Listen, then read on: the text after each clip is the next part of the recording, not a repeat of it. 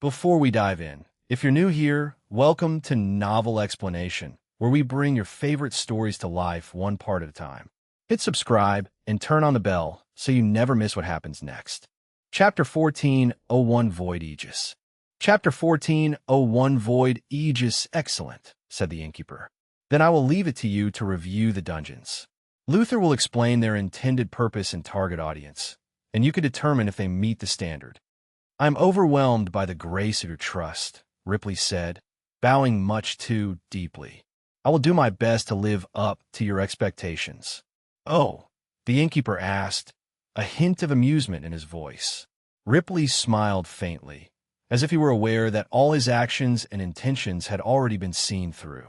A nominal gift from the Versailles Bank, Ripley said, as he placed a spatial ring forward. Recognizing the Midnight Realm as the innkeeper's seat of power, the Versailles Bank gifts a Void Aegis, able to hide the location of a realm within the void, making it untraceable under ordinary circumstances. Thank you for the gift. This is quite thoughtful, the innkeeper said, showing none of his internal excitement. Of course, Lex would have to check the Void Aegis himself before using it. Who knew if it wasn't some kind of secret tracker that the bank could use? Besides that, for your staff to receive increased exposure of the universe at large, so that they may better manage your realm, I have 3 invites to the New Age Expo, sponsored by the Versailles Bank and its partners. The New Age Expo, taking place in the Artica Major Realm, is an opportunity for new powers to reveal themselves, as well as to create possible alliances, agreements, and generally gain exposure. Of course, that is only the first part of the expo. The latter parts of the expo are mostly for the ruling force of the Artica Major Realm to reveal their plans for the future. Considering that the Artica Realm is a rare example of when a non-major race takes control of a major realm, this expo is possibly the first universal exposure of one of the future major players on the universal scale. The expo is actually just a few months away from taking place, so if you wish to send someone, you will have to decide soon. You should not have gone through so much trouble, the innkeeper said politely. No, it's no trouble at all, since the bank is a partner of the Artica race, after whom the realm is now named. Getting these invites was no problem at all. In that case, you've been extremely thoughtful in your gift once more. Please, innkeeper, it is my personal pleasure, Ripley assured the innkeeper. Since there was not much else left to say, they bade their farewell, and Ripley followed Luther as they ventured out to Erebos within the sealed galaxy. Ripley asked Luther as he took a few notes on his clipboard. There are 2 simultaneous purposes. The first and foremost, they exist for the sake of novelty and entertainment. The dungeons offer a unique experience as a result of certain features only Erebos can offer. It's not just about going to dungeons, it's about living through real-life game mechanics. You see, as soon as a guest arrives on Erebos, they gain what we call a basic system. By completing objectives, following quest lines, going through various dungeon levels, and accumulating achievements, the players, or guests, can gain levels. The gain of levels, as it turns out, contributes to an actual gain in strength, which brings us to the second purpose of the dungeons. They exist to challenge and strengthen those guests who seek to practice their skills and hone themselves in real battle, while maintaining a safety line. The Erebos' unique leveling up methods, and the dangers and challenges of the dungeons, many guests are sure to find it a satisfying challenge. However, due to the very nature of the dungeons, they're not entirely safe. If a guest is too slow to use their keys to escape, when faced with danger, they may actually lose their lives. Also, Erebos himself has placed a few restrictions. No guests in the celestial realm, as well as the peak of the heavenly immortal realm, are allowed. Considering that these dungeons can provide actual, permanent growth in strength of those who enter, I think such restrictions are not so harsh. I'll be the judge of that, Ripley said as he put on a pair of combat goggles and took out his personal weapon, the pen that is mightier than the sword. The name was a handful, so he preferred to just call it his pen. After that, Luther and Ripley walked through the portal linking the Midnight Inn and Erebos, entering the first of his dungeons. Lex, meanwhile, still in his office, studied the Void Aegis, as well as the 3 tickets to the New Age Expo.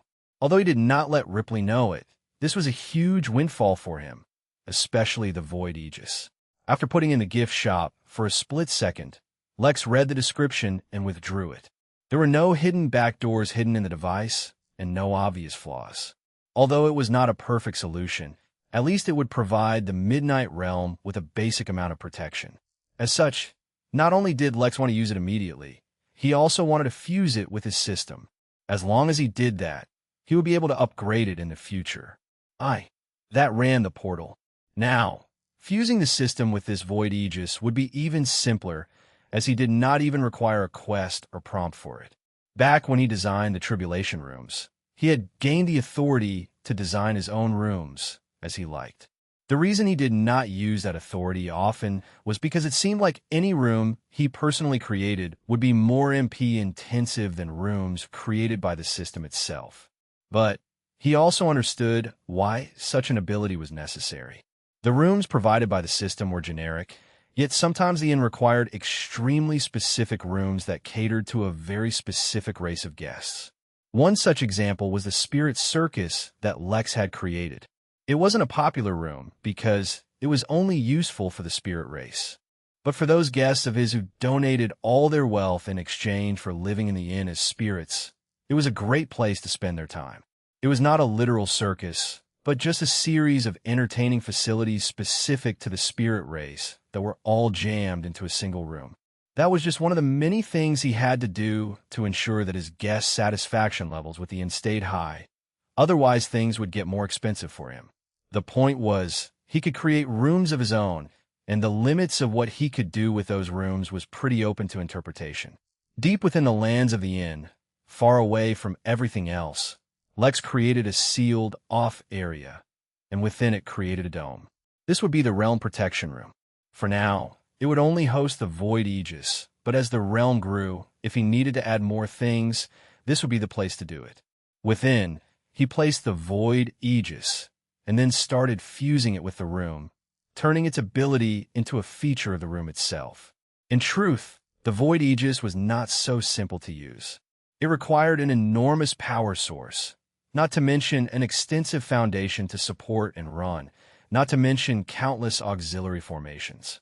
But by turning it into a part of the system itself, the system would take over the running of the Void Aegis itself. The only question was, would this be a self-sustaining feature, like the secret entrance to the Henali portal, or would Lex have to pay MP to sustain it? A few moments later, he got his answer, and it seemed like Lex had been very conservative in his expectations of how he would have to pay to keep his realm hidden. Lex sighed and turned to look at the expo tickets. He wondered if he could sell them in the guild room. Chapter 1402, Let's Make Money. Chapter 1402, Let's Make Money. After thinking about it, Lex couldn't exactly claim that the cost for hiding the Midnight Realm was expensive. And yes, there really was a price he had to pay. It seems the difference between something the system did itself and something he did was who paid for it. Objectively speaking, the worth of the Midnight Realm was inestimable. No amount of MP he earned could cover even a fraction of the true worth of the Midnight Realm, and keeping it safe and secure was one of his top priorities. Seen from that lens, the cost of keeping the Void Aegis running at a measly 1 metric ton a day was not so bad. Except that he couldn't afford that. Not ordinarily, of course. Technically speaking, the primary source of income for the inn was renting rooms. It was an inn after all. The secondary source of income should have been food, although he still wasn't satisfied with the quality of food that the inn provided. It was pretty good, it was just that he knew it could be better. Then, it should have been all the additional services that the inn offered, not to mention the guild room. But the actual setup was totally skewed. His primary source of income was gambling at the midnight games, followed by the guild room, only after which came the actual services that the inn offered. At the moment, the inn's income could be measured in the tens of MT on a weekly basis, but Lex was spending that MT just as quickly as it was coming in to keep the event running. He could reduce his spending enough to afford the daily cost of 1 metric ton for now, although that would make his budget tight. But that was only a temporary measure, and could only be continued until the midnight games lasted. He had until then to resolve the issue and fix his income issue. Despite the immense pressure it added onto his shoulders, Lex actually wasn't so worried. He was no longer the inexperienced Lex, reliant on the system for everything. Even without guidance from a system, he could resolve this issue. Speaking of the system, one of the quests pending for him to do was to visit the Seraphim Resort. When he got the quest, he had the time limit of a year, so he had a few more months left. He could not tell how much time that would take, so he built a mental timetable for himself. In the next few months, he would make the inn more efficient, improving its ability to generate more income and sustain the expense of 1 metric ton a day, as well as generate enough of it to act as a reserve in case of emergencies. Then, he would go to the New Age Expo. He really did want that exposure that Ripley was talking about, not to mention that he wanted to get a better understanding of what was happening in the universe. Jack, despite being in a major realm now, somehow, had not managed to collect any information at all that might help Lex. In fact, the only thing that Jack had managed to confirm was that the flow of time in a major realm was even slower than that of the Origin realm. If the Midnight realm was 3 times faster than the Origin realm, then it was about 6 times faster than the Folklore realm. Regardless, he wanted to learn about the extent and severity of the realm wars while at the expo, meet some of the other universal powers, make a few friends hopefully, and then from there he would head on to the resort. At the resort, he needed to pick up 3 things that the resort has that the inn does not, and then implement them at the inn. But considering the fact that he could not be certain how long the expo would be, or how much time he would spend at the resort, it would be best to conclude this little overhaul before then. Before that, he naturally paid the inhumane price of 1 metric ton and activated the Void Aegis. For a few moments he just stood there, as if waiting for something to happen. Unfortunately, there was no perceptible change, except a small notification from his system. New notification. You have acted according to your designation as the innkeeper and proactively made the inn safer.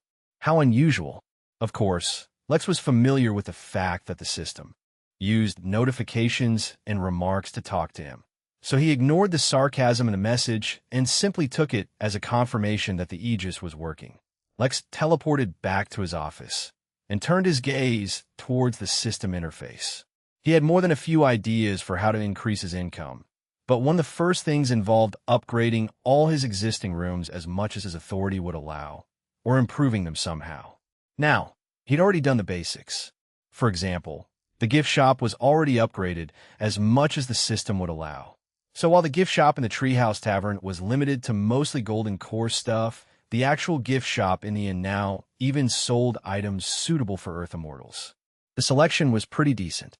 It was just that Lex himself no longer needed any of those items because he was always fighting above his level, and his own abilities were so versatile that he could accomplish things on his own. But that did not mean the gift shop wasn't popular. Far from it, in fact. But it could be even better if Lex added items to it himself. His personal treasury was vast enough, containing countless valuable treasures that could fetch more than a modest amount of money. But putting up his personal treasures was not a self-sustaining business model, and so he didn't want to pursue it. Instead, he wanted to leverage his workers. So, for example, in both the taverns he could open up a room which appraises items and buys anything of value, and then sell them in the gift shop for a much greater price than it was bought for. It was a pretty basic strategy, and a good one, because the value of items was always relative. Compared to the guild room, where Lex would only make 1% of the value of any item sold, he wanted to sell things through the gift room. As such, the gift shop needed to be upgraded from a mere gift shop to a proper shop or store. But that did not mean that Lex had no plans for the guild room. In fact, what he had planned for the guild room was even greater. At the moment, if anyone wanted to purchase something, they would have to purposefully go to the guild room to find out what they offered. But the realization that the inn was basically just like playing a city builder game gave him a few ideas. He had built entire cities and added to them parks and games and buildings, and even shops such as restaurants and clinics and gift shops. But he had not expanded the reach of the guild room. There were countless businesses conducting trade, selling and buying goods in large quantities, but their reach was limited to anyone who visited the guild room alone. However, if he upgraded the guild room so that the top 100 or top 1,000 businesses could get the rights to open up stores in the various cities in the inn, trying to sell their items in a more approachable way. Their business would expand. He could also integrate it into the Midnight Portal and establish an online shopping platform for the guild room. These were upgrades that he would have to do on his own and went beyond the scope of the basic upgrades the shops got. Another thing that he really needed to use better was the inheritance lounge. To date, the only inheritance in there was the one Lex got from killing that guy who had a murder system. That inheritance was about leveraging luck and seemed to have many drawbacks, which is why he never used it himself. But if he could increase the number of inheritances there, then it would be much more tempting for guests to visit. This was not difficult for him, not just because he had studied under Pell for 15 years within the Midnight Realm. Kawain and Anita could also contribute, though Lex did not want to ask his workers to contribute their personal techniques. Instead, Lex recalled one of his permanent spirit guests, the Cthulhu Bror. One of the primary reasons he became a spirit was so that he could complete some sacred mission. While Lex did not know what that mission was, he did know that he was very concerned about preserving the legacy of his people. If he could be persuaded to deposit some of his legacies in the inheritance lounge, it would fill up. He could also step up the Midnight Newsroom and have them follow a subscription model for some very specific types of news for their guests. Lex's inner capitalist had woken up, and he was more than ready to work overtime. Chapter 1403 New Business Partners I. Chapter 1403 New Business Partners I. The Midnight Inn. What could he say about it? A lot, actually. The name was so simple, so deceiving, almost as if it were just a generic building. The signs of age and were covered with cheap paint, crammed together with other old, cheap buildings found in the heart of an old city.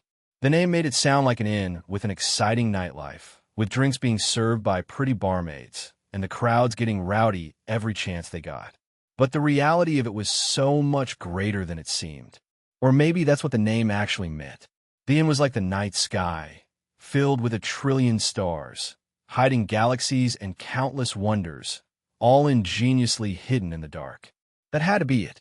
Or maybe there was an even deeper meaning to it, one that Chun could not quite understand.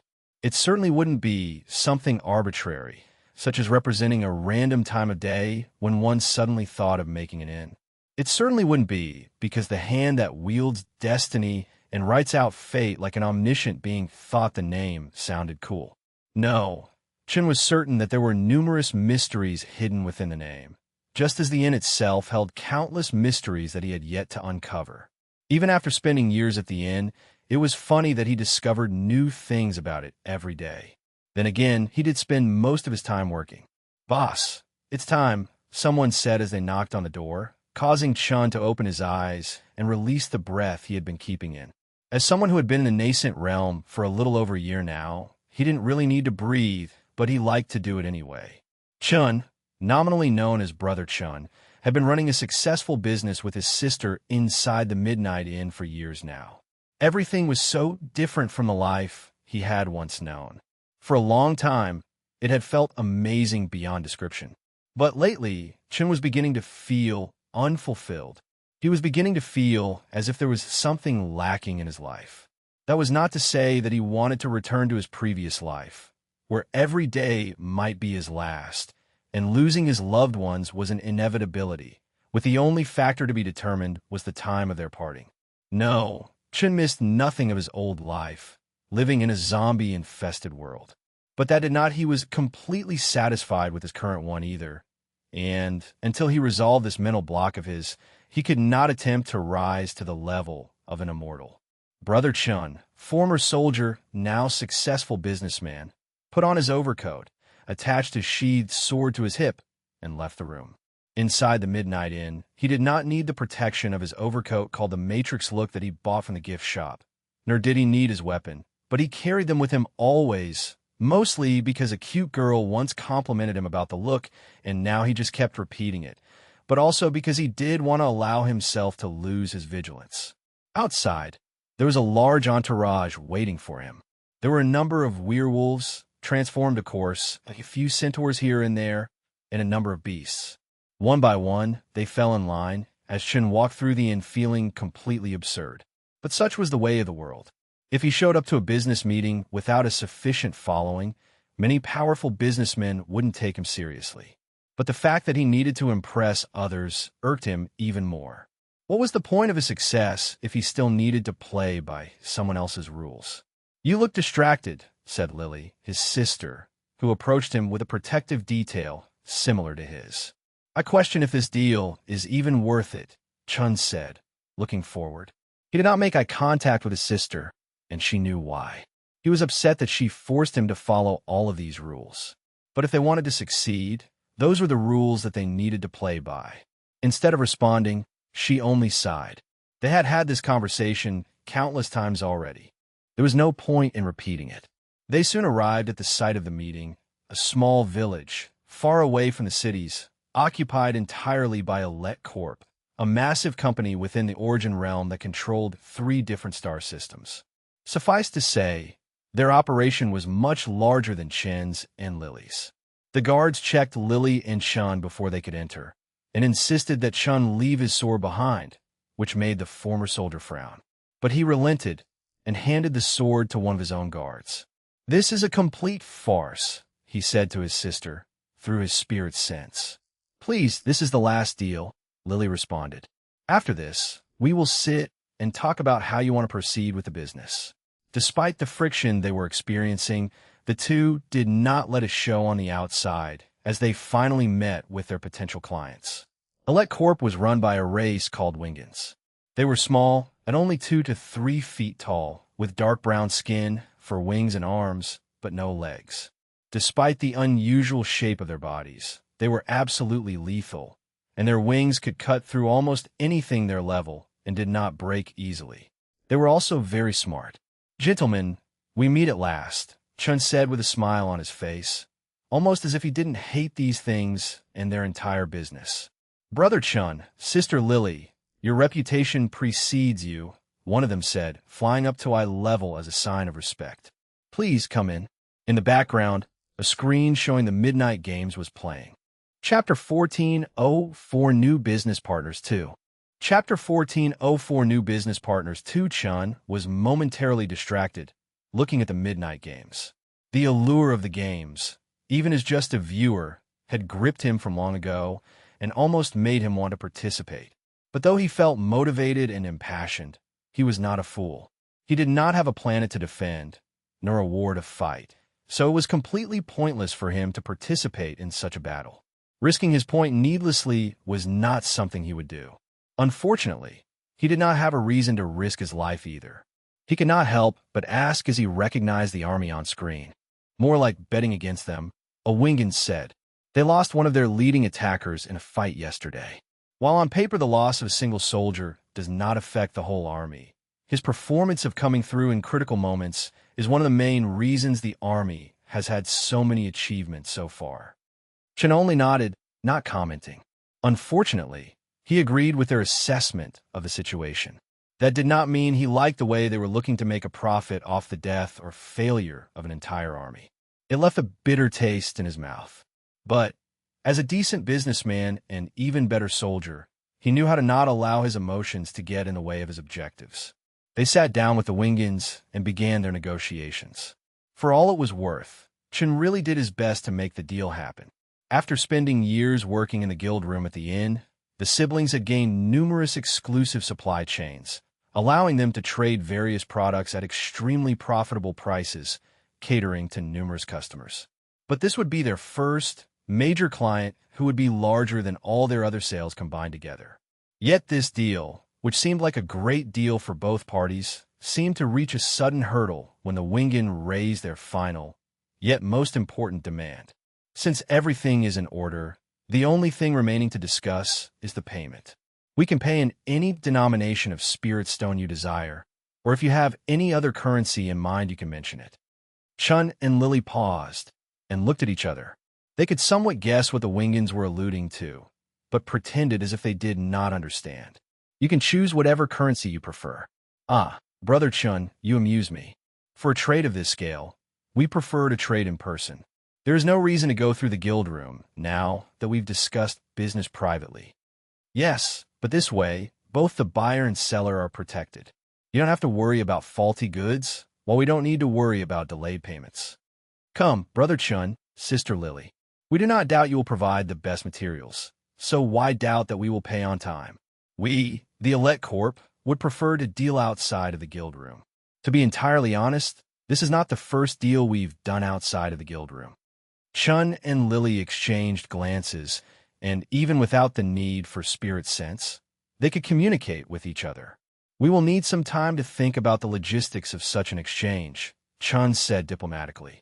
That's perfectly fine, but don't take too long. Who knows when a better deal might drop into our lap? Responded the Wingen with a polite smile. The siblings left with polite smiles, but dropped the act as soon as they left. Over the years, they'd experimented with many things, including avoiding the guild room, and knew better than to avoid small expenses for a small profit. With the 1% charge of the guild room, they provided the quality assurance, payment assurance, as well as made sure that no one got scammed. Trying to bypass it for small profits was a very good way to get scammed. They had long decided not to avoid the guild room ever again. However, the massive profits of this deal could very easily tempt them. Even Chun was tempted. If nothing else, those funds could go a long way in helping him progress towards the immortal realm. But, sis, let's just let it go, he said in a low voice. He did not trust the Wingens at all. He did not doubt at all that if he tried to pass them goods outside of the inn, they'd just kill and loot him rather than pay up. We might be able to convince them, she said, but even she didn't sound hopeful. Before Chin could respond, however, an in-worker approached them. Dear guests, I hope I am not finding you at a bad time. Chun and Lily looked at each other, confused. We're free. In that case, I would like to begin by congratulating you. Brother Chun, Sister Lily, as one of the oldest members of the guild room, you have been specially selected to participate in a couple of new initiatives that the inn is taking. Of course, it all depends on whether you yourself are interested in participating. The siblings answered together, filled with pleasant surprise as well as a hint of excitement. The possibility of working together with the Midnight Inn was something they could never have even imagined. Eden Corp what? Wingen who?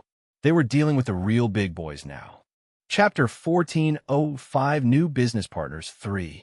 Chapter 1405 New Business Partners 3. The in-worker smiled at the two siblings and continued to speak.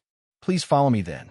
There is a meeting where a few other remarkable guests, such as yourselves, have been selected and brought back to be a part of a small conference. After taking their hands, the in-member teleported away, bringing them to a conference room with about 20 chairs. A few other guests were already seated, while only one other in-worker was sitting in the conference room, though she was well known within the guild room community. Her name was Hera, and according to rumors, she was once a guest as well, but had been recognized for having an incredible business acumen, and so was made into an employee. Her son, Jimmy, was also a well-known face amongst the old-time guests of the inn, who among them hadn't seen the peacock warriors running around, causing havoc and troubling the poor daycare workers at the inn. Rumor had it that now, after so many years, the peacock warriors had evolved into a proper organization and had ventured out into the universe for their first big adventure. Chun and Lily took their seats, not opting for socialization at a time like this.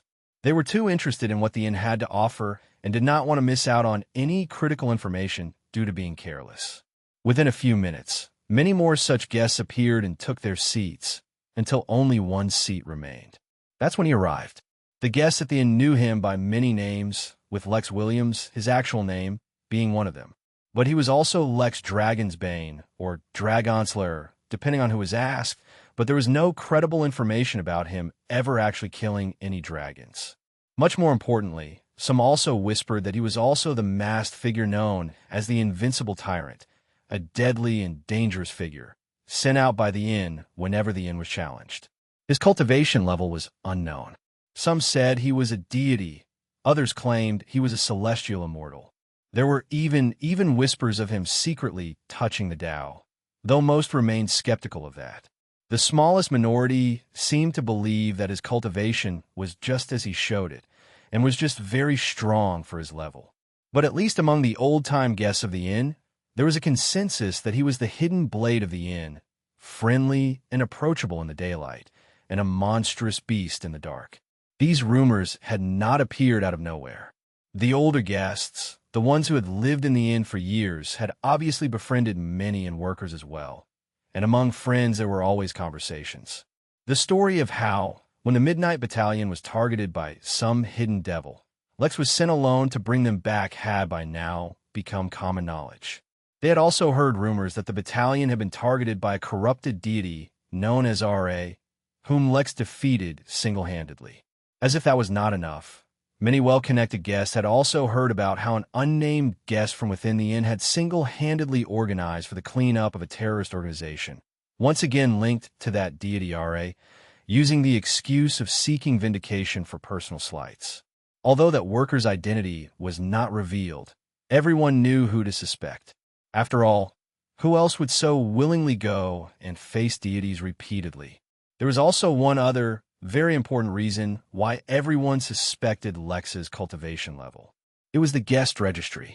Everyone was confused about this one, since it did not make sense for a worker to sign the guest registry, but there were theories about that as well. Many suspected that Lex had once been a guest before he became a worker. Regardless, it was an undeniable fact that the #1 position on the registry remained Lex Williams from day one. And though there were many people with that name, it was too much of a coincidence if the registry measured achievements, and this particular Lex had impressive achievements as well. No one could confirm whether it was him, but the fact that there were numerous celestial immortals whose achievements ranked below Lex made them all suspect that this seemingly simple and friendly worker of the inn was far from simple. Then again, who in the inn was simple? There were rumors going around that Gerard's father-in-law was a Dow Lord. Now that rumor was preposterous. Gerard wasn't married, after all. Chin would know. Like numerous other women in the inn, his sister had a huge crush on Gerard, and so was up to date on his marital status at the very least. "Thank you all for waiting for me." Lex spoke, his voice polite and energetic, his smile oozing charisma and charm. Chin himself felt nothing, but when he turned and saw the stars in his sister's eyes, he sighed. All right, well, he didn't want to say it outright, since it painted his sister in less than a flattering light, but she had a crush on more than just Gerard. "You have all been brought here because as long-time guests of the inn, we want to give you a special opportunity to take advantage of the inn's newest service that is not officially out yet. We are expanding the reach of the guild room, and each of you will be allowed to open up shops across the inn in any location you desire. As a special offer to you, all your rent will be waived for a period of 1 year, allowing you to take advantage of this new promotion. Moreover, the inn is now offering great incentives.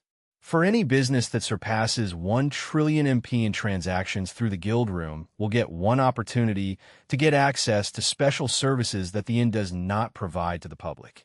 It was not just Chun, but everyone else as well who began to breathe heavily as they laid eyes on the list that Lex made available to them. The inn was already pretty good at offering world-shattering services, such divine essence, instant teleportation across the realm, unbelievably rare and powerful cultivation techniques, and so much more. Sochin struggled to imagine what the inn could offer that it had reserved. Fortunately, he did not need to imagine. The list, though short, was incredible. It offered a single opportunity to help someone become a deity. It offered the opportunity to get in touch with a genuine inheritance of a dragon. It offered the opportunity to gain an affinity. Much more importantly, at least for the business people in the room, it offered an opportunity to tap into the market of another realm. That was it. That was all the options written in the list, but whether one wanted strength, more money, or prestige, then offered it to them. The actual list will have a lot more options, and the list will only get bigger with time, Lex continued. In fact, you also have the opportunity to make a request of your own, and if it is reasonable and can be fulfilled, the inn will do it. Chin thought back to the offer made by those Wingans. How naive they were, thinking they could bypass the inn and make a small profit. What was the point of that profit? Could it allow them to literally become a deity? No, it definitely could not. Just another reason why one should not try to double-cross the inn. It was not that the inn could not detect them, but that it did not care enough to address them. That is for those of you who are businessmen and women. But some of you have other interests, and to you I offer an opportunity. Although this task was originally going to be done by workers, I decided to share this opportunity with you all. The inn is about to unveil a new service, but it is being tested first. It's called a dungeon, and the person testing it has requested a number of volunteers to go through it so that its normal and natural operations can be tested. I'll be frank with you, it's going to be tough and even dangerous. But in exchange, you will gain something you cannot find anywhere else in the universe. Yes, for completing dungeons, you can directly increase your cultivation and your strength without any repercussions. Yes, you heard me right. You won't need to cultivate or do anything else. As long as you complete those dungeons, you can grow stronger. But I have to give a disclaimer one more time. It will be dangerous and possibly even lethal. All hands went up. Chun, in fact, raised both his hands. Chapter 1406 New Upper Management. Chapter 1406 New Upper Management. The meeting went longer than just a few minutes. There was more to discuss than just making shops available and sending some guests into the dungeons. Lex made some plans of his own, but consulted Hera, who had proven herself a master of management and logistics in the past few years. In truth, she had numerous ideas about how to expand the inn's business, but as the inn wasn't a regular business, she had no idea who to approach and how to implement changes. As soon as she said that, Lex almost went ahead and told her that he would take care of things, but he hesitated. Lately, he was entering the limelight more and more often and was beginning to take up a lot of the inn's responsibility.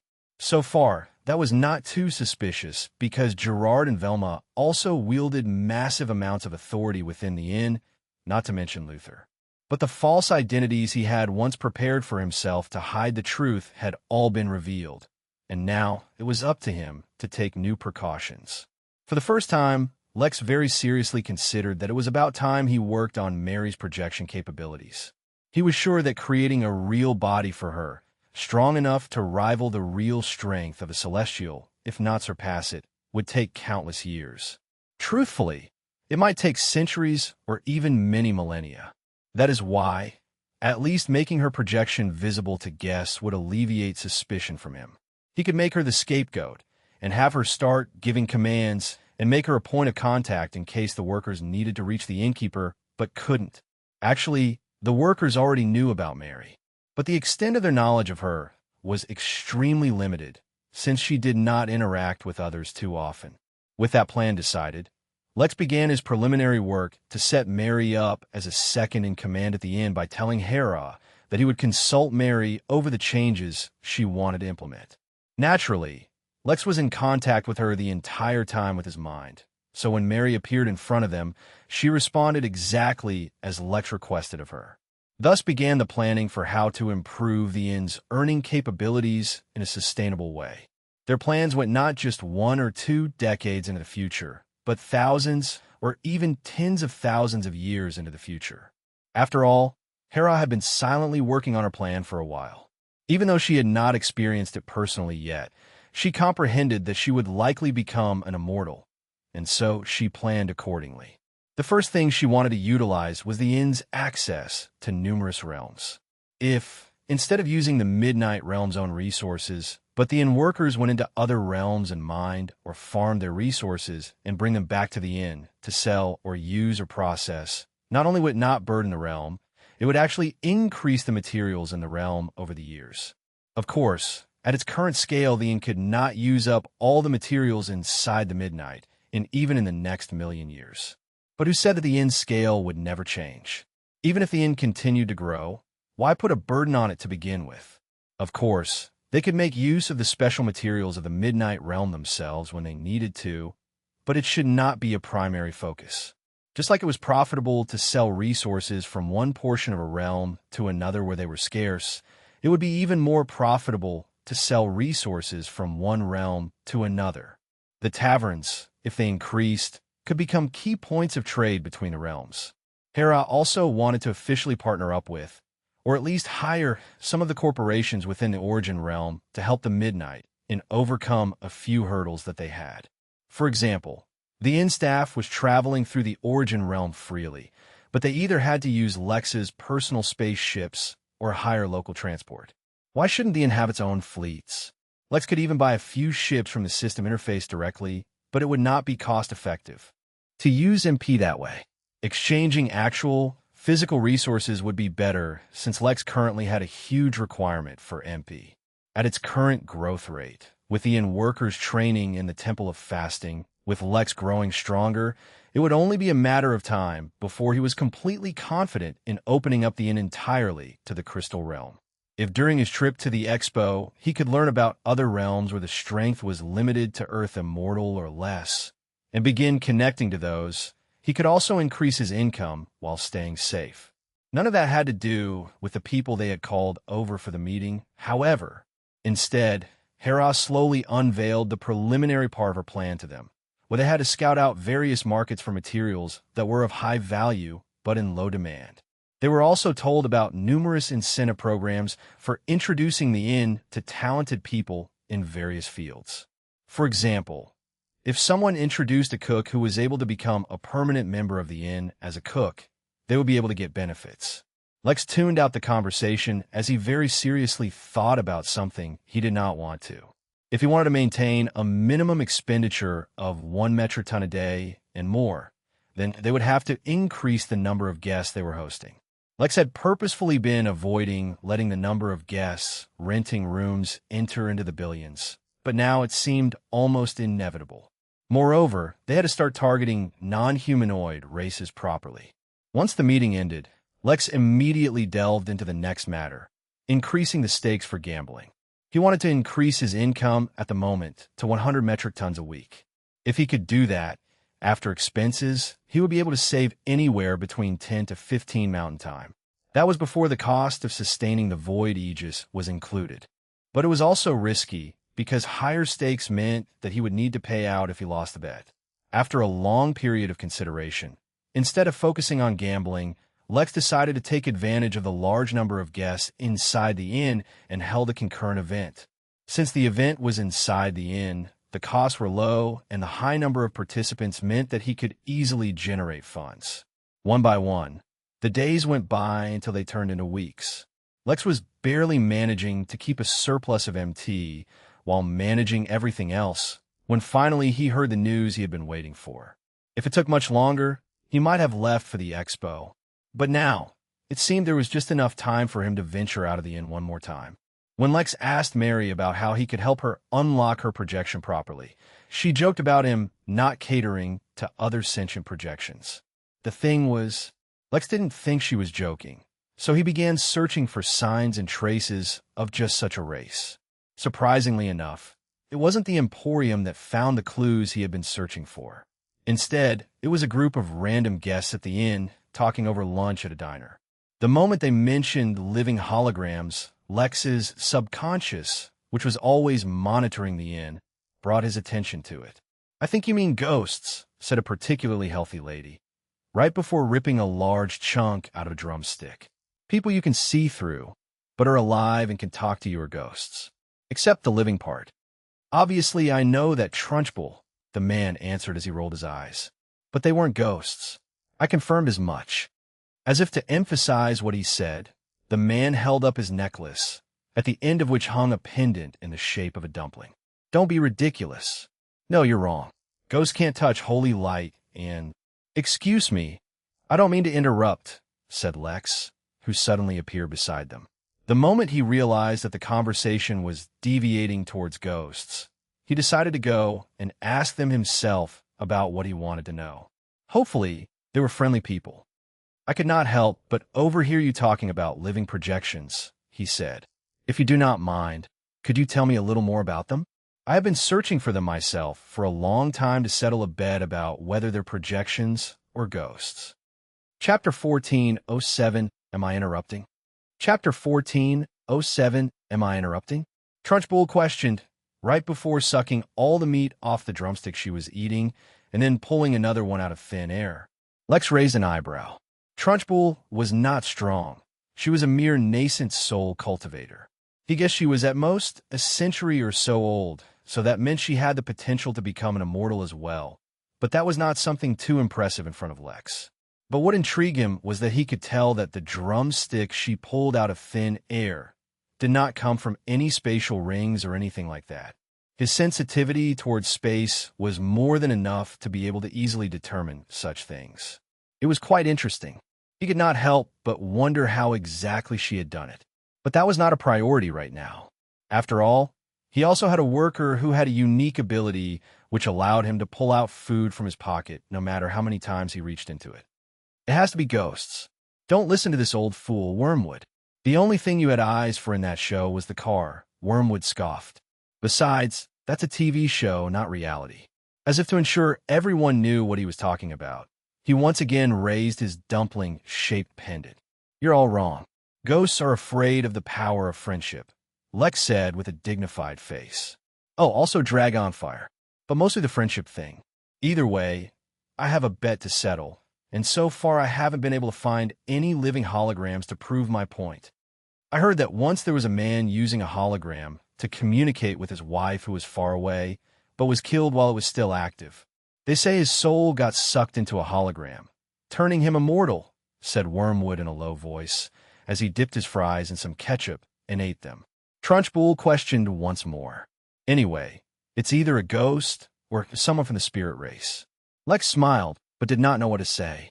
Why was this conversation being deviated even though he was trying to guide it in a certain direction? He had to say, these two foodies were really talented. Well, we can never know unless we investigate, Lex said. Would you mind sharing where you found these projections so I can go investigate? Wormwood said, pointing a fry towards Lex, lunging a blob of ketchup forward.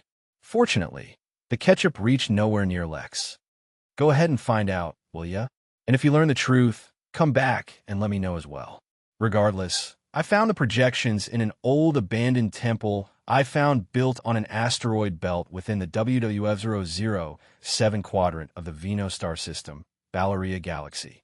Be careful on your way there if you do end up going. That whole star system has been designated a mining zone, and a few corporations are fighting over the rights to mine it. Thank you. Lex teleported away, leaving the two to continue eating and chatting amongst themselves. It was really incredible that they had managed to gain so much weight despite being cultivators. It was a rare sight. Regardless, once he knew his destination, it was only a matter of time to reach it. The Emporium promptly delivered a box containing materials to him. At the same time, Powell whispered to him that the expansion to a new realm was almost complete. Lex was also interested in learning about what new realm the Emporium expanded to. Maybe, through them, he could get his hands on some rare and exclusive materials. Regardless, he did not focus on that too much, and instead bought himself a ticket and teleported over to the Vino star system. The problem was, star systems were not small, and even excluding their size, the number of asteroid belts within them would be inestimable. Randomly looking for asteroid belts was not a feasible solution. Of course, Wormwood had told Lex the specific quadrant of the asteroid belt where he found the temple, but even then it would take too long. Lex was not really interested in wasting time, so he made use of a resource he had used many times before. He approached Vera, who was getting progressively dissatisfied with her mother these days, though the topic was no longer about her dating life. That didn't exist at all. Instead, it was about her father. Vera screamed as she threw a chair toward her mother. Of course, the chair never harmed Christine, as Christine's cultivation was much higher than Vera, and simply used her spirit sense to catch it. You're acting like a spoiled child, Christine said in an exhausted voice. He's your father. Previously, we were in prison on Earth just so that they could lure him out of hiding. Now that he finally knows about, Vera said, this time throwing a sofa. Her frustration was doubled, because she knew that throwing the furniture was futile even before she threw it. The problem was that her prophecies were beginning to get more and more unreliable. If she, whose accuracy rate was countless hundred times higher than ordinary oracles, was having problems these days, then one could imagine the situation others were going through.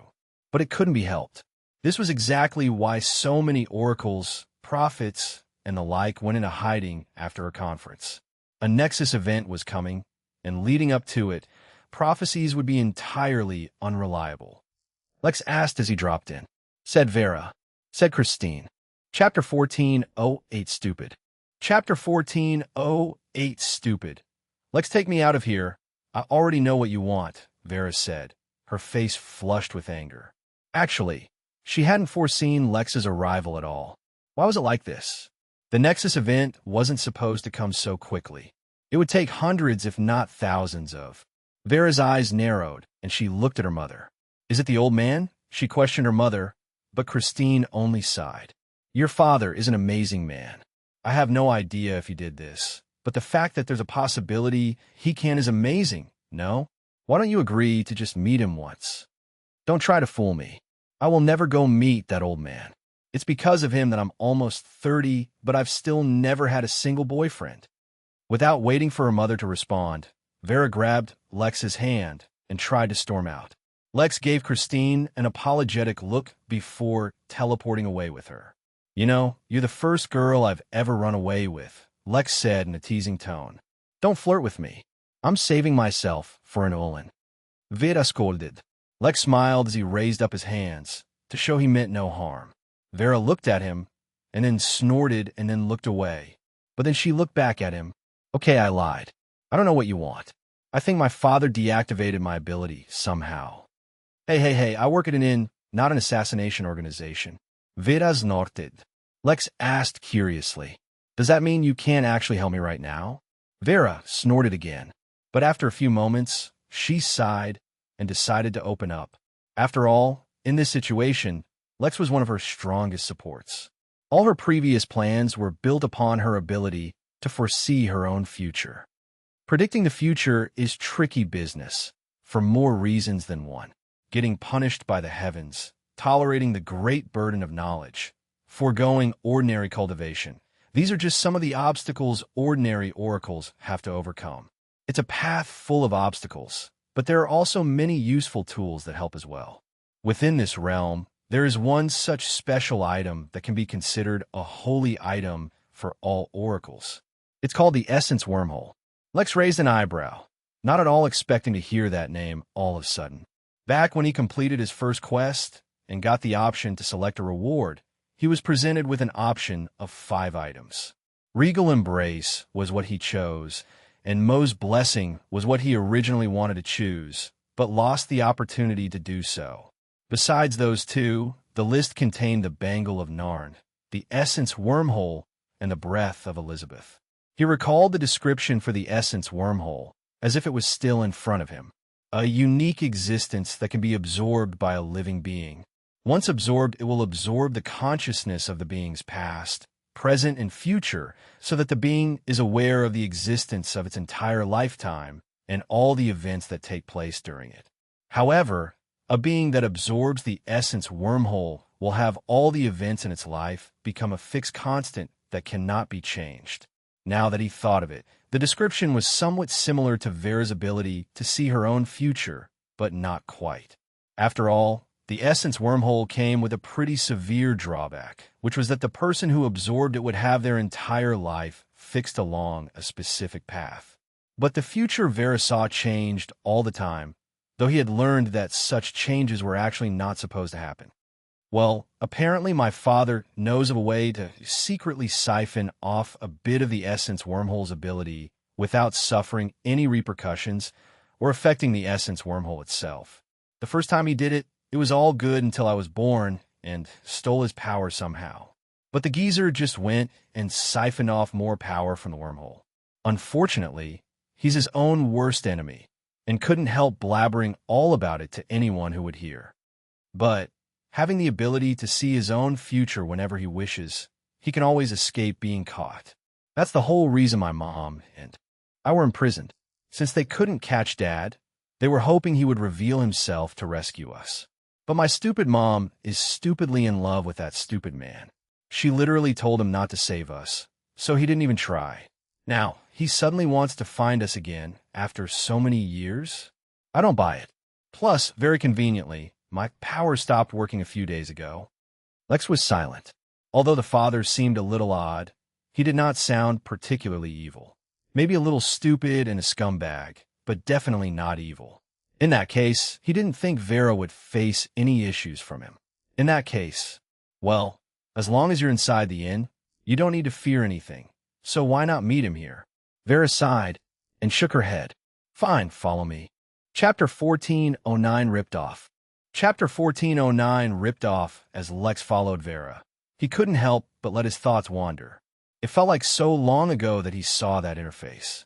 He was taking his first steps into the world of cultivation, and the 5 items he saw before him all bewildered and amazed him. Not a single one of them was even remotely cheap. Or rather, even calling them exceptionally rare might be inadequate. The Midnight Realm was exceptionally valuable, containing countless materials that were rare on a universal scale, not to mention it contained Tao-level ingredients, such as the resin. But, ignoring the resin, the entire realm was less valuable than just the Bangle of Narn. The 2 cultivation techniques were unique in the entire universe. The Essence Wormhole was a bizarre entity that he could not judge even to date, and the Breath of Elizabeth was so extraordinary that even the system could not identify its purpose. Each of these were unique items, and though they were supposed to be unique across the entire universe, somehow he had encountered so many of them through the Origin Realm. That meant either they were all located within the Origin Realm, or there was something in that realm that was special. Then again, the only reason he encountered that Celestial who had Mo's blessing was because of the system. Maybe all of these items were related to systems. He didn't know, and it didn't make sense to ponder over it since he couldn't find any of them right now, nor did he need them. Sure, it would be nice to get his hands on the Bangle of Narn, but he doubted it would be so easy, not to mention that the bangle could be detected by Tao Lords. Nevertheless, it was curious that he was encountering so many of those rare items that were supposed to be unique in the entire universe. He wondered if he would ever encounter the Breath of Elizabeth and learn what it truly was, something that even the system could not evaluate. Now, that was a treasure that could still entice him at this point. Unfortunately, getting his hands on would also attract Elizabeth's ire, apparently. He wasn't so sure he wanted to do that. Vera asked after a few moments of silence. It seemed like she was bored. Nothing too interesting this time, Lex said. Just looking for a lost temple in an asteroid field to find some living holograms. Boring, Vera said, turning away. She was hoping to learn something that would distract her from her own predicament. But with nothing to distract her, she instead hurried up and brought Lex to one of the new cities that had been built inside the inn. To be more specific, she brought Lex to a giant vertical garden that Lex had designed for beasts more than humans.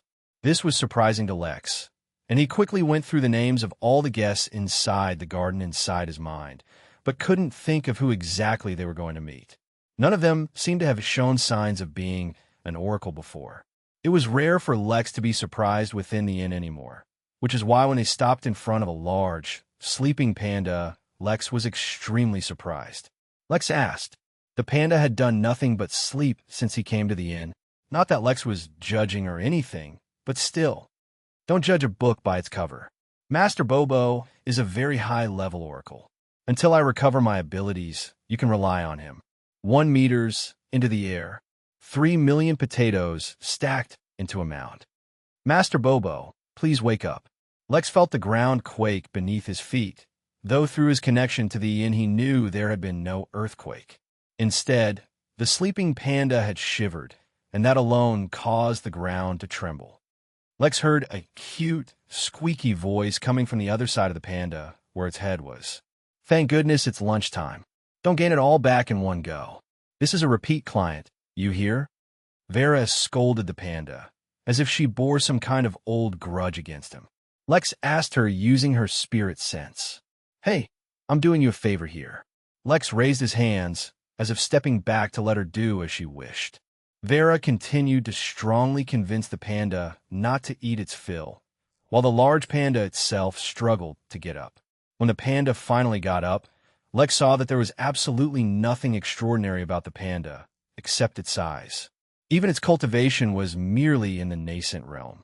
He didn't want to doubt Vera, but if you give me 13 million tons of pickled rose bamboo, I'll tell you the exact location of the temple you seek, Master Bobo said, trying to make his voice deeper. Said Lex, before the panda could change its mind. Give me a few minutes. I'll be right back, said Lex, before teleporting away to the Emporium. He was familiar with rose bamboo, and though it was a valuable plant, it was hardly worth much in Lex's eyes. Master Bobo looked back at Vera, feeling a little guilty. He thought they would go through a few rounds of negotiation. Who knew Lex would agree in a heartbeat? Vera sighed. Poor Lex. The thing he should have never done was let Master Bobo understand how rich he was. Lex's instincts, as well, did not warn him, since this action would not endanger his life whatsoever. But more than once he would regret his actions, and the first time he felt that regret was a few minutes later when he reappeared at the inn. All right, so I didn't know that pickling rose bamboo was so expensive, Lex said with a grimace. It is a fair deal where you trade money in exchange for saving time. In the future, you can come find me for anything you need. Lex handed a spatial ring to the panda, still reluctant about the fact that he had spent 300 million MPs worth of items to trade for pickled bamboo. Damn it, even if he was rich, that did not mean he didn't feel the pinch of losing money. The panda, in exchange for the ring, plucked a single white hair from its body and handed it to Lex. Channel energy into that hair once you reach the star system of the temple you were looking for. Lex grumbled as he grabbed the most expensive compass he had ever bought and then teleported away. Next time, he would not forget to negotiate, especially when he didn't know the exact worth of the items.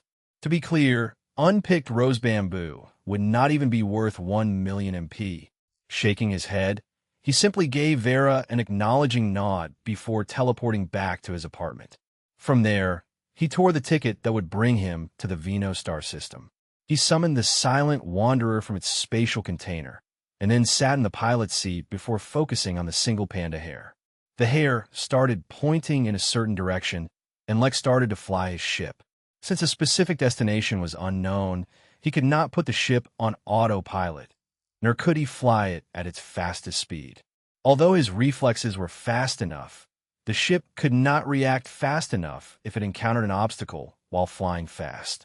Thus, several hours of flying and small teleportation jumps later, Lex arrived at the asteroid field he was looking for and slowed down even further. As he followed the panda hair towards the temple, Lex began to ponder if he should work on his own divination ability. He could do it, and had even practiced a bit of it, but it was one of the rare fields where he did not immediately excel. Even though his cultivation technique increased his comprehension, some things were not a matter of mere comprehension. It was a matter of innate talent. While Lex seemed to have some talent, it was hardly enough to be useful in his own endeavors. Now, though, he began wondering if he gave up too soon. Surely it would be better to try by himself than rely on the panda again. Chapter 14:10 Forgot My Wallet.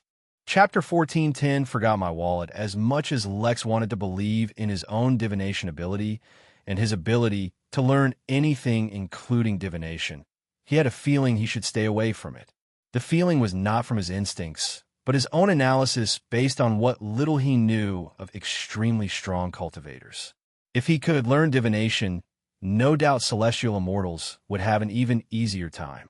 Yet it seemed like, for whatever reason, they did not do so. Lex was certain that the repercussions of looking into the future were far more dangerous than just simple lightning tribulations, especially if one was on a higher level. After all, no matter what explanation they gave for divination, whether it was reading the flow of destiny or just calculating probability on a wider scale, the truth was that it was messing with time. If there was one thing Lex had learned, it was that messing with time was a bad idea. If there was one thing Lex had learned from his truly numerous troubles, it was to stop messing with the unknown when possible. For now, Master Bobo would suffice. Unfortunately, Lex did not conveniently find the temple just as his contemplation session ended, so he navigated through the asteroids for a while longer before he saw it. In the pitch darkness of space, hidden from the light of the nearby star by countless massive rocks, there was a single floating rock with a temple on it. There was no need to describe it. It was an exact replica of the Taj Mahal, which was not unusual in any way, shape, or form, nor was it an excuse to avoid imagining a new temple. Lex did not question it either, although he did raise his wariness. But a simple scan from his spirit sense revealed that there were no dangers nearby. Unfortunately, It also revealed a complete lack of any living being, whether they be projections or ghosts. He was a little disappointed, but he was not going to give up without exploring the temple thoroughly.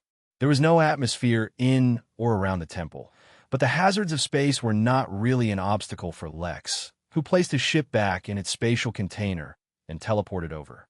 As far as appearances went, there was nothing unusual about this perfectly built temple on an asteroid in the middle of space. Far from anything. Lex expected the Origin realm to be filled with numerous such ominous temples with no real peculiarity to them, save their existence. Who knew if a planet collapsed and broke into an asteroid field? Yet through some sturdy architecture, the temple survived. Yet the moment he stepped within the temple, Lex heard the echo of his footsteps. Considering he was walking into a hall without an atmosphere, that was highly unusual. "Hello?" Lex asked, his voice echoing out into the empty halls. It took him a moment, but he realized that though there was no air in the temple, it contained some kind of spiritual field. The echo of his footsteps could not be heard by his ears, but by his spirit sense.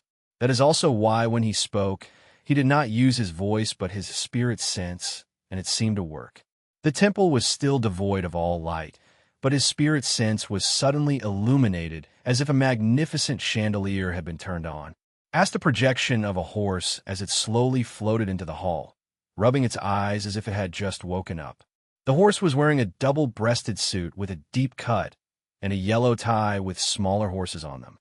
"I have put little Charles to bed already, and even the infernal crickets have gone to sleep. The gate to the Holy Kingdom has already been closed, so if you want anything, come back in the morning. And I say, keep your voice down."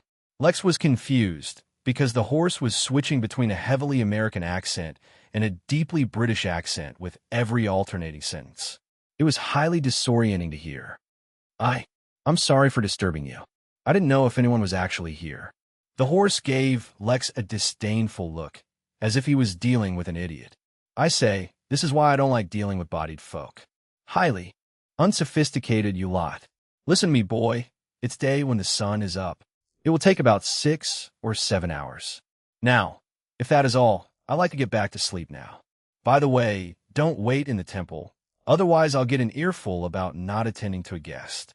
Lex, unsure of what was exactly going on, excused himself and left the temple as he heard the horse grumbling something about not enough sleep. The good news was that he found the projections.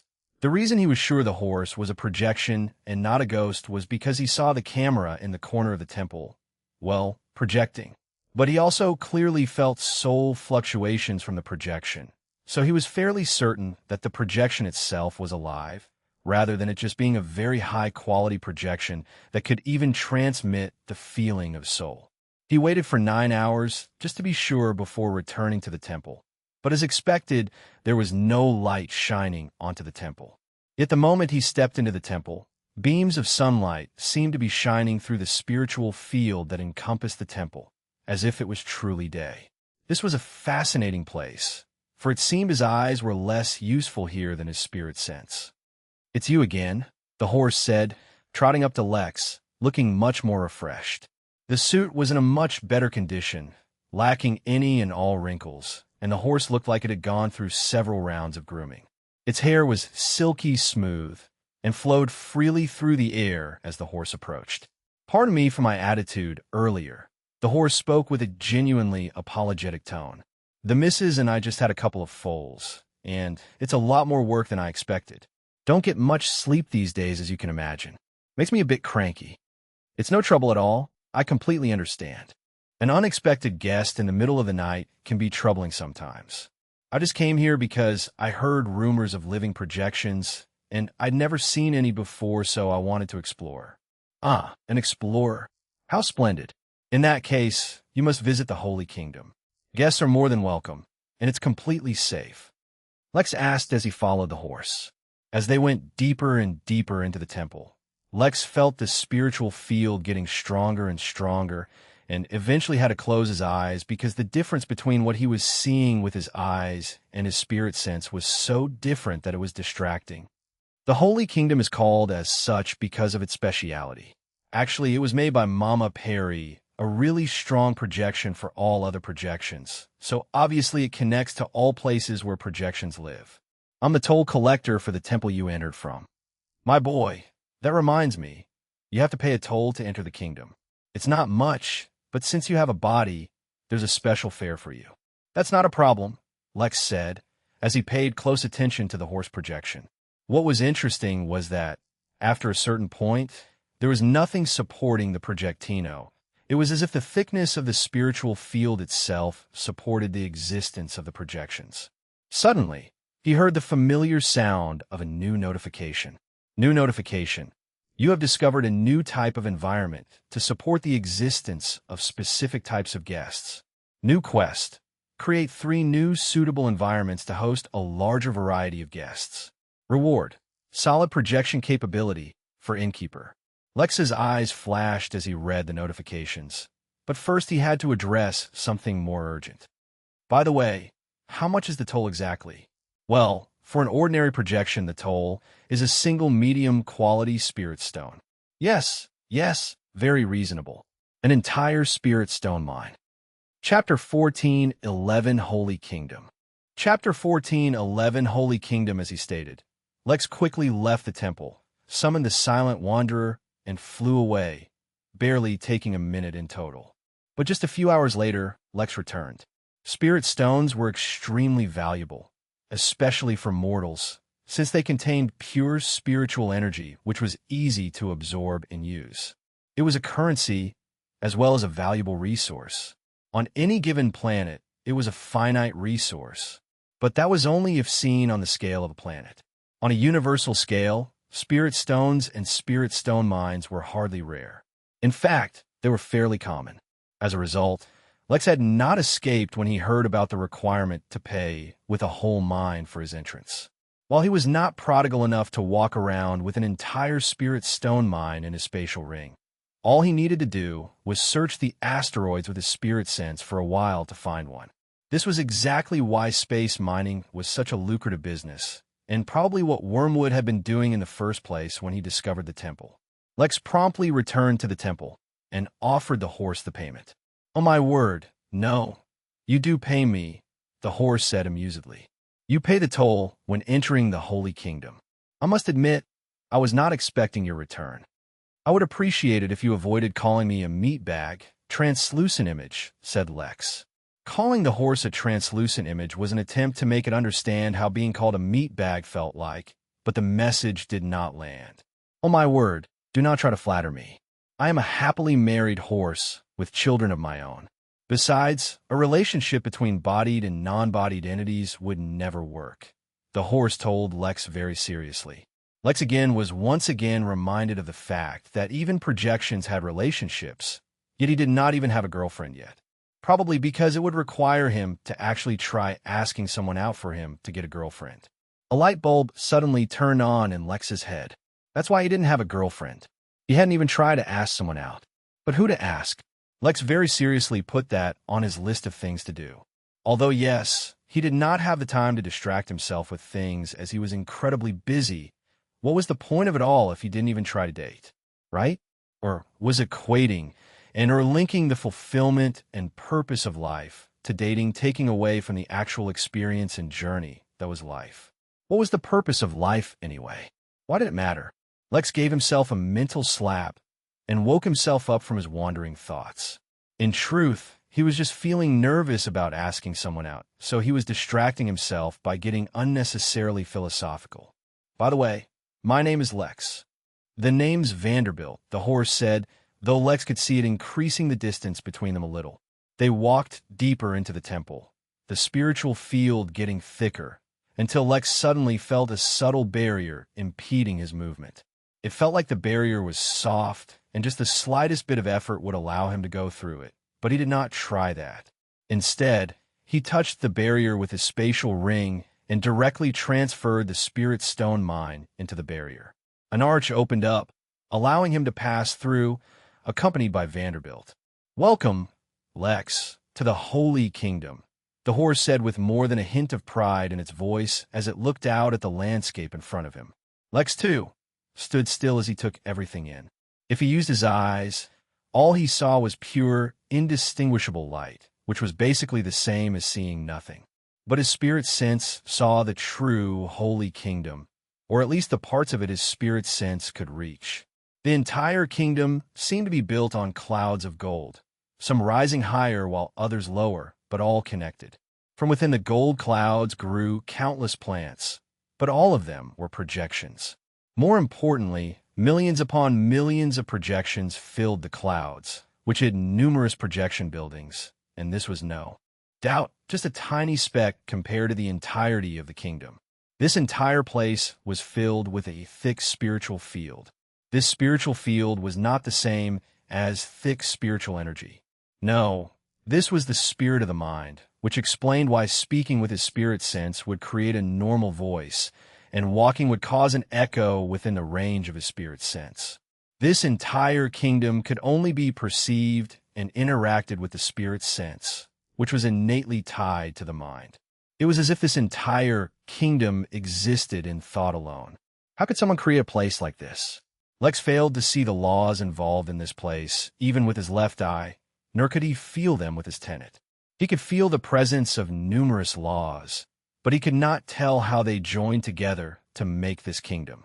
You said this place was created by someone called Mama Perry? Lex asked as he allowed himself to feel the awe that this place evoked. It was genuinely rare for things to surprise him these days, but a kingdom that existed within thought. Although he was sure that's not what this place really was, and that it occupied actual physical space somewhere, he could not be entirely sure. This was because his connection to the Venus star system was cut off. The system was no longer trying to link to that place, since he was no longer there. But the space laws of this place were so unusual that Lex could not identify its spatial coordinates at all. Mama Pari. Well, isn't in the name? She's the mama of all projections. She was the first, or at least she's the strongest projection in the origin realm. She has a temple here if you want to see one of her statues. Lex asked curiously. Of course it is, Vanderbilt responded. Here, let me take you there. I can't stay for long, though. I have to get back to my own toll. Lex began following Vanderbilt as he thoroughly analyzed and studied the spiritual field in the Holy Kingdom, trying to understand how it allowed projections to exist without anything actually projecting the projections. Mama Perry's temple was, to no one's surprise, also an exact replica of the Taj Mahal.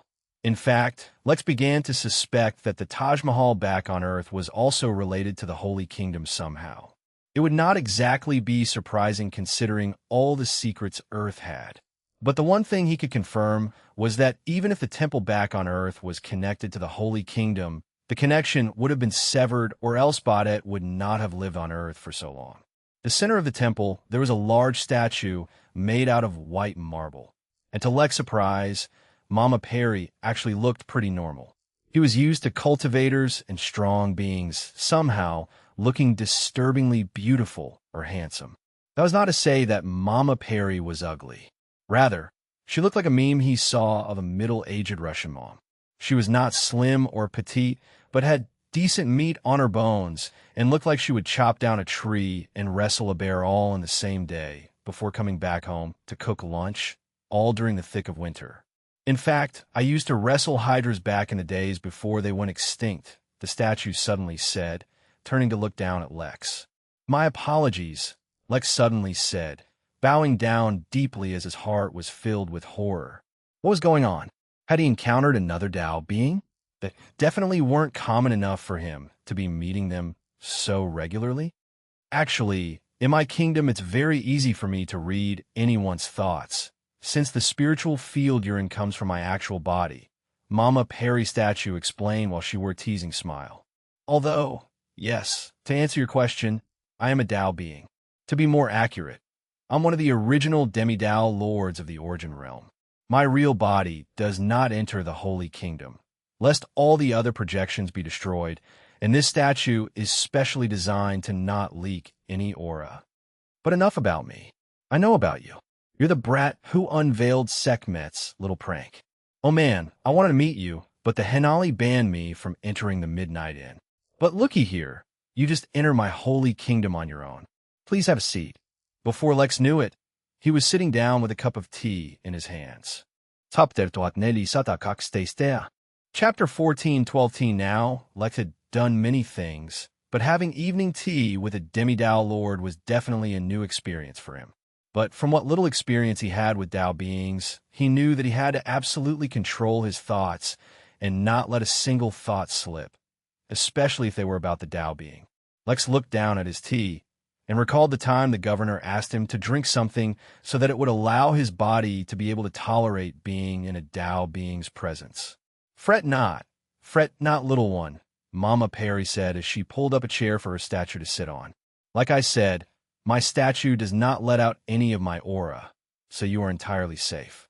The tea, instead, is to help you fortify your mind so that you don't let your thoughts slip out. I know that can be disconcerting for others. Go ahead, drink up." "Good point," Lex murmured and took a sip of the tea, which had an incredibly fresh, floral feeling to it. Yes, feeling, for this tea had no taste but instead triggered feelings and emotions. "Let me introduce myself a little bit while the tea kicks in," Mama Perry said, seeming a little too excited to Lex. "It's only fair. After all, I already know all about you. Let's see, where do I begin? It's rude to discuss a lady's age, so let's just say I've been around for a while. By the way, I'm a true native of the Origin Realm, and since I chose not to leave the realm for greener pastures before the Henali arrived, I'm now stuck here for good. Or, well, at least until the realm matures. Let's see, what else? Oh yes, I've always wanted a big family, which is why I named myself Mama Perry, and had a whole lot of children. But, projections can't really go just anywhere, so I created this little holy kingdom where my children can play. It's very nice. Since I like being surrounded by people, and especially children, I ended up creating a very lively place. Unfortunately, I made my holy kingdom a little too nice, so I accidentally touched upon the Tao. Since then, I've been forced to spend all my time with other Tao beings, only using this statue to experience the holy kingdom. I'm not gossiping about the others or anything, but Tao beings aren't really a chatty bunch. They're all serious and brooding and have too much ego. Like Sekhmet. She was so stuck up growing up, my word. She was all like, I won't spend time with mere mortals, and I'm born divine. I'm so special. Lex had finished his tea, and so, as a test, allowed his thoughts to relax a bit, and considering that Mama Perry did not react to them, he assumed that maybe the tea was working. But as a side effect, Lex became extremely susceptible to emotions, so he could feel everything that Mama Perry was saying. When she described the holy kingdom happily, he felt happy. When she described how stuck up the other Tao beings were, he felt annoyed. When she described wanting others to chat to, he felt lonely. It was a roller coaster of emotions he had not been prepared for. Fortunately, they were not so overwhelming that Lex lost himself in them. To be entirely honest with you, being a Tao being is not fun at all. I'd rather go back to being a celestial, but I really can't. Everyone I try to hang out with is so dull. But lo and behold, you came out of nowhere and really heated up the gossip scene among Tao beings. The way you threatened Sekhmet without exploding out of existence. Thrilling. It was completely thrilling. I looked into you, and my word, you've lived a thrilling life. You, Lex Williams, are a very fun person and a magnet for trouble. For reasons I can't tell you, I can't really leave the Origin Realm, so I really need someone to come and spice things up over here. I've heard you already have a Tao Lord sponsoring you, but in case you don't, how about you become my apprentice? Lex paused, because he did not know how to react. Was this really an offer he could turn down, or even one he wanted to turn down? As far as he knew, Tao beings were at, if not near, the peak of the universe, and even knowing a Tao Lord was a huge advantage, let alone becoming one. It certainly wasn't easy or simple to become one, or even receive an offer from a Tao being to help rise to that level. He doubted that this was an offer that came with no strings attached, but he was severely tempted by it. Listen, just in case you're thinking that you have to agree or something like that, don't. I'm not one of those stuck-up Tao beings, all right? I didn't even want to become a Tao being. It just kind of happened. But if you want to become a Tao being, I can pump you full of resources, turn you into a celestial real quick, and help, or at least try to help you reach the Tao level. Now, you'd have to leave the inn behind, Naturally, but I think the innkeeper sounds like a reasonable fellow. Lex asked suddenly, finding the first major caveat to this otherwise seemingly incredible deal. It's a technical issue, Mama Perry said, shrugging. I personally have nothing against the inn, believe me. I even wanted to go there when I heard about you. But it's outside the origin realm, which is a real problem for native Dao beings of any realm. I can't get into the details. Learning about Dao stuff too early would literally kill you. But basically, if you're a native of this realm and rely heavily on the resources of this realm and reach the Dao boundary in this realm, you cannot so easily leave this realm until it becomes a major realm. Like, it's so serious that the Henali even banned it outright. That's why Sekhmet's banishment from the origin realm was such a big deal back in the day, and why she can't be allowed to sneak back in, because as a native, it would be nigh impossible to kick her back out again. So, naturally, you'd have to spend a lot of time here so that I can help you get stronger, and then after that you'd literally be unable to return to the inn, at least for a few billion years. Maybe you could take an unpaid vacation or something. Does the inn do that? If you're worried about the innkeeper, he has a very friendly reputation. I can write him a letter asking for permission. Lex was suddenly feeling really awkward. Although Mama Perry said it was fine if he wanted to say no, he wasn't so sure if it was really all right. In fact, he had been genuinely tempted, even though being pumped full of resources did not sound like it fit the path of supremacy that he was on. It probably might even weaken his foundation a bit to rush like that. But who could say no to becoming a Dao being? Apparently, Lex could, because he was aware that even among Dao lords there were weak and strong ones. After all, everyone assumed that the innkeeper was an incredibly strong Dao lord. More importantly, he could not give up the Midnight Inn. Just as he was wondering how to say no, Mama Perry seemed to have read his intentions even without reading his thoughts. Fine, you don't have to agree. I suspected that you were already being trained by the innkeeper. Actually, pretty much everyone suspects it by now, but this just confirms it. Don't worry about it. I pretty much expected this anyway. But don't leave just yet. Sit a while, let's chat. Lex asked cautiously. I don't know anything. You don't know the last time I chatted with someone casually like this. They all seem to run away for some reason. Let's start with what you're doing in my holy kingdom. Did you run into one of the gates by accident? No, nothing like that. I was just curious about living projections.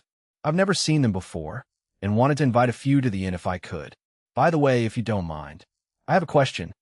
Ask away, young man. Don't hold back. Mama Perry summoned her own cup of tea, as if she was really excited about Lex's question. Chapter 14:13 Karma I. Chapter 14:13 Karma. Lex was struggling to come to terms with the fact that he was having tea with a Dao being. This was such an abrupt thing, with no forewarning at all whatsoever. Not only that, the Dao being had even offered to train him, which was extremely flattering as well as an enticing offer.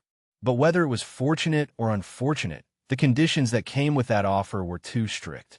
Being restricted to the origin realm for a few billion years did not exactly sound like a prison sentence, but Lex did not want to give up on the Midnight System. He had a feeling that between the two, the system was the more precious opportunity, especially his. To top it all off, he was inside the Dao being's holy kingdom, which had a spiritual field that came from the Dao being herself. This reminded Lex of the mirage that he entered back when he faced Sekhmet. The Dao lords transported everyone to a place called the Mirage, which was literally inside their thoughts.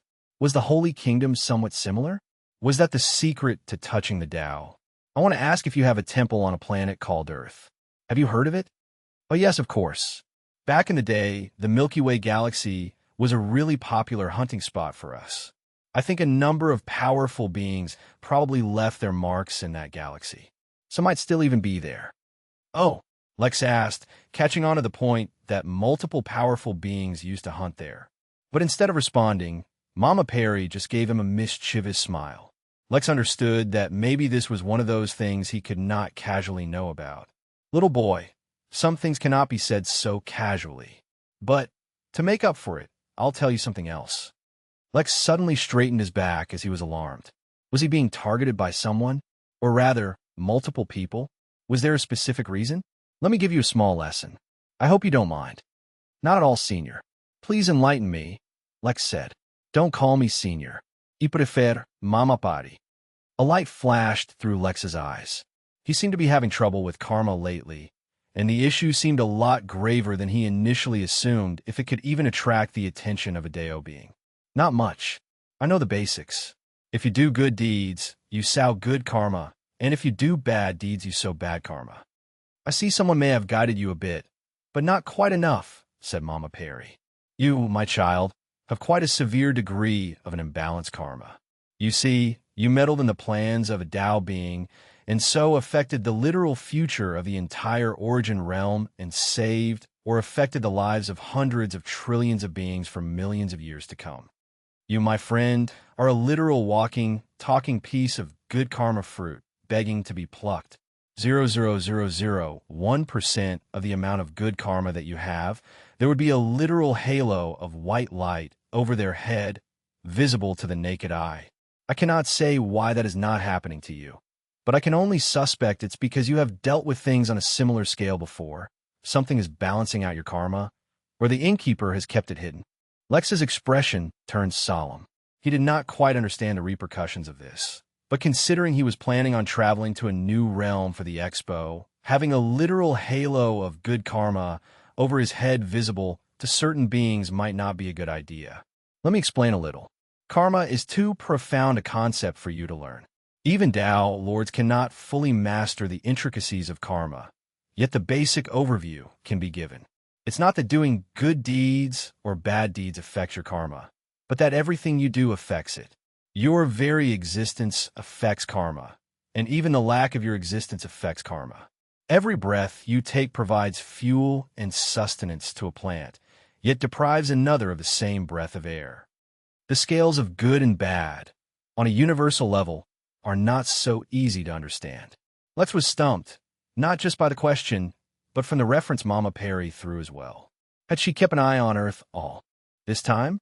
You may encounter numerous other such moral problems.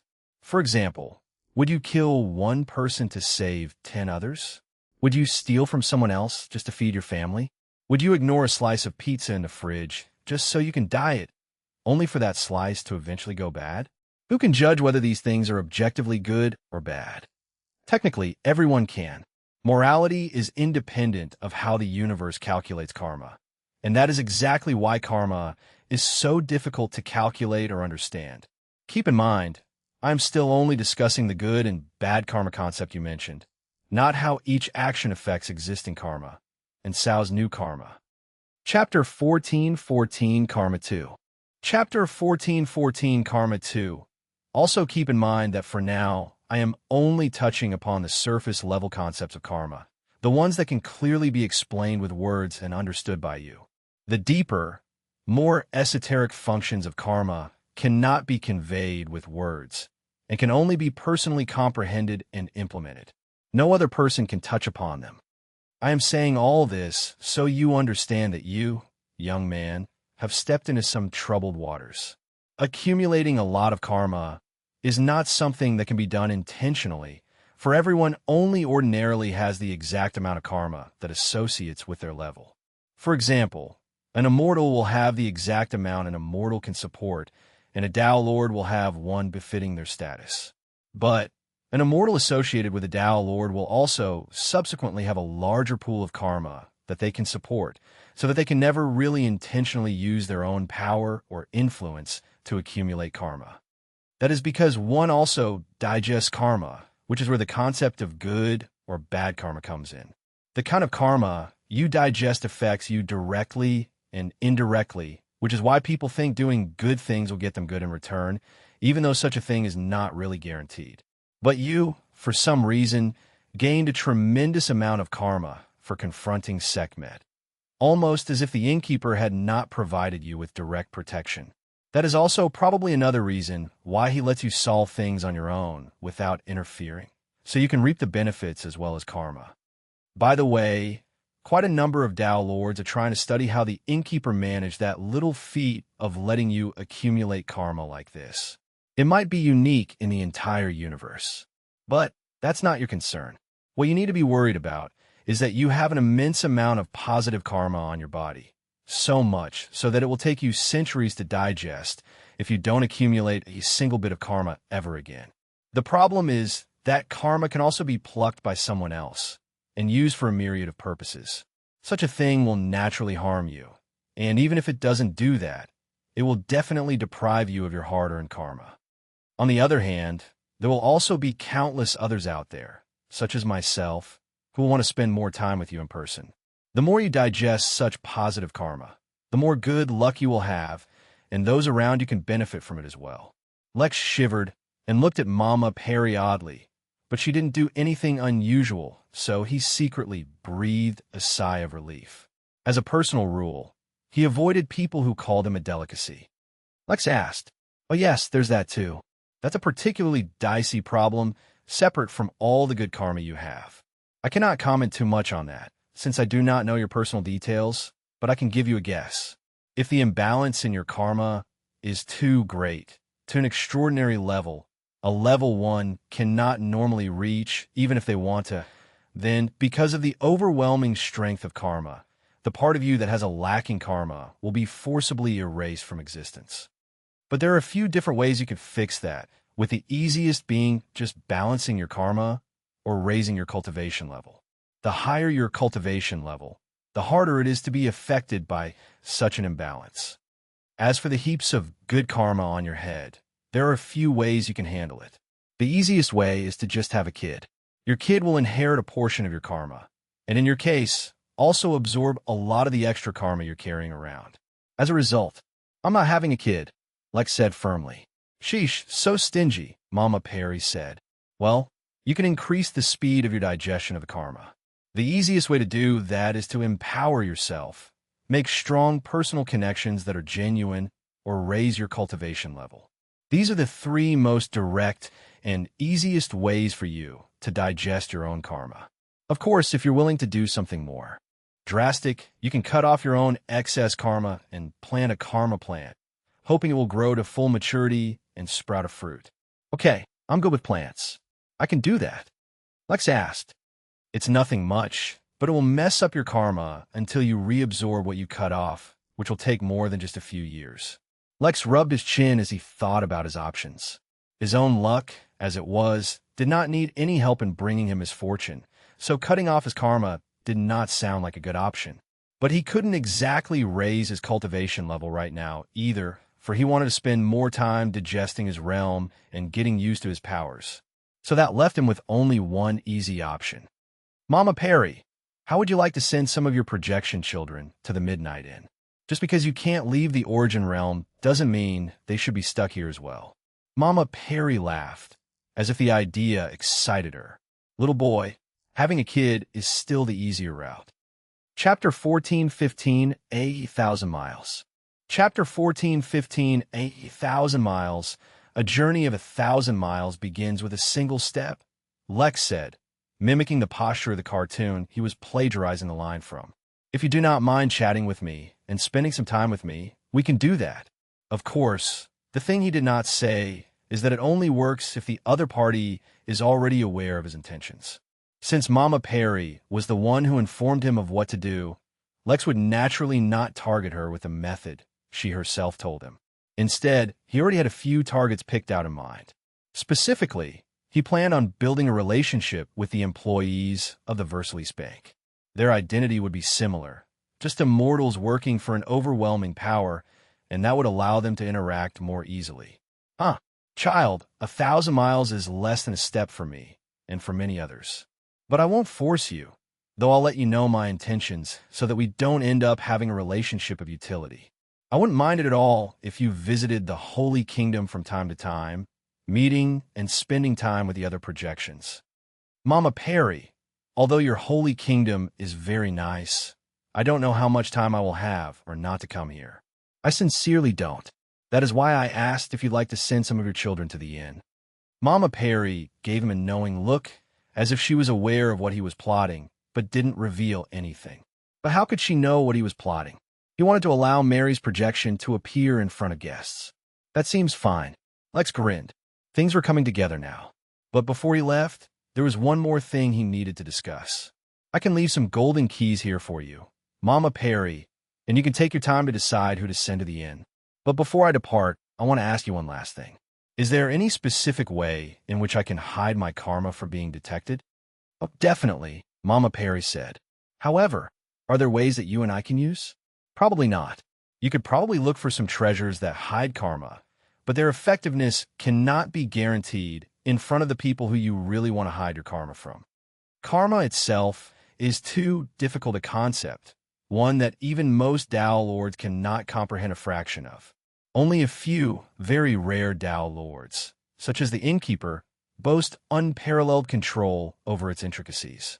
I still remember that day when a mere butter knife cut through the fabric of karma across the origin realm, without so much as a single side effect.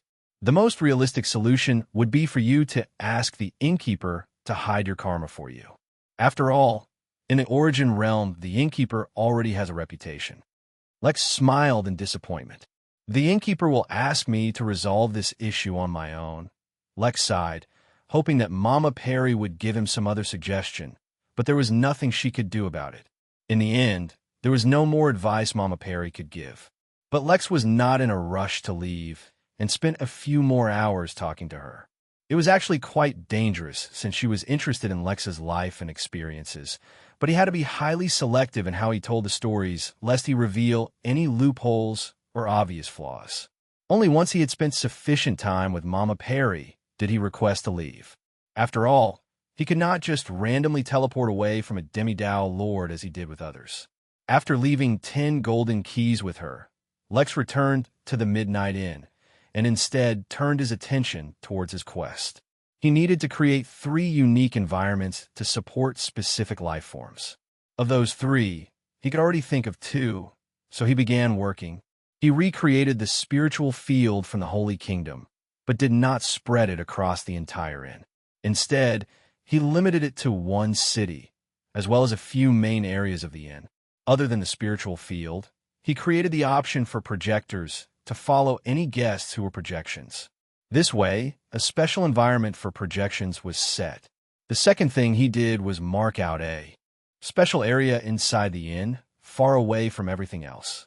Then, using the system, he placed countless formations around that area to strengthen space on the borders of that area, before placing a final formation within that area. Once the internal formation was activated, the space within was crushed, leaving a void behind. This was an artificial void, created through a very, very expensive formation, and did not connect to the main void. Having an opening to the void inside his inn would be a massive security flaw, and could leave him open to an invasion from void beasts. But by building an artificial void, he created an environment for void beasts to be guests. Not that he was so certain that they had the capacity for such things. The problem now was the third and final special environment he could create to host guests. The special environment had to be unique, so creating a lake or lava field for specific creatures could not count. Lex asked, not that he expected her to answer outright. She was limited in how much help they could provide. She appeared in front of him, dressed up in what looked like an aluminum onesie holding what looked like a plasma gun. She needed to say no words, because Lex understood immediately. He thought back to the kind of environment that was suitable for ghosts and what he knew about them. Ghosts were different from spirits, which were different from projections. Although sometimes a very specific breed of ghosts had the appearance of people who were recently deceased, they actually had nothing to do with the dead. Ghosts had their own souls, and their appearance was sometimes dictated by the appearance of someone whose spirit they devoured, which basically meant that they took on the appearance of someone they killed, not that they were a continuation of the dead somehow. According to his latest study of energies, ghosts lived in places with high concentration of yin energy. After considering the matter for a while, Lex created an entirely new city, far away from the main area of the inn. But this new city looked like they were ruins, with buildings covered in growing vines. The buildings had exposed beams and toppled walls, with the roads filled with abandoned cars. It looked like the city had been abandoned, or had suffered through some kind of extreme event. This was the perfect setting for a ghost city, so he decided to enjoy it a little bit. Once he was done setting the aesthetics of it, he filled it with yin energy, though that was not enough. Yin energy was just one of the energies that supported ghosts, but not the only one. The variety for ghosts was actually quite massive, and each of them required a different combination of environment and energies. He could not do anything half-heartedly, or else the quest rating would be affected. Even if the quest reward was already determined, performing well would ultimately only benefit him. Since this was a matter of allowing Mary to finally appear, he had to do it well. A few hours later, when he was finally done, he officially stepped away from the city, thereby creating 3 special environments for specific guests. Quest complete. Create 3 new suitable environments to host a larger variety of guests. Reward. Solid projection capability for Innkeeper. Remark. So many environments, so many guests, yet still no friends. Lex completely ignored the system's remarks. He was too used to it now, so it didn't bother him at all. Instead, he looked into the details of his reward. A feature that he already had was that the Innkeeper's projection could appear anywhere on in property, but it would ultimately just be a projection. But now, finally, the projection would solidify, meaning that others would not be able to tell if it was the real Innkeeper or not. Chapter 14:16, So Expensive. Chapter 14:16, So Expensive. Lex smiled softly as he read the reward. It was both simple and yet not. It was a reward he did not need at the moment, but had a value far greater than what he needed and the actions he took to get it. It was almost as if the system knew what he wanted, and so teased him with something of a much greater value, but one he couldn't use at the moment. What was the point of having 1,000,000 tons of gold if he could never sell it or use it anyway? Didn't that just make it an unnecessarily heavy paperweight? Once back in the Crystal Realm, he had used the mere projection of the Innkeeper to nearly overturn the entire realm, slightly destabilize it, and nearly cripple the realm by endangering the entire ruling class of the realm. All of that had been done with a mere projection. Now, if the projection could solidify, then the power that the Innkeeper could display would be even greater, in theory. In practice, the Innkeeper had no real power. He just had a very powerful aura, and Lex wasn't entirely sure if even that was real. Based on everything the system had shown him, Lex genuinely believed that it could just be faking the aura so well that no one could detect it so far. Well, even if he couldn't use it now, it was good to know he could use it if he ever needed it. But his more urgent matter was that of Mary's projection, and then his karma. Lex opened up his system interface and looked at the options available to him. Just as he expected, he could now purchase an upgrade for Mary, providing her with a solid projection which could appear anywhere on in property and could be seen by anyone. The only catch was its price was absurd. It was absurdly absurd. It was completely ridiculous.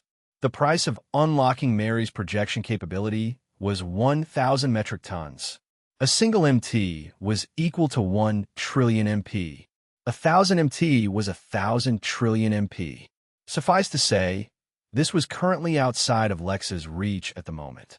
For a moment, Lex felt great reluctance. He was so close, yet so far. He was a single tap of a button away from unlocking Mary, yet the weight of that button was so great that he couldn't press it. Lex could not help but ask, although the lousy system likes to rip me off, I have to admit that its prices are quite fair most of the time. 3 reasons, Mary said, appearing in front of him in a suit. Except, instead of looking formal, she looked like she was coming home from a long day of work. She wasn't wearing a tie, and her top button was open. More importantly, her coat button was also open, and the sleeves of her coat had wrinkles as if she had been pulling the coat sleeves up. The first, least important reason is that I am not actually a part of the system, but force myself into it. Lex asked. That sounded like a pretty solid reason to him. Yes. The second, slightly more important reason is that the system knows that you want it, so it automatically has to make it out of reach. The objective is not so hard that it's impossible, but completely outside of your current capabilities, thereby forcing you to put in more effort. Yeah, I can, Lex muttered. Basically, the system just wanted entertainment. Entertainment could not be found if everything was easy. By pushing Lex and forcing him to enter dangerous situations, it could derive even more entertainment from his actions. Mary did not elaborate, but the look she gave Lex was more than enough for him to draw a few assumptions. Lex was not entirely surprised, although the conclusion was troubling.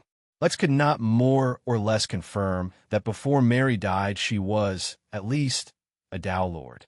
Sure, the system could mimic the aura of a Tao Lord, but interacting with a Tao Lord's soul, even if it was a mere remnant, should not be easy. The reason that was troubling was because Lex could not imagine what Mary and her system looked like when they were at their peak of power. A celestial Tao Lord with a system on the level of the Midnight Inn, except it wasn't damaged at all and ran on full power, faced some kind of obstacle so great that they had been reduced to such an extent. The universe was a dangerous place. Lex wondered if he was making the right decision going to the expo and increasing the risks he was exposed to. It was rare for him to doubt himself these days, but at the moment he could not help but do just that. He could not help but ask. Mary smiled, her solemn expression fading as if it was never there. You should trust your instincts in your own decision-making. The universe is dangerous, but you're no pushover either. Lex nodded, and then immediately began planning his next steps. 1,000 metric tons was an immense amount, one that was entirely out of his reach at the moment. But he had not even tapped into 1% of the Origin Realm's potential. The population of that realm was more than enough for him to make much more money than just that, let alone the Crystal Realm.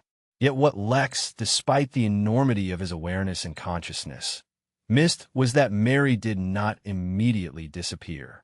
Instead, she seemed to look in a certain direction within the inn. Far away, on Main Street, in the Gamer's Den, exactly in the direction Mary was looking, Wukong was sitting in a chair, wiping his tears as he watched the anime Z had recommended to him. He was watching an anime where the ultimate evil that threatened to destroy the world were clothes. It was truly the epitome of storytelling and fantasy. Suddenly, he was distracted and turned to look behind him. From across the inn, he saw that little projection girl from that superhero movie looking towards him. Wukong snorted and turned back to his anime. He was not ashamed to shed tears.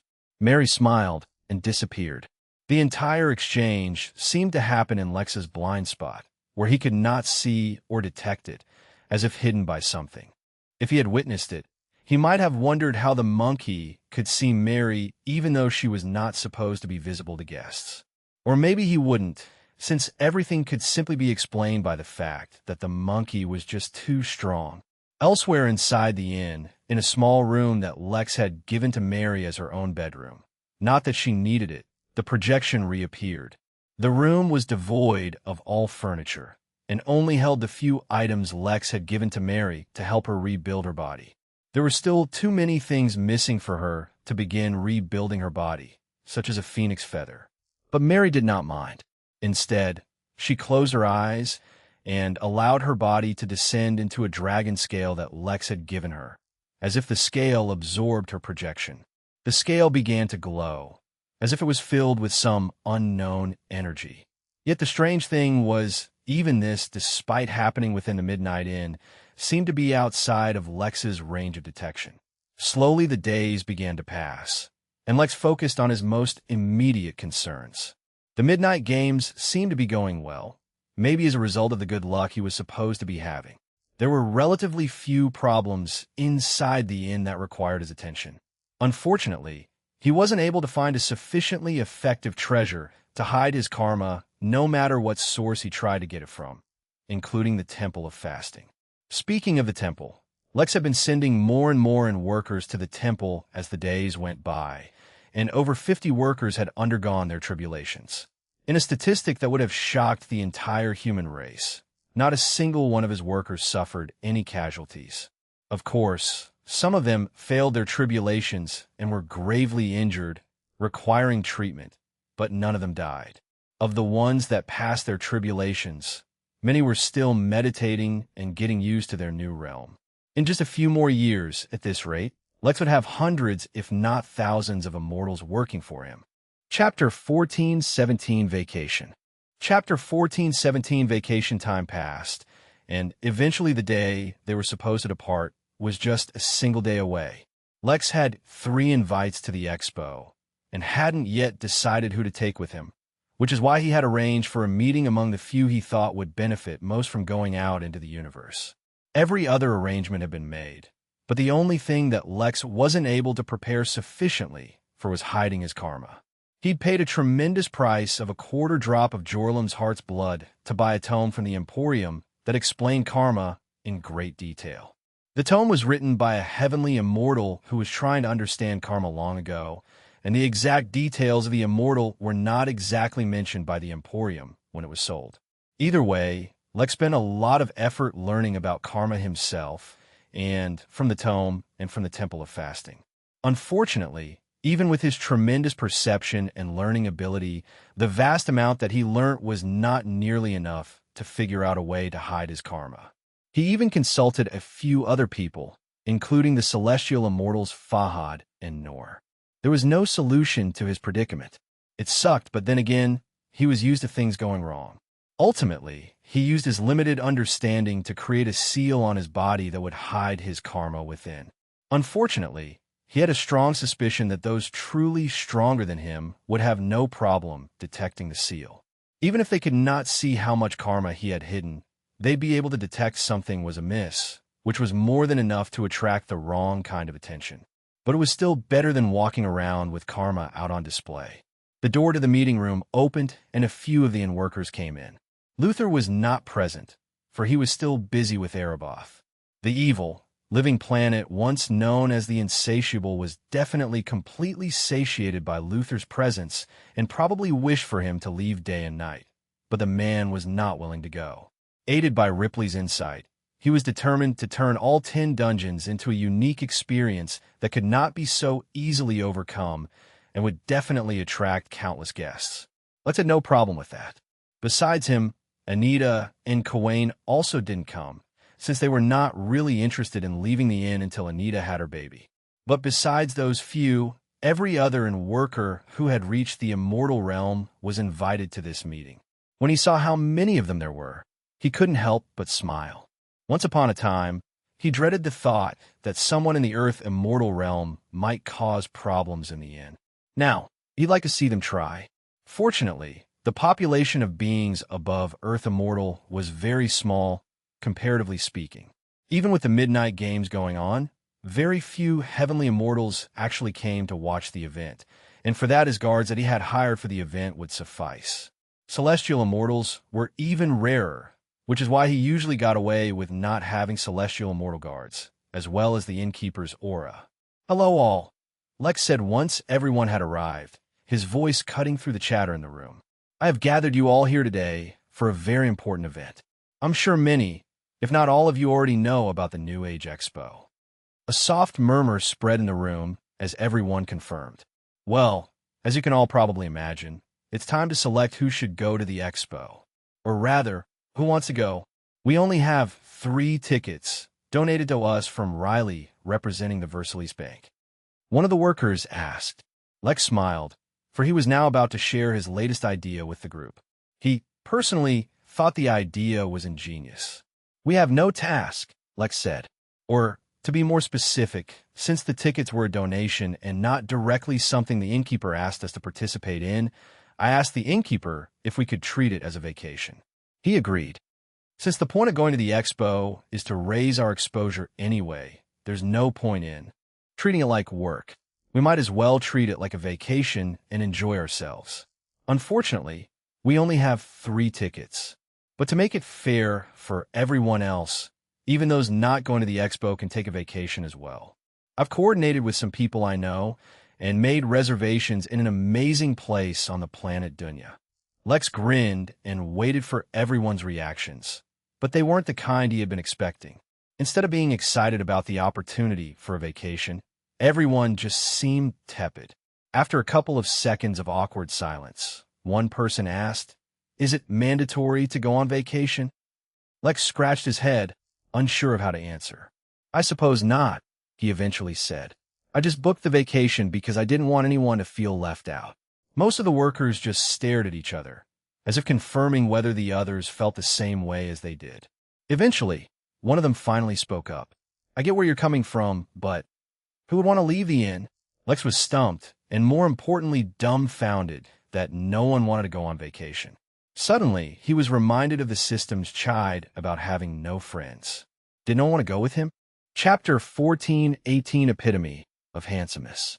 Chapter 14:18 Epitome of Handsomeness. Lex felt like an arrow pierced his heart. Not really. Actually, it made sense that no one wanted to go. Even though he had stopped using the feature of the inn that allowed him to purchase workers, he couldn't ignore the fact that all of them had literally been created to be the perfect workers of the inn. If that was the case, it only made sense that they did not want to leave the inn unless explicitly for work. When they all ventured into the Origin Realm to help him set up against Sanguis Pluvia, they were helping one of their own. But going on vacation didn't really appeal to them. Secretly, Lex had been expecting this and even hoped for it. Well, if no one wants to go, that's fine as well, Lex said. I'll still use one of the tickets, and I suppose since no one else wants to go, I could just sell the other two and... No, you don't need to do that, Velma said cheerily. I'll go with you. Velma was one of the most recent additions to the immortal realm, and it was a narrow admission. Cultivation was not really her strong suit, and she had not paid it too much attention. Ironically, the moment she became an immortal, she suddenly became one of the strongest immortals Lex had ever seen, so much so that even he felt a dangerous aura from her, despite the fact that she was just at the beginning of the realm. He strongly suspected that it was because of the tenet that she had chosen for herself. The tenet she had chosen was gossip. Like Lex, she only had one tenet, and her control over her tenet was so amazing that she had accidentally discovered lawcraft while writing an anonymous entry for her own magazine about a cute love story she witnessed. It was ridiculous because she named her newly created technique Cupid's Arrow, and from that Lex sensed immense danger. Though that was not danger for his life, but the danger of getting caught in teenage romance-type drama. She also developed a sixth sense, much like Lex's. But the difference was that instead of sensing life-threatening danger, his instincts sensed romance. Lex sighed. He suspected that she had sensed his intention to try and practice his flirting at the expo. That's great, Lex said. In that case, there's still one ticket left. We could just sell that. That's absurd, said Gerard. I cannot, in good conscience, send you two children out into the universe alone. Lex was forced to look away, and not just to hide the immense disappointment in his eyes. He wanted to sell those tickets and make some MP, or maybe even some MT, but now he had no excuse to do that. But that was only a part of the reason he looked away. The other part was Regalia Bloom. It was the first bloodline that was unlocked for his workers, and it was an absolutely broken one. It allowed the bloodline wielder to channel energy through any item they touched, and the amount of energy they could channel seemed almost limitless. It was an extremely potent weapon. But the most lethal thing about that bloodline was that any and all who had it looked more and more handsome or beautiful, and there was no one whose bloodline was stronger than Gerard. The man had undergone multiple bloodline activations and mutations, and not only was he an absolute menace to battle, Lex had tried that already. He was the epitome of mature handsomeness. Despite cultivating, he was never able to completely eliminate his older, more mature appearance, though he definitely looked younger. Yet that maturity did not make him look old. Rather, it made him look wise, experienced, and a number of other things Lex didn't want to think about. How was he supposed to practice flirting with these two around him? Would any girl even look at him while he was standing next to Gerard? It was not that Lex wasn't handsome. Far from it, in fact, for he had an irresistible charm that few could rival. Unfortunately, Gerard could absolutely rival it. It's settled then, Lex said. The three of us will head out tomorrow. Pack anything you might need. The meeting went on for a little while longer while everyone else chatted. Now that the matter was resolved, and they themselves didn't have to go, everyone was suddenly interested in giving the three of them ideas for what to do at the expo. Yet as he listened to one of the workers suggest to Velma that she should scout for a race that would make ideal lifeguard for the lava pools at the inn, Lex was suddenly grateful that it was Velma and Gerard joining him and not the others. For one, many of the others carried a bloodline that Lex had recently realized was a lot more dangerous than it appeared. Anachronistic ignition was the second bloodline the workers could get, and only recently did Lex realize how absurdly dangerous it was. The bloodline literally affected the rules of time. Somehow, without killing or negatively affecting the user at all. He was not one to experiment on his own workers, but if others found out about it outside the inn, he had no doubt that many would want to kidnap them to study their bloodline. If anyone could learn anything about the laws of time from their bloodline, it would be worth any amount of trouble, which is why Lex wanted to avoid taking them out. That was another reason he had turned the expo into a vacation. He was sure it would dissuade them. "We'll meet up at the Midnight Manor tomorrow. I have a few other things to do first," said Lex as he exited the meeting and teleported away. When he reappeared, he was in front of Moon, who was still sleeping. "Hey, sis," Lex said, though he expected no response. Chapter 1419, Offloading Karma. Chapter 1419, Offloading Karma. Naturally, Moon did not respond. She was sleeping, as she fused with her world, which was also becoming a realm. It would be a long time before she woke up, which honestly sucked for Lex a bit. They'd eventually reconnect, should nothing unexpected happen, but by then Lex would have lived a long life, whereas Moon would still have the mere experience of a few decades. The difference between them would be immense. "Someone recently told me that I am carrying an immense amount of karma," Lex said. He did not even know if Moon could hear him, or if she would remember this conversation. But from time to time, Lex came and chatted with both Moon and Liz. At least Moon was still friendly towards him, at least based on the last time they talked.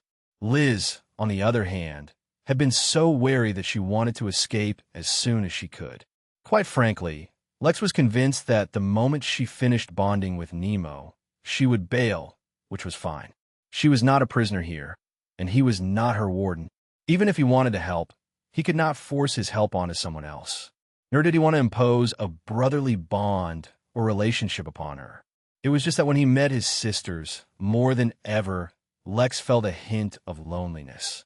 He did not feel it most days, since he was busy, not to mention despite the system's remarks, he had many people he called friends. Sure, most of them were from the inn, but the inn wasn't exactly a traditional workplace, and the workers did not have the same dynamic as jobs back on Earth. They genuinely cared for one another, treating each other better than many families back on Earth. Seen through a certain lens, they certainly treated Lex better than his own family treated him, so there was no harm in treating them like family too. Despite all of that, when he approached Moon and saw her sleeping, he could not help but feel like something was missing. He once hated his ancestor too, but eventually Lex figured that hate was more because he felt like he should hate William rather than Lex actually hating him. The guy clearly grew up in a different era and did right by his family. Lex couldn't really blame him for something one of his descendants, hundreds of generations down, did. More importantly, the bond William had with his brothers, the Emperor of Jotun included, was something he genuinely admired. Lex sighed. He was getting unnecessarily emotional. "They also told me that if I don't want to carry all that karma, even though it's positive karma, one way to get rid of it is to have a child. The child will inherit and absorb that karma on my behalf." That sounded a little unusual to me, so over the past few weeks I looked into karma as much as I could. Turns out there's some truth to it. Even if a parent doesn't have an excess amount of karma, any time they have a child, that child will inherit a portion of the parent karma. The amount inherited is varied and depends on many different things, but I looked into it as much as I could. Lex paused once more, as if to let his words hang in that room for a while. Now, I'm not exactly saying that this is what happened, but one has to wonder, what kind of karma would it take for our parents to have for Belle to be born with the heart of a Valkyrie? The words Lex spoke were simple, and yet as he spoke the look in his eyes became more and more grave, even as the tone in his voice stayed the same. So it turns out, positive and negative is too generic a term. Even among positives and negatives, there are subgroups. I wonder if it really was karma that allowed Liz to be born with a 100% affinity to bonding with beasts, exactly what kind it must have been. Lex's fists clenched tightly as he thought about all the clones of Moon he'd found, and all the clones he probably didn't find. Ironically, he had spent the least amount of time with Moon, but it was what happened to her that affected his emotions the most. "It makes sense," Lex whispered, his voice barely audible at all, as if he was afraid Moon might really hear him.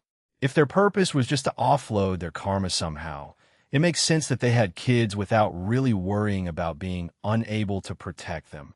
Lex's fists were clenched so tightly that his hands shivered, but finally he relaxed his grip and allowed himself to calm down. It was as if he was no longer controlled by emotions anymore, but had entered a state of being clear-headed. To be honest, I find this theory a little absurd because I can't even imagine the kind of karma they would need to have for this to be the case. To be entirely honest, if it was just for himself, Lex could have just stopped caring about his parents altogether and would rather focus on building a better life without them than getting even.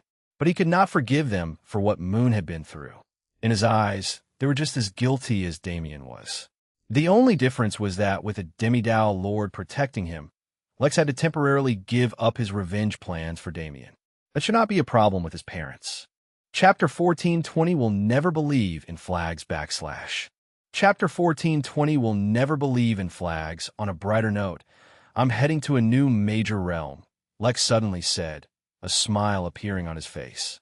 It was as if he wasn't talking about killing his own parents just moments ago. Look, I don't know if you can hear me or not, but I was thinking that it's been a while since I last dated someone, so I should probably start looking again. In this new realm, where literally no one knows me, and I probably won't return anytime soon, I want to practice asking people out. I know I'll probably embarrass myself, but that's exactly why I'm thinking of practicing. Before Lex could complete his sentence, he saw a bright flash-out light. His eyes were forced shut, and, amazingly, even his spirit sense was momentarily blinded. When his vision returned, he seemed to be overlooking a flourishing city, though he couldn't see too clearly. Though the city seemed unfamiliar, a castle in the mountains nearby looked very familiar. That was where he found Moon. Before he could figure out his exact situation, he heard Moon's echoing voice, as if coming from far away. Lex Williams, even trapped and alone on Yildirim, I heard stories about how disastrous your last relationship in college was. So if you're thinking of dating again, please, for the sake of everything good in this world, take pictures so that I can laugh at you when I'm done. Before he could respond, the vision ended, and he was back in the room, looking over Moon sleeping. He raised a trembling finger, ready to scold the heck out of Moon, but then just sighed. Sleep well, kid. There were quite a few hours left before Lex had to depart to the expo, so he quickly teleported over to the Emporium and bought a Polaroid camera, but one that never ran out paper to print, with each picture printed a spiritual treasure that could be preserved eternally as long as it is nourished with spiritual energy. He also bought a scrapbook. Before leaving, he took a selfie with Powell, who was actually quite flattered that Lex took a picture with him. Apparently, he had never taken a picture of himself before. Upon returning to the inn, he decided to take a few more pictures of some of its main attractions. Being an older brother, he took his responsibilities seriously, which is why he appeared back in the room with Moon and drew glasses and a mustache on her face before taking another picture of himself with Moon. He thought about doing the same to Liz, but then considering her already distant behavior with him, decided not to. He then stuck all the pictures in the scrapbook and wrote small captions or introductions under the pictures before storing everything away. Since he was worried about the distance between him and Moon Building, one way to avoid it was to document his life journey and share it with her when she woke up. He generally didn't care about others too much, but he wanted to maintain the sibling bond he and Moon shared. But all that sentimental stuff aside, he was more than ready for a vacation. That is not to say that Lex didn't have a million things to do, but gaining exposure of the universe at large and taking a vacation were not mutually exclusive, so there was no reason he could not do both. He deserved a break after orchestrating the fall of a realm-wide terrorist organization after all. The next day, Lex, Velma, and Gerard gathered within the Midnight Manor, ready to depart. Velma asked excitedly. Oddly enough, she was wearing a backpack, and though Lex was polite enough to not check the contents of the bag, he could easily guess that it contained notebooks. Ripley will meet us here and take us to the Versailles Bank, and from there we'll head to the new realm. Hey, I hope you don't mind me asking, but why are you wearing a backpack? I do, but I did some last-minute studying with Z, and we checked out all the adventure anime that he has. The main character always has a backpack before heading off on a long, adventure-filled journey. It was as good a reason as any. Having traditions is nice, Gerard said, nodding. I decided to use a handkerchief given to me by Lilith as a pocket square while heading out. From what I understand, it's a bad omen to carry a picture of your beloved in your wallet or your hat. Something about raising death flags or something of the sort. It's cute that you guys are doing this, Lex said as he pulled out his Polaroid. As it happens, I'm making a scrapbook for my sister on my travels. I guess if I keep doing this will become a tradition of sorts too. Gerard and Velma were more than delighted to take a picture, so the three of them posed in front of the manor. We should give out such cameras to our guests who come to the inn for a date, Velma said as she looked at the picture. Look at that. We haven't even left yet, and we're already coming up with new ideas for the inn, Lex said with a smile. You're all here, Ripley said as he jogged up to them from a distance. If everyone's ready, shall we depart? Yes, let's go, confirmed Gerard. Lex could not help but feel excited for this trip, even though honestly an expo was not technically an ideal vacation spot. Even so, it had been far too long since he did something just for fun like this. It was a good thing Lex didn't believe in raising flags, or else he might have considered the overly friendly and happy way this trip was beginning to be a flag for ominous things to follow. Yes, good thing he didn't believe. Chapter Interrealm Trover. Chapter 1421 Interrealm Travel, since neither Lex nor the others had ever been to the Versailles Bank before. Within the Origin Realm, or anywhere else, they could not directly go there from the inn, nor did Ripley expect them to. Instead, they first all went to Dunya. This was not a problem since during this long period, Lex had gone to Dunya and connected it to the inn, finally.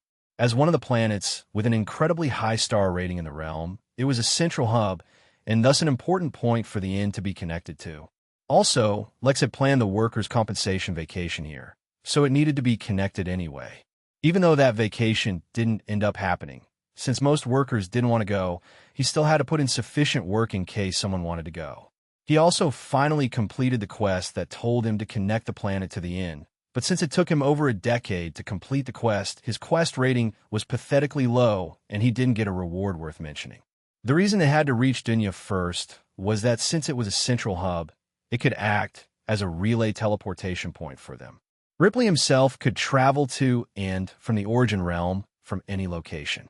He had a permit from the Hinali, and the bank could be accessed by him from anywhere. But if he wanted to bring guests, he would need to go through a more formal route. From Dunya, we'll go to Pansolis. The Hinali headquarters, where the heads and Dao Lords of the Hinali reside, is actually off limits to anyone and everyone who is not Hinali. Even with all the permits I have never been there. Yet around their headquarters, a number of star systems have been artificially built so that they are in close proximity to it. Pansolis is one such planet that has been built not by any other force, but by Hinali itself, and is open to the public. Of course, public in this instance is a relative term. It is mostly a place where celestial immortals of the Origin Realm, as well as the elite who wish to be close to the Hinali come. Like Dunya, it is a 5-star world, although I have heard rumors of it being upgraded to a 6-star world through some treasure in the near future.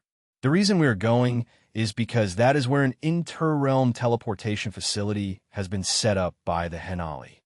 Let me ask you three a question. Have you guys ever been to different realms? Including the Midnight Realm and Origin Realm, I've been to 3 realms, Lex said. I've only been to the Origin Realm and Midnight Realm, answered Velma, and Gerard indicated that he was the same. Well, in that case, how do you travel between realms? Ripley asked. Of course, he could have just given them the answer without questioning them, but since the whole point of this trip was to increase the exposure of the workers, Ripley wanted to test the limits of their knowledge, as well as make them realize what the generic experiences of the rest of the universe were. In our case, the inn just handles the teleportation, said Lex. It is quite seamless. A testament to the innkeeper's amazing power, Ripley said in a matter-of-fact way. But not everyone is backed by a Dao Lord, and not every Dao Lord excels in cross-realm teleportation. There are actually 2 main ways to travel between realms, depending on your background. The first, more common way, is to travel by a void ship. The void is limitless in size and touches upon all of space. The void is connected to every single realm in existence, though the exact nature of that connection is difficult to explain. A simplified An even then partially incorrect explanation is that one can imagine that the void is a large ocean, and that all the realms are small islands with it. That means all realms connect to the same void. As such, a void ship which can tolerate the pressure of the void is one of the most common modes of transport between realms. However, the void is never-ending and directionless. Without specific tools that specifically guide the ship towards other realms, it is impossible to find another realm. There are no road signs or landmarks in the void to help you find your way. Sometimes, the void even exists within the boundary of a realm, and other times it leads to areas so dangerous that even Tao Lords would not be able to survive. This is not even mentioning the fact that void beasts, which are so unimaginably ferocious within the void, will attack any non-void living thing on sight, so one has to hide from them as well. All of this means that, generally speaking, travel from one realm to another is almost non-existent due to how dangerous and expensive it is. Even for those who can afford it, reaching the destination is not assured, and there is no one who can say with confidence and surety that they can travel through the void.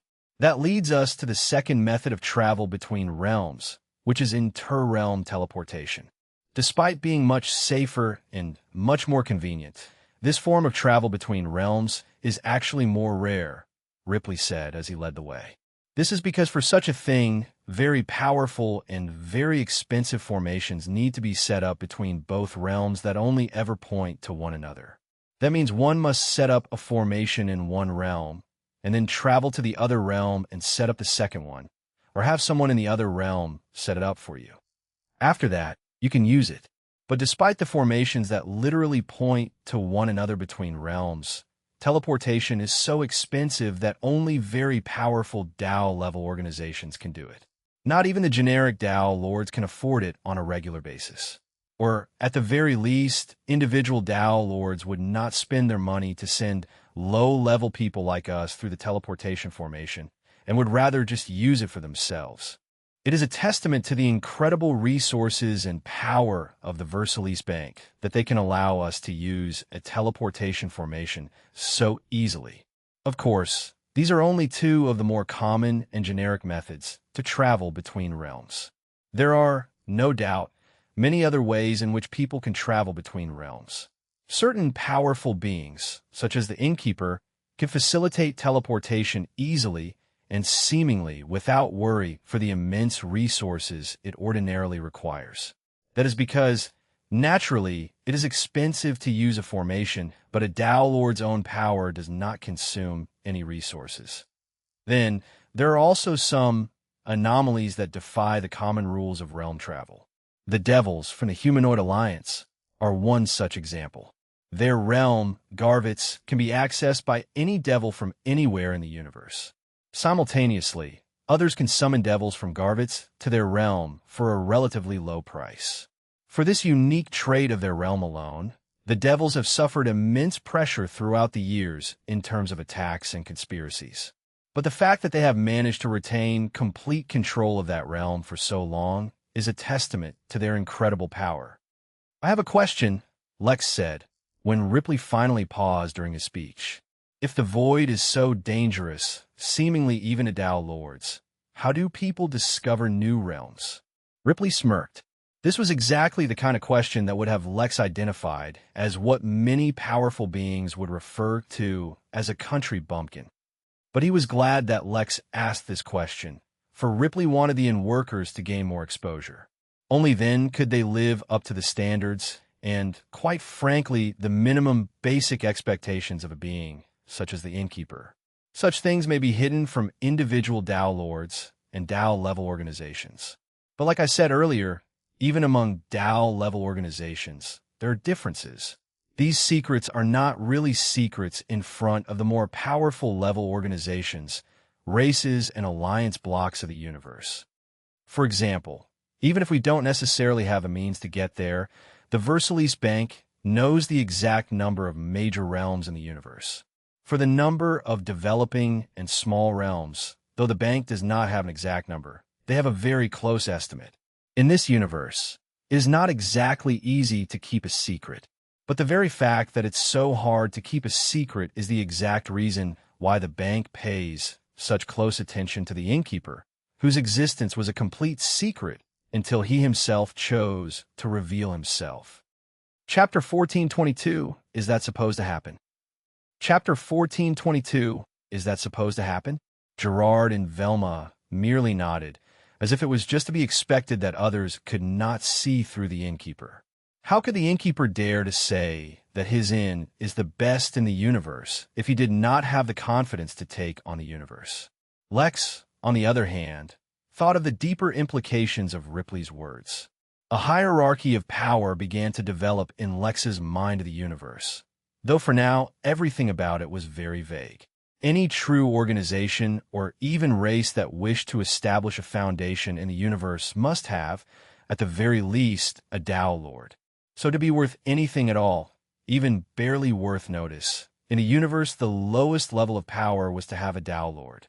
Then came organizations and races that had a number of Tao Lords, after which came those who controlled a major realm.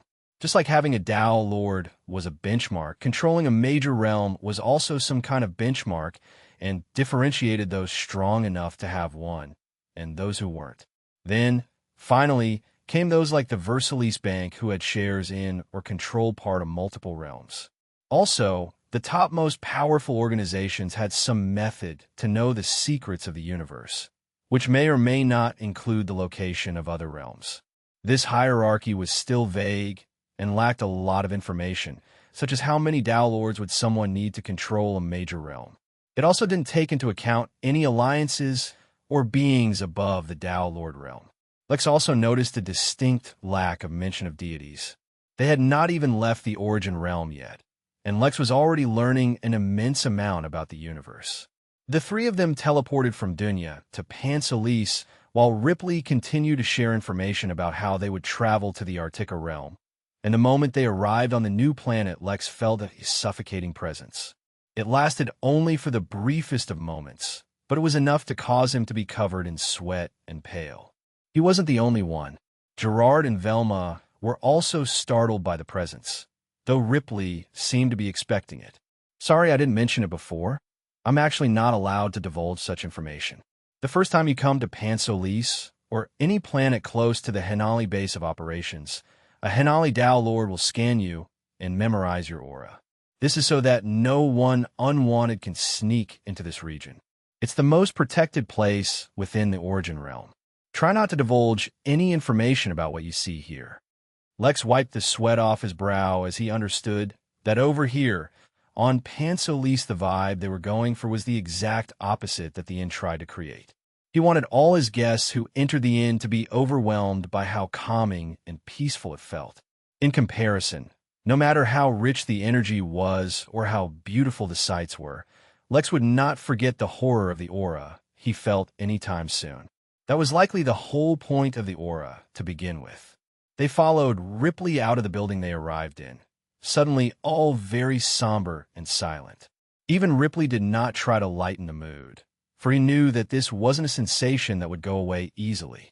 Lex, for some reason, did not feel like observing Pansalis too much after that shock, but the one thing that did make an impression on him was that there were a lot of celestial immortals in this place. But he seemed not to notice their identities or their affiliations, and just kept to himself. The group got in a flying ship right with Ripley, and took a silent ride to some place that the group did not really focus on. Before anyone realized it, they were all sitting in a circular glass container with 9 seats around the edges. Lex, Velma, and Gerard all sat in their seats while Ripley followed a few minutes later. A moment later, the formation underneath them activated, and they were no longer within the origin realm. The teleportation, however, was not instantaneous. Fortunately, within the glass container, they were all saved from any pressure that interrealm teleportation might have caused. More importantly, their subdued state suddenly faded, as if they had been under the effect of a charm of some kind. Take your time to recover. Lex wanted to ask questions about that place and why they made such a big deal about keeping things secret. Instead, he focused on the part of their journey to come. He asked, "Oh heavens no," Ripley said, barking a laugh at the question, as if it was the most absurd thing ever. No, the main headquarters can only be visited by Tao Lords. We are heading to the nearest large branch, which is the Berkeley branch, which is within the Use's major realm, which is the nearest major realm to the Origin realm. In the Berkeley branch, you will be joining a number of other distinguished guests of the bank who have been sponsored to go to the expo. You will learn about the peculiarities and laws of the Arctica major realm, as well as the standard operating procedure for cross-cultural interactions in such large-scale events. You will be given your identification badges and go through the standard immunizations that you will need for the Arctica major realm. Once everyone is ready, you will go to that realm with the entire group. I'm afraid I won't be accompanying you during this process. In case you're wondering why you haven't been given such a briefing and immunizations before entering the Use's major realm, it's because within the realm you will strictly be kept within the boundaries of the bank branch. So long as you're there, you won't need your immunizations, and the peculiarities of the realm will not affect you. So it is unnecessary. By the way, there will also be a short seminar on political correctness and general universal history that I strongly recommend you all attend. Unfortunately, even as guests of the inn, as humans, you are predisposed to attracting the ire of certain groups. Seminars and meetings before my vacations are my favorite part, Lex said with a hint of sarcasm in his voice, but he didn't dwell on the matter. Instead, he recalled what he had once been told by the governor of the Hanali. Due to his family history, he might be targeted. The Sephor family, from whom he was technically descended, was one some people had specifically tried to wipe out.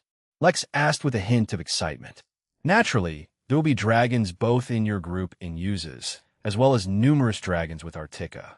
No one dares to show disrespect to dragons.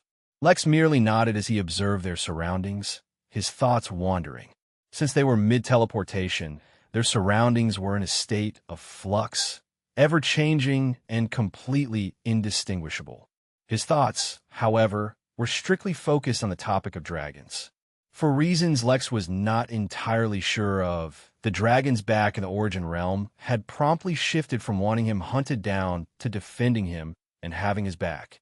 He had tried to find out the reason for that, but everything pointed towards the fact that it was a decision taken by the Dragon King of the Origin realm, who Lex could not meet even if he wanted to. A part of him suspected that the reason for the sudden change might be related to Charles from the inn, since the Dragon King did leave a letter for him, but he wasn't sure. As such, he really wanted to see how the dragons would react to him having a dragon's heart. From what he'd heard, dragons were supposed to be pretty discriminatory. "I have a question," Gerard said, his appearance stoic and his tone the very personification of calmness. Ripley asked, "It seems to me that this glass container is supposed to protect us from something." Ripley asked, not exactly understanding the question. Lex, instead, suddenly became serious as began observing the glass container. No one was better at sensing the flow of energy than someone with the Regalia Bloom bloodline. I mean, the energy within this container that is keeping it stable and secure seems to be dissipating quite rapidly. The whole group looked in the direction Gerard pointed and saw a single crack on the glass. Chapter 1423 made it personal. Chapter 1423 made it personal. One would think that seeing a small crack in the glass container that was protecting everyone from the burden of inter-realm travel would be alarming and distressing, but none of them reacted like that. With the confidence they had in their own, as well as their partner's abilities, combined with the knowledge that if things went poorly they could just return to the inn, neither Velma nor Gerard were afraid for their safety. Lex didn't care about environmental damage at all, for he had the almighty bathroom slippers, and quite frankly, he was a little interested to know who had the guts and audacity to attack the Versailles Bank. There was also the fact that his instincts weren't warning him of any danger, but Lex did not put as much stock in that as he once used to. Finally, Ripley was wearing so many protective items given to him by the bank that he doubted he could get hurt even if he wanted to. As a result, the four of them all just studied the crack, wondering how it came into being. The most absurd thing was that none of them had sensed the crack itself, and even Gerard only noticed because of how exceptionally aware he was of the surrounding energy. "We have been tagged somehow," Lex said as he activated his left eye, studying the laws in and around the glass container. Someone is trying to either intercept us during teleportation or attack us. That's not good, Ripley said, his calm tone completely contrary to his words. Anyone willing and able to target the bank without getting detected must have a powerful background. Most likely, this is not an attack specifically targeting us, but a mass attack meant to disrupt the New Age Expo before it even begins. Ask Gerard.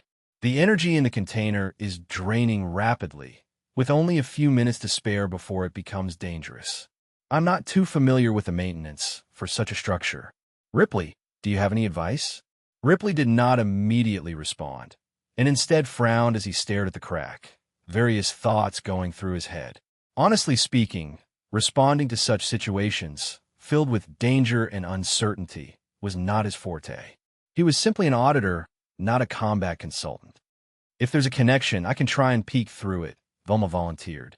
Lex pondered for a moment, and then nodded to her. Go ahead, but be careful. If there's someone strong at the end of that connection, disconnect it.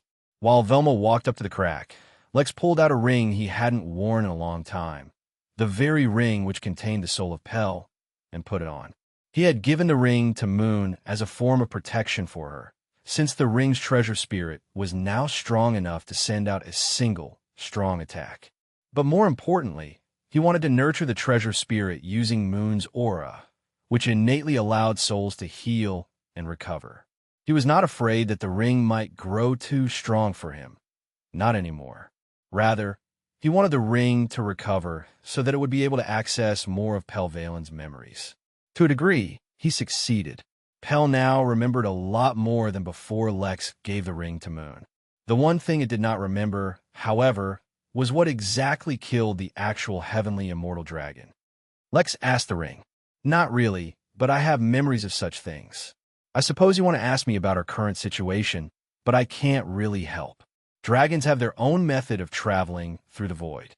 Well, do you at least know how someone can target us mid-teleportation? Well, if it's a long-distance teleportation and they left a sufficiently potent tracker, Velma said excitedly as she jumped up. There's hundreds of them. They're not really paying attention to the connection. Velma stepped back, one of her hands touching the crack, and the other pointing towards the center of the container, where an image appeared of a large, stone creature standing in front of an army of gargoyles. The plan is proceeding according to schedule. Team 1 through 7 have succeeded in their infiltration missions. We will now provide the distraction by eliminating a number of the arriving delegations. Your Highness Boldedin, said a faint, cowering voice. I think there's something wrong with one of the connections.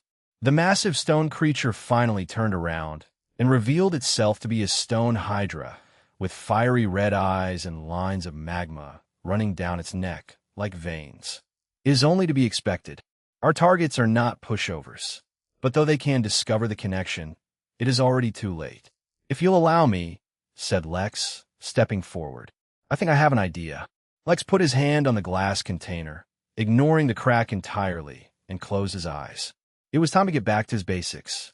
The thing he has been best at since he began his cultivation journey was defense, and the thing he was least afraid of was molten lava or any creature that used lava. He didn't care about whatever score the rock creatures were trying to settle. By trying to attack him with lava, they made things personal. Chapter 1424, only just beginning. Chapter 1424, only just beginning. The container they were in was made of glass. But it need not be said that this was far from ordinary glass. Lex did not know the specifics of the glass, but it definitely needed to be strong enough to resist whatever pressure was exerted from long-distance teleportation through the void. Considering that the void was dangerous to just about everyone, at minimum the glass container needed to have defense at the immortal level. If Lex had to take an arbitrary guess, he would say that it was probably at the level of a celestial immortal. For Lex to believe that he could improve the defense of an item at the celestial level was more than a little arrogant. But that's not what Lex was doing. He didn't need to improve the defense of the entire container. Rather, he needed to improve the container's protection specifically for whatever was tracking and harming them. With his eyes closed, Lex sensed the container, and specifically the crack. But to assume that the tracker was located at the exact location where the container was cracking was naive. The tracker was probably hidden ingeniously in some place no one would suspect or could find. No, what Lex focused on was the laws. He could no longer do things as simple and straightforwardly as before. The world was more complicated than what appeared on the surface. He also did not specifically look for the laws used by the enemy, whoever it may be in this case. For them to be able to fool the bank's forces, their mastery of laws, at least in hiding the laws and their applications, far surpassed Lex. But while their purpose was to covertly track and then attack the container, Lex needed only to enhance the container's own protection from external forces. If the container could resist the void and everything else this journey threatened in the norm, then it was well made. Lex used its ability to resist the void and enhanced it, made it greater, and broadened the scope of what it was to defend against. He used abstract concepts to fight against the many unknowns of a situation, and used the solid concept for the things that were straightforward. Back when Lex fought Cornelius and discovered lawcraft for the first time, studying the king's means, Lex discovered that there was a depth to laws that surpassed his comprehension, but at the same time that complexity was grounded in Cornelius' own experiences. He merged his own identity and experiences into his lawcraft. Lex did not know if that made things better or not.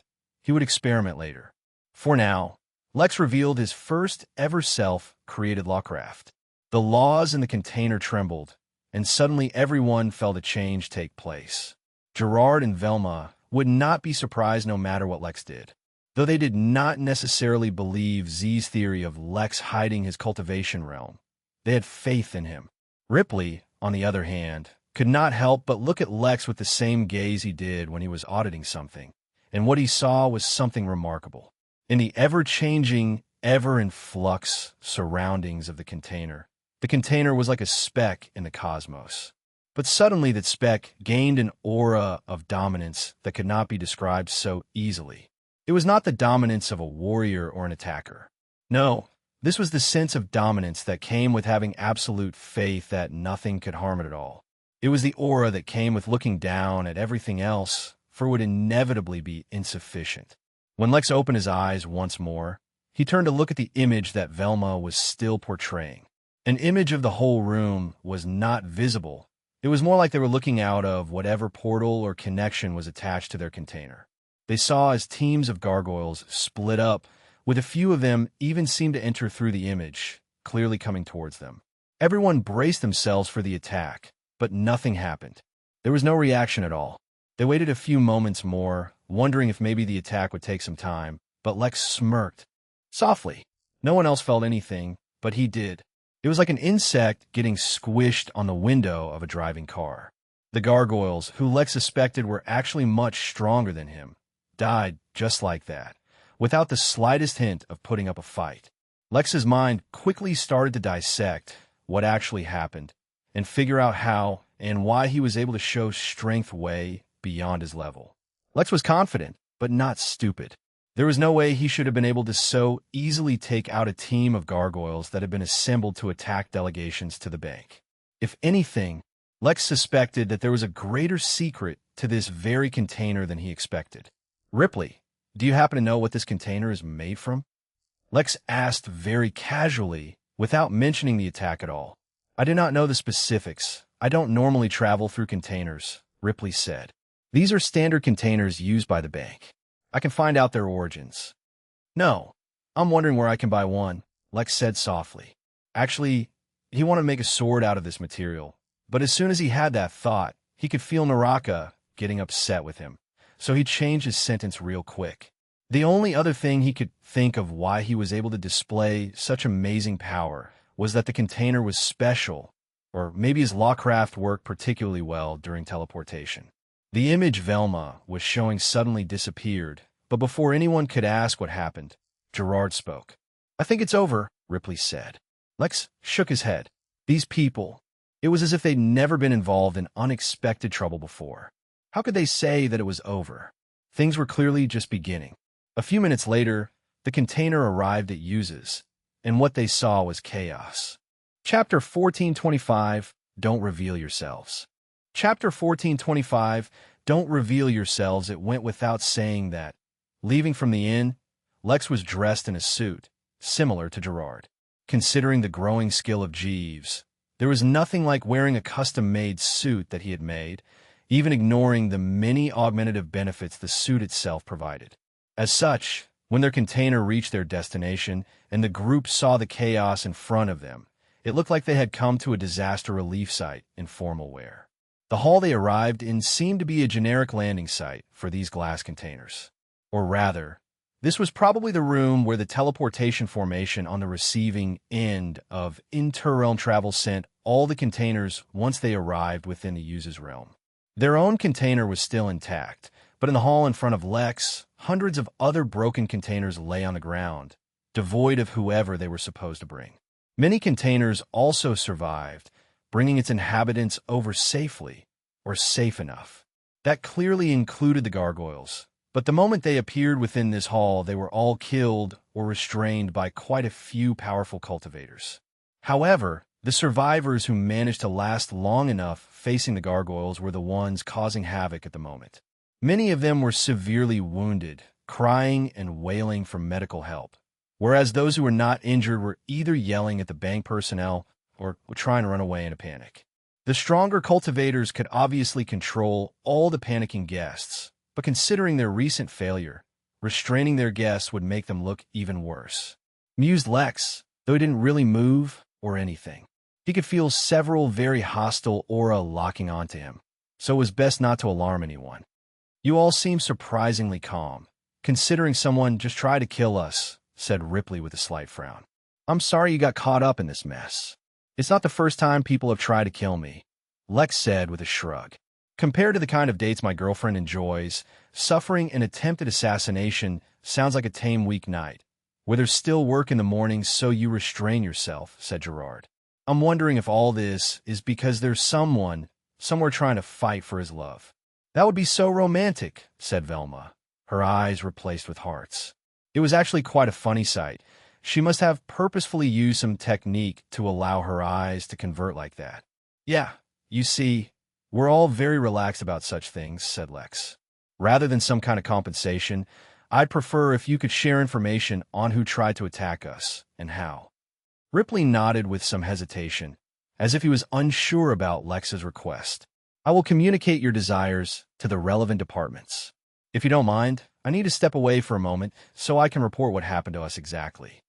Ripley left after excusing himself, but the rest of them stayed within their container. None of them had missed how those outside were looking towards them with some doubt and confusion, considering theirs was the least damaged container that had arrived so far. Guys, just a heads up, said Lex, speaking to the other two using his spirit sense. Don't use your real names here, don't reveal our background, and if anyone asks why we're here, just say that we were sponsored by the bank. I expect there to be a lot of political intrigue in an event as large as this, and we should try to avoid becoming unwitting victims of a much larger game. So are you suggesting that we should avoid causing a scene? Velma asked. No, you misunderstand. We're on vacation. There's no need to restrain yourselves. Just keep your identities hidden. Lex handed the two a seemingly plain card and asked them to keep it in their pockets. But the moment the two saw what it was, they were stunned. It was the innkeeper's business card. If energy was channeled into it, it would summon a projection of the innkeeper. Of course, that's not why Lex gave it to them. Instead, he intended to use the aura of a Tao Lord embedded within those cards to act as a sort of anti-divination charm. Lex's intentions were good. Unfortunately, he had never hung out with Gerard and Velma, or really any in-worker outside of the inn. That's why he didn't know that the usual personality they showed within the inn carried a lot of restraint, since the prestige of the inn could not be harmed in any way, especially due to their actions. But now they were outside of the inn with their identities hidden and with a powerful anti-divination item on their person, allowing them to act as they pleased. In fact, even Gerard and Velma did not know that they had been acting reservedly, for that was their norm. But now that they had the silent permission of the innkeeper to act freely, a flicker of mischievousness that had always remained hidden suddenly showed itself. Velma asked hesitantly, as if asking the rules they needed to obey while hiding their identity. Don't purposefully provoke anyone, especially if they're stronger than you, but also don't back down if something happens. After the previous incident, if there's one thing I can guarantee, it's that the bank will never let us be in danger again until the event is over. A flicker passed through Velma's eyes. So not only did she have permission to do what she wanted, even her safety was guaranteed. She could not help but smile. Chapter 14:26 Nervous. Chapter 14:26 Nervous. The three of them sat in their container, waiting for someone to come see to them. Technically, considering that those from other containers were out and about, causing a ruckus, they should have also been allowed to leave. But the fact that they hadn't suffered any harm at all, save for a small crack on their container, was highly suspicious. As guests, they would not be questioned outright, but it was best to cooperate with the bank to avoid any unnecessary problems. After all, later on, Lex would be relying on the bank as his backing, since he was hiding his origin from the Midnight Inn. They talked among themselves, most about what they saw in the hall. One of the things that Lex had to come to terms with was that many races were humanoid in the sense that they had legs, a torso, and anywhere from 0 to 6 hands. Oh, there was occasionally also a head.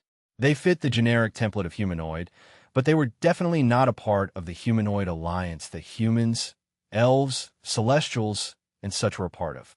What Lex gathered so far was that to be a part of the alliance, besides having the body shape, they must also look similar.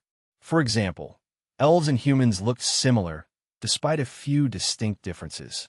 Celestials and humans actually looked almost identical externally, and dwarves were basically just short, hairy humans. Giants were large, hair humans, and fairies were tiny, almost hairless humans. The pattern went on, but when they looked humanoid but had scales, or their body was made of some unusual material, or if there were spikes sticking out of them, they were usually not from the Alliance. Of course, not all those they saw in the hall were humanoid. Many were also beasts, all of them formidable. Lex saw and assessed them all, wondering what kind of needs they would have as guests at the inn and how he would fulfill them, when an obsidian scaled panther approached their container at last. Distinguished guests, I, Bagheera, as a representative of the Versailles Bank, extend my sincerest apologies for your unpleasant experience so far. Lex frowned, not because he disliked the request or was agitated by it. Instead, his instincts were telling him to pity the panther in front of him, which was highly confusing. Why should he pity the panther? But since it was not a warning, Lex put the incident behind him. Of course. Please lead the way, he said politely, giving the other two a look suspiciously. For some reason, they looked a little more chipper than he was used to. There was no door on the glass container. Instead, it became completely permeable when they tried to pass through it, a function of a specific formation in this region. That was why, when they exited the container, Lex paused for a moment, and so did the others. Although Lex knew what a major realm was like because of Jack, as his main body, which had a higher cultivation level, had never entered one, he had not anticipated how different it would feel. As soon as he stepped out of the protection of the container, he was hit in the chest by the weight of the laws of the realm. It was not a physical weight, and it wasn't one that lower-level cultivators would feel. Only immortals could, which is probably why Jack never felt this pressure. It was not really a feeling Lex could easily explain. The fact that the shock of the sudden weight caused him to freeze was probably the best explanation in itself of how intense it was. But Lex quickly recovered, though he could not help but activate his left eye to study the laws of the realm a bit more. It was simultaneously breathtaking and mind-numbingly immense. He was so distracted by the intricate weave of laws that influenced every inch of this realm that he forgot to take in the beauty of the bank's compound itself, and soon found himself in a conference room. Gerard and Velma were taken to other conference rooms so that they weren't disturbed by each other while giving their transcript, but Lex was not fooled. They just wanted to make sure that each of them gave their own accounts of the events leading up their arrival. As it happened, Bagheera followed them to the other conference room, while a different obsidian-scaled panther came in to question Lex. "So, Mr. the Panther politely asked while a pen and a notebook hovered in the air beside it, ready to note everything down. Sure, it's not a problem, said Lex, still somewhat distracted. He had nothing to hide, so only a small part of his consciousness was focused on answering while the rest of it just studied the laws of the realm. In another conference room nearby, Velma took a seat and made herself comfortable while Bagheera sat opposite to her. Once again, I'm so sorry for this, Bagheera couldn't help but say in a professional tone. It seemed, on the surface, that he was being courteous, while the truth was something else entirely. Although he was a representative of the bank, and they were in the bank, which meant he was absolutely safe, the Panther started to feel nervous the moment he stepped in the room with this particular human. It was as if the Panther's instincts were telling him that he was trapped in the gaze of a predator, and there was nothing he could do about it. Apologizing was just his way to cutting the tension. It did not work, for when Velma smiled, Bagheera felt more nervous than he had ever before. Chapter 1427 Her. Chapter 1427 Her. The conference room was not large, just enough for a round table that could hold about 10 people, as well as a few cupboards. There's a large window, looking out to a courtyard some stories down below, with various people passing through it. The room, like all the other conference rooms, had been designed to create a soothing and peaceful environment so that all meetings could be conducted in a comfortable environment. After all, it was entirely normal for meetings to run on for days or weeks at a time. With most employees as immortals, their concept of time was vastly different from that of mortals, so the timetables they operated under were also different. Bagheera himself had held numerous meetings in similar conference rooms, and this was the first time he felt anything other than comfortable. Yet his professionalism didn't allow him to display that. But the poor obsidian-scaled panther was wasting his effort, for the inherent nature of Velma's tenet meant that she saw the universe differently from the rest. When Lex looked at the laws, or even reached out to them using his own tenet, he saw the laws as chains attached to everything. But Velma did not see chains. Or rather, when she used her tenet to reach out to laws, she did not perceive laws in a visual manner, but an auditory one. She heard hushed whispers, sharing their secrets, right to her soul. But because she was so in tune with her tenet, far more than Lex had ever personified his tenet, her application of it was far above his. She could not only hear the secrets of the laws, but everything attached to them as well. When she looked at the panther in front of her, she could hear so many of its secrets. Obviously, she could not hear all of them, such as the more serious secrets that were heavily protected consciously and subconsciously by the panther. But she could hear that the panther had not eaten food in over a few hundred years, right up until 3 days ago. She could hear that the food that the panther was usually so indifferent towards was more amazing than he remembered. She could also hear that it was not actually the taste of the food itself that made the meal so great, but the unexpected company of a female companion. The details of that companion were hidden from Velma, as if the panther did not want to reveal it to the world.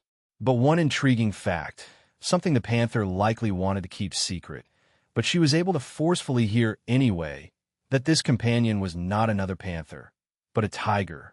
Such a thing was, of course, a faux pas in the feline world. Bagheera asked politely, "Considering the fact that I don't intend on revealing my identity to the public during the expo, I believe it should be adequate if I provide an alias instead. After all, no one likes to attract attention to things they'd rather keep private." It was a harmless question, but suddenly Bagheera got chills on the back of his spine. "I think, for the sake of this interview, I'll go by Vivian. Anyway, Bagheera, I got my sponsorship through Ripley." Velma crossed her legs and leaned back in her chair as she studied the panther some more. She just heard another whisper. The panther was looking for some exciting food to bring for another rendezvous it had planned later this evening. Yet with this sudden incident, it didn't know if it would be able to make it in time. "Fine, Vivian, we do have on record where Ripley sent his invites.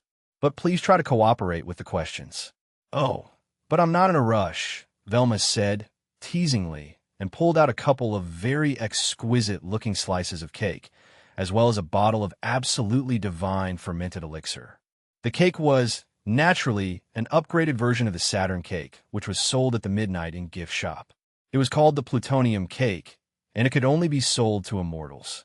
The cake was made specifically for immortals, containing traces of certain laws that would interact with the immortals' tenets, making them have an exceptional experience. It also had a mild hallucinogenic effect, but that was just to accompany the sensation of the laws and could easily be avoided if one wished. A single slice of plutonium cake cost 1 million MP. The fermented elixir, called Ambrosia Sunrise, was also an item sold at the gift shop specifically for immortals. Although unlike the cake, it was safe for consumption for those below the immortal realm. It was basically just what the name said. It was an elixir made from several extremely valuable medical plants, each one of which could restore even lethal injuries to those below the immortal realm. The elixir was then fermented in a barrel made of jade honey for about 1 million years, gaining properties of certain laws. Of course, that was all written in the description in the gift shop, which explained the astronomical 31 million MP price of this bottle. It was said that drinking this was such a pleasant experience that it was almost impossible to be in a bad mood afterwards. Of course, that did not mean one should drink it during exceptionally saddening events just to try out the potency. It would be inappropriate, for example, to suddenly feel chipper at a relative's funeral. Come now, Bagheera. I sense that you're a panther of refined tastes. This is my first time in a major realm. Why don't we relax and chat a little while you interview me? Even while trying to keep his composure, Bagheera almost fell out of his chair. What the hell was going on? He absolutely couldn't have a meal with this woman, or else she would be able to tell. Although there was nothing going on between Bagheera and Vivian, how could he explain that to her? At the same time, he also felt immense elation, for his instinct for telling him that this cake and this drink were perfect for his rendezvous later that day. She would absolutely love them. He could tell just at a glance how high quality they were. Miss Vivian, I think it's a little inappropriate for me to share a meal with you during this time, but feel free to enjoy these items yourselves. Ah, such a shame, Velma said, using a fork to cut out a small bite out of the cake for herself. Bagheera flinched at the sight, as if Velma hadn't stabbed into the cake, but into his heart. In fact, on some level, that is exactly what she was doing. The more nervous and perturbed Bagheera got, the more easily she could hear the whispers of his secrets. The tiger was actually older than him, by a significant margin. How very modern of him. You know, this cake is a speciality back where I'm from. It's best enjoyed with another person, but I suppose I don't mind enjoying it myself.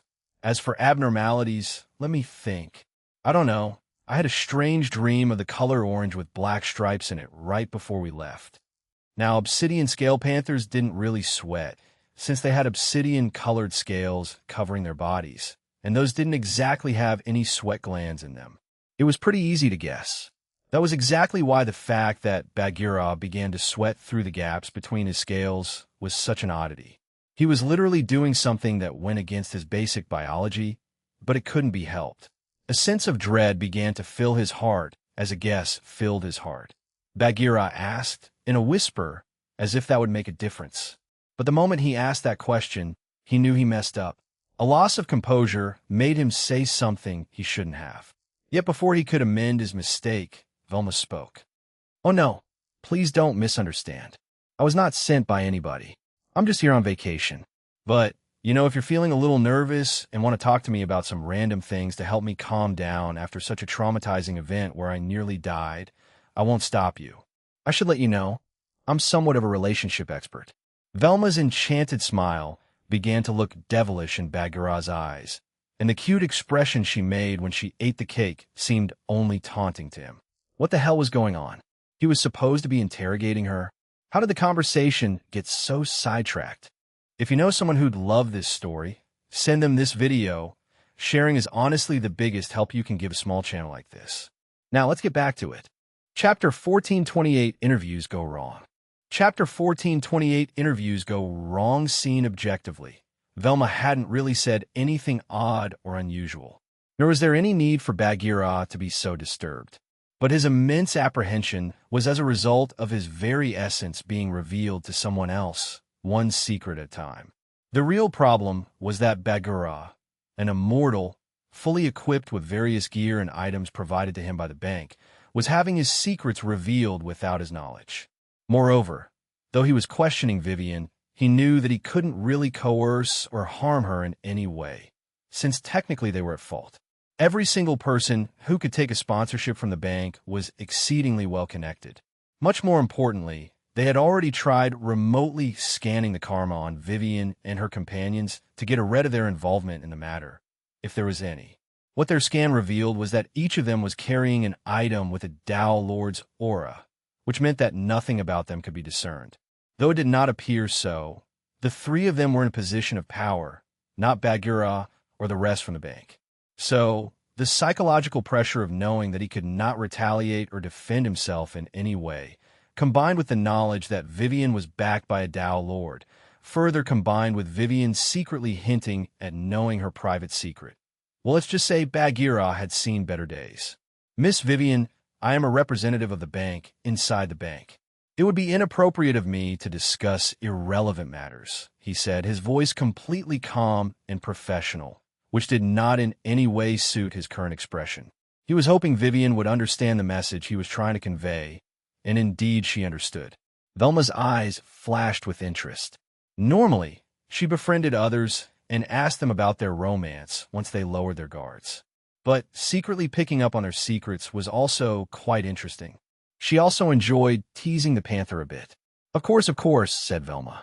Yes, we should just proceed with the interview as normal. That was what she said out loud. But through her spirit sense, Velma sent Bagheera another line. You are nervous because you think you'll get in trouble if you associate with other women. Velma put away the cake and the drink, no longer teasing him and pretending as if she was very serious about the interview. Unfortunately for Bagheera, without his realizing, she had already left a mark on him, a mark that the tiger would easily detect. Of course, Velma was not interested in ruining other people's love lives or creating unnecessary trouble. She really was sincerely trying to help Bagheera's love life prosper. The problem was that Bagheera may be a good cultivator, a good banker, and even a good warrior, but he was certainly lacking in his experience in dealing with women.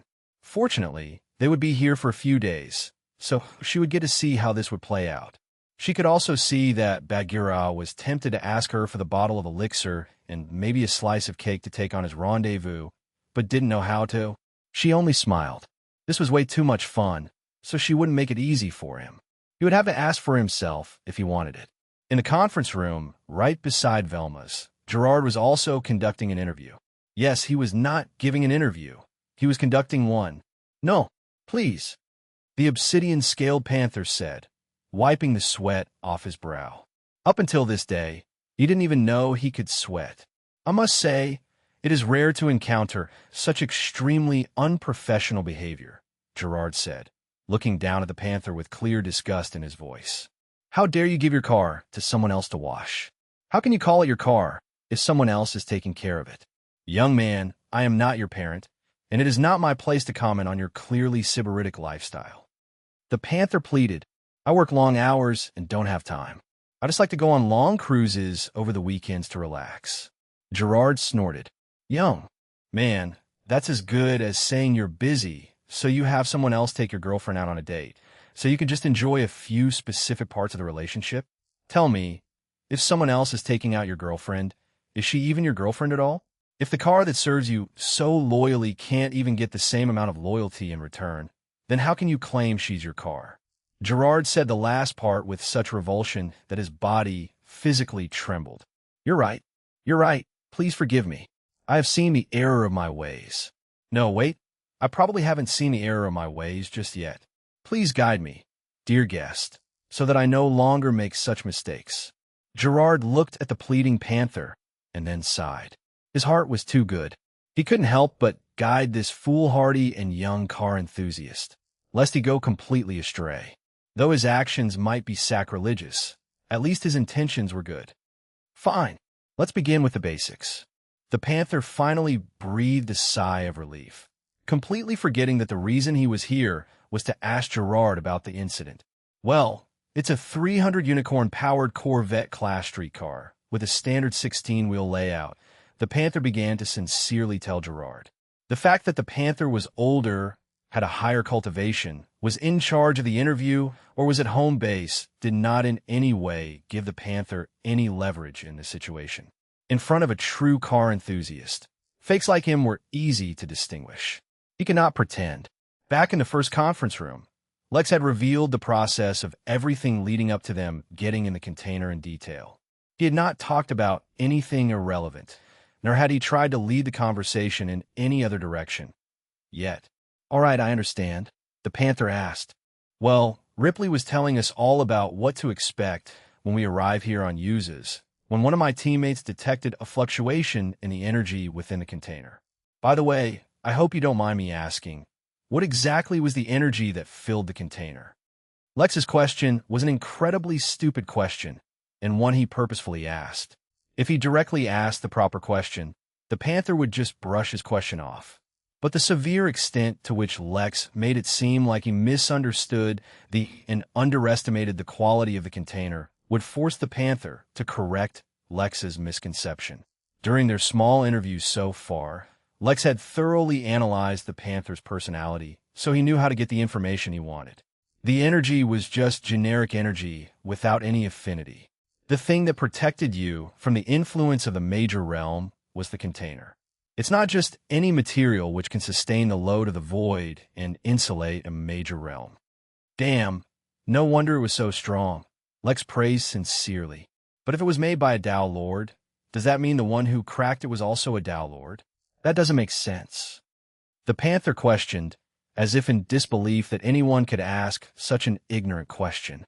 No, the containers are thoroughly wiped clean of all Tao influence before they are put to use, lest the guests traveling within them cannot survive the aura of the Tao. Such a process naturally makes the container weaker than an item carrying a Tao Lord's influence, but it is still strong enough to survive the void. Even so, for your companion to notice the flow of energy within the container was remarkable. Well, obviously, because he was looking right where the crack appeared, Lex said, as if it was a matter of fact. No, that's not possible," the Panther said in exasperation. "Even if the containers are no longer influenced by Tao Lord, their inner workings are not something just anyone can sense. Your friend would have had to." Lex just nodded his head as the Panther explained, in detail, the inner workings of the container and how it worked and was created. The fact that this would allow him to try and create such containers of his own later on was just a happy coincidence, and in no way what Lex had planned from the beginning. Chapter 1429, Inspiration. Chapter 1429, Inspiration, the meeting ended up being a lot longer than Lex originally expected, mostly because he was doing the respectable thing by letting the Panther talk as much as he wanted about the containers. Who was he to refuse the Panther? The poor fellow was probably distraught over the countless containers that were destroyed in the recent attack on the bank. Considering the immense cost of the container, it only made sense that the loss or damage of even a single one was immense. During the process, Lex also understood why exactly he was able to display such a formidable strength. He had not hidden anything, and had openly revealed that he had strengthened the defense of the container. But the result was far stronger than Lex anticipated. According to the Panther, there were two main reasons for this.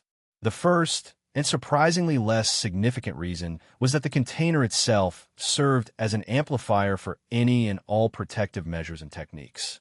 This aspect of it was embedded into every inch of its being, or else it would not be able to safely travel through the void. One should not judge the void by the fact that Lex had been able to survive the void in the past, merely becoming a meat patty in the process.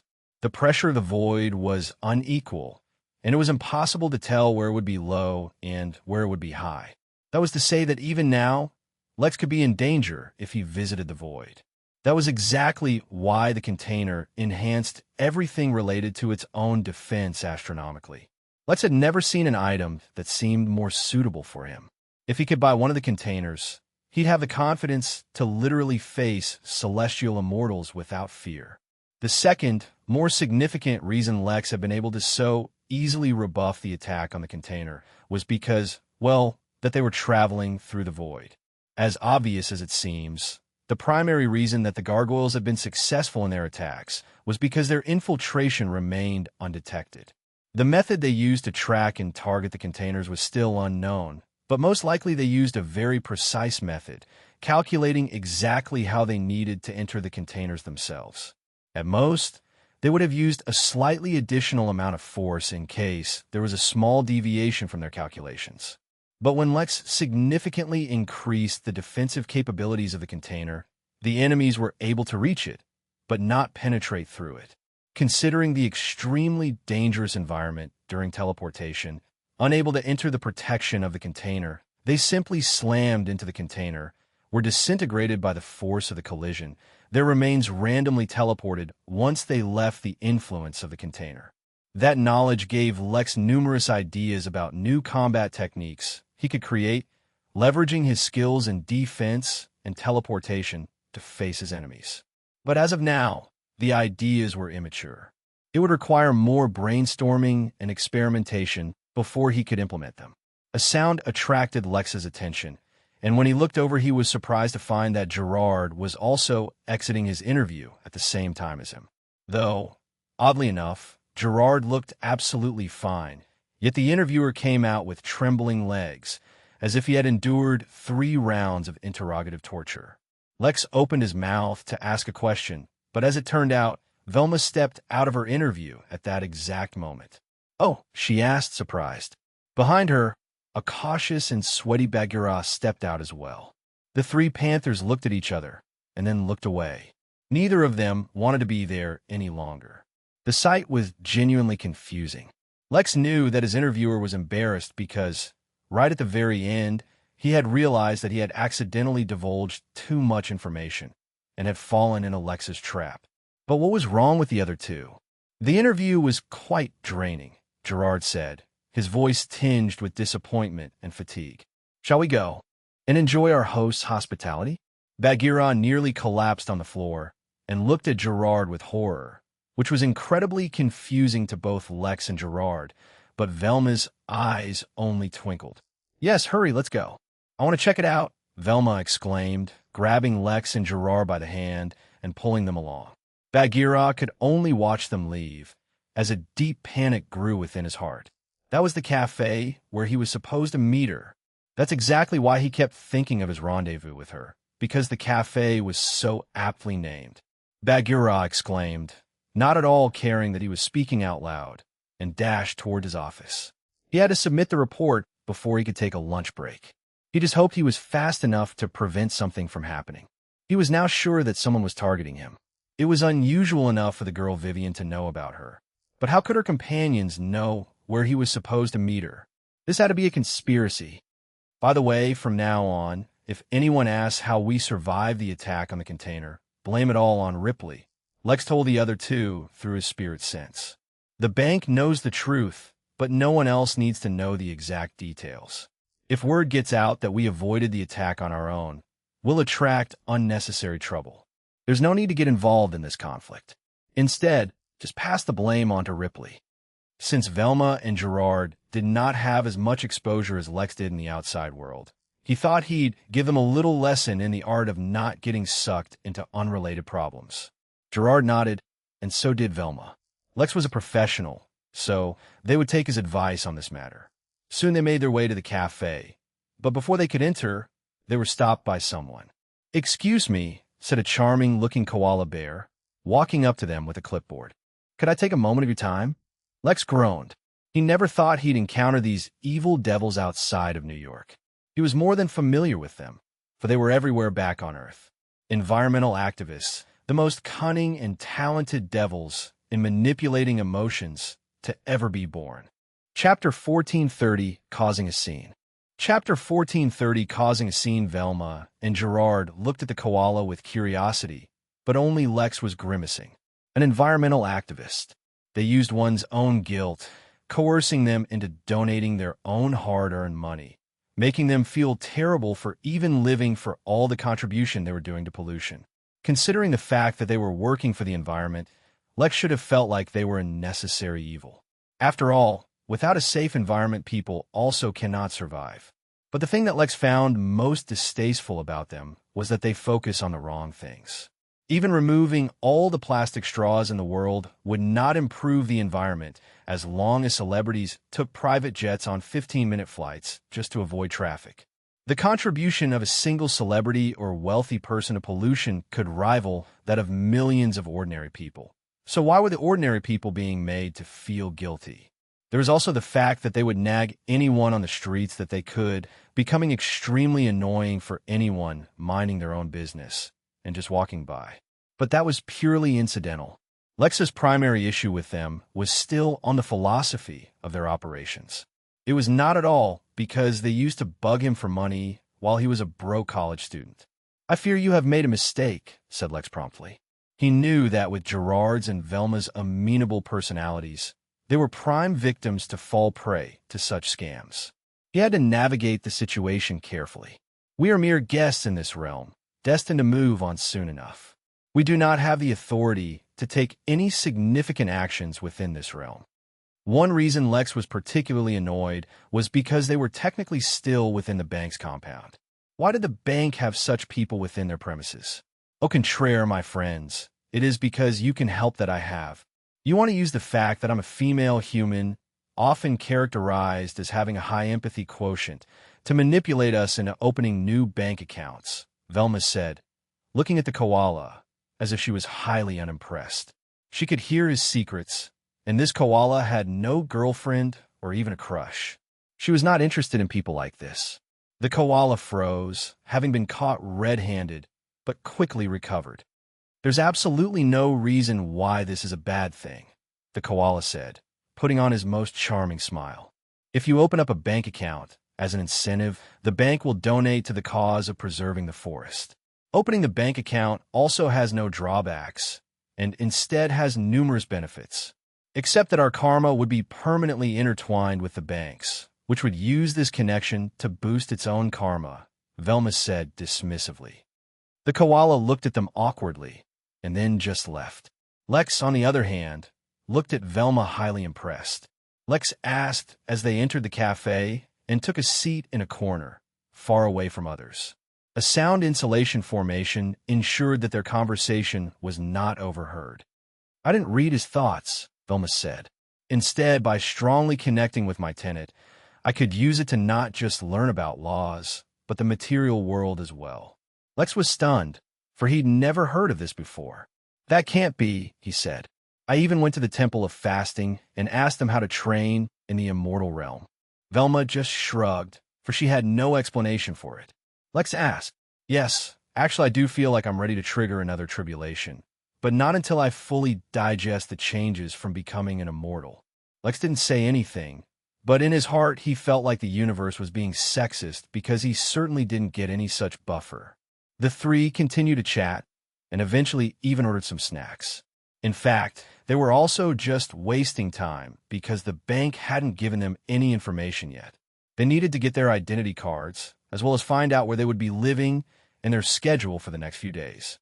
But considering the fact that they had been recently attacked, it was understandable that they were late doing such things.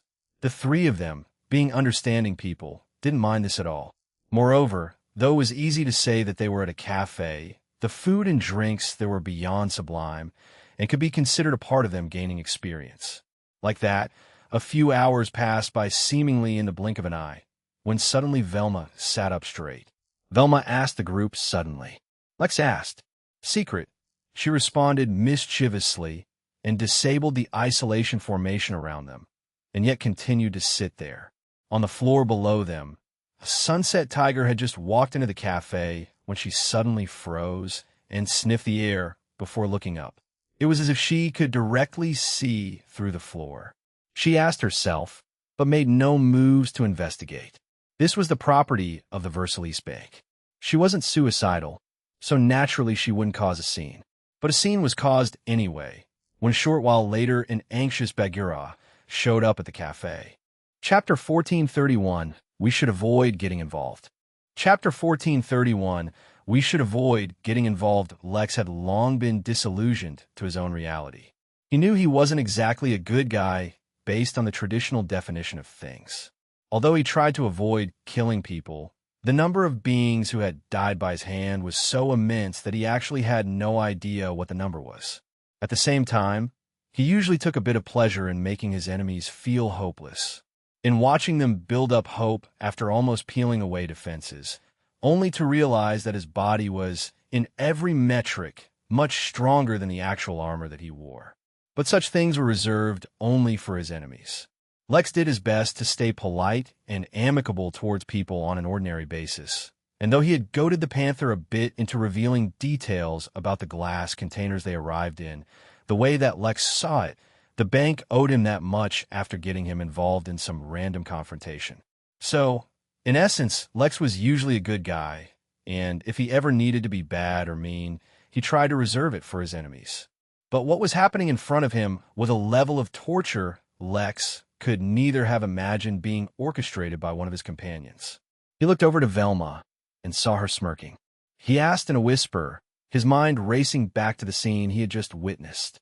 Bagheera had come running in, relieved to see that his date was alone. He wore a relieved smile, but that froze quick enough when the Sunset Tiger asked him a question. "Why do you have the scent of another woman on you, Bag?" Lex felt his literal hair stand up on his body as he realized that the poor panther had fallen into a trap. Unfortunately, the rest of the conversation was blocked by the sound isolation formation that suddenly turned on. "It's for his own good," Velma explained. "He really likes her, but he is too shy and conservative. She also likes him, but is proud and bold. If he cannot publicly acknowledge their relationship, it will be doomed. Or, if he does not do some grand gesture to show her he really cares, she will eventually let him go. Compared to that, this is a simple misunderstanding that can be cleared up with a simple explanation. But making her think that other women want her man will make her feel proud of her choice and more protective of him. On the other hand, clearly explaining the situation and handling it well will force Bagheera to acknowledge his feelings for her." Lex looked at her oddly. "I'm sure there was a better way of doing this." Velma shrugged. "You're probably right. But sometimes it's easier to push people along than convince them logically of those very same things that will benefit them. Anyway, I'll try not to do this again. You know, there's a famous saying back on my planet. With great power comes great opportunities to do some mischief." Velma looked at Lex oddly, but didn't say anything. Lex shook his head and then turned to look back down. "They're about to open the isolation formation," he said, just as the tiger stepped out, looking extremely proud. Behind her, Bagheera was using his tail to dab his forehead with a magical handkerchief that could endlessly absorb sweat. "I wonder what they said," Lex mused. "I could see why you find this interesting. I take back what I said." Velma looked at him and, after a few moments, asked him a simple question. Lex coughed, almost spilling the drink in his hand, and turned back to Velma. "It seems there's another development," Gerard said, interrupting the two. When they looked down, they saw that the pair was about to exit when another Sunset Tiger walked into the cafe and seemed to recognize Bagheera's paramour. Lex asked, but Velma only shook her head. "I'm not omniscient." The trio looked on with great interest as the new tiger heavily flirted with Bagheera's love interest, right in front of him. Oddly enough, she did not shun his advances, though she did not accept them either. She just stood there silently, observing how Bagheera reacted. "Oh dear, it looks like there's going to be a scene," Gerard said, as he stood up and fixed his tie. "We should really avoid getting involved in unnecessary problems," Lex lamented, even though he also stood up and began to stretch. The reason those two stood up was because Velma had already made her way downstairs. She said, pulling out the bottle of fermented elixir and showing it to the group. Bagheera looked panicked, while the tigress seemed surprised at the fact that Bagheera had actually prepared a surprise for her. A sunrise elixir for a sunset tiger? How romantic. "Buddy, you better step up soon or you're going to lose your lady." Lex covertly sent a spiritual sense message to Bagheera, prompting him to realize that the situation was getting out of hand. "Lady Vivian, you brought out the elixir too early," Bagheera said. "My surprise is not complete." Bagheera took the bottle, giving Velma a grateful look, and then walked up to her, ignoring the fuming tiger standing right beside him. Yet before he could say anything, The angry tiger lunged forward. "You perverted panther." Chapter 1432 Liam. Chapter 1432 Liam, the tiger that attacked, was somewhere near the very peak of the Earth immortal realm, but not quite there. If Lex had a guess, he would say the tiger was either a level 7 or 8 Earth immortal. Bagheera, on the other hand, was closer to the middle of the Earth immortal realm, maybe a level 4 or 5. Of course, strength could not be measured merely by levels, but with Bagheera's personality the way it was better to assume that his strength did not surpass what it appeared to be on the surface. Ironically, it was the tigress who had the highest cultivation of the three, undeniably at the very peak of the Earth immortal realm. If a fight broke out between them, it would not end swiftly and would cause a lot of damage. Of course, that was presuming that the fight was not immediately put to a stop by the bank security forces. Even as they headed downstairs, Lex and Gerard could sense the security closing in, since they too could sense a fight about to break out. But whether the fight lasted a long time or not, they absolutely could not let Velma come to harm. When the tiger eventually lunged towards Bagheera, Velma was standing right beside him. Even if she was not the target of the attack, as a mere level 1 Earth immortal, she would not escape unharmed just from being near it. The Sunset Tiger was, as the name might suggest, a beast, and beasts did not really have tenets. That was primarily a humanoid thing. Instead, they manipulated laws using their own unique abilities or through their incredibly powerful bodies. The Sunset Tigers, as a race, had strong affinity towards stars, fire, and damnation. All three of those laws manifested in the tiger's claws as he aimed to rip Bagheera's scales off his face. Yet just as his power rose to a crescendo, and he was ready to unleash all his might, a human hand appeared right in front of him, his fingers interlocking between his claws and somehow suppressing the laws in his body. In a single moment, the tiger went from lunging into an attack to holding hands with a human, awkwardly standing on its hind legs as if they were about to dance. The worst part of it was the tiger tried to fight back, but its entire body was frozen still. It was as if the human had proven himself to be supreme, suppressing the tiger in all aspects, whether it be bloodline, strength, laws, or anything else. "I'm very flattered that you feel like dancing, but I'm really only interested in human females," said Lex as he looked at the tiger. He really did not want to get involved in other people's business, but if he had to get involved, it was best to take control of the whole situation. If a fight broke out, there would be problems, but if it never reached that level at all, then things would be much easier. Before the tiger could process what Lex had said, Lex finally let go of the tiger's claws and stepped back. A number of guards, all dressed completely in armor, so their race and identity was completely hidden, arrived within the cafe. "Thank you for intervening, dear guest," said one of the guards, stepping forward. "No problem at all," said Lex with a smile. The tiger, finally free from Lex's influence, calmed down. It knew that with the bank security on scene now, it had lost the opportunity to do as it pleased.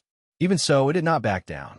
It looked at Lex for a moment with wariness in his eyes, but considering that Lex did not actually harm him in any way, turned to look back at Bagheera. "This is not over, Panther. I don't think it's anyone else's business who I associate with," the tigress said, walking up beside Bagheera, who had managed to maintain a tough facade throughout. "I think you have made a grave mistake," Bagheera said, walking up to the tiger and looking it directly in the eye. The statement was kind of pointless, since everyone here was a part of the bank, the tiger included. But the difference was Bagheera may not be strong, but he understood the complex dynamics of the bank better than most, and that is how he rose through the ranks. For the tiger to do something so reckless, in a time where the bank had also just suffered a setback, was practically just asking for trouble. Before the tiger could respond, the guards escorted him away, leaving the group by themselves, though some guards remained within the cafe.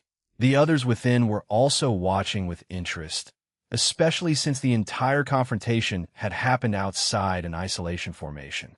"I must thank you for your timely assistance," the tigress said, stepping forward to Lex.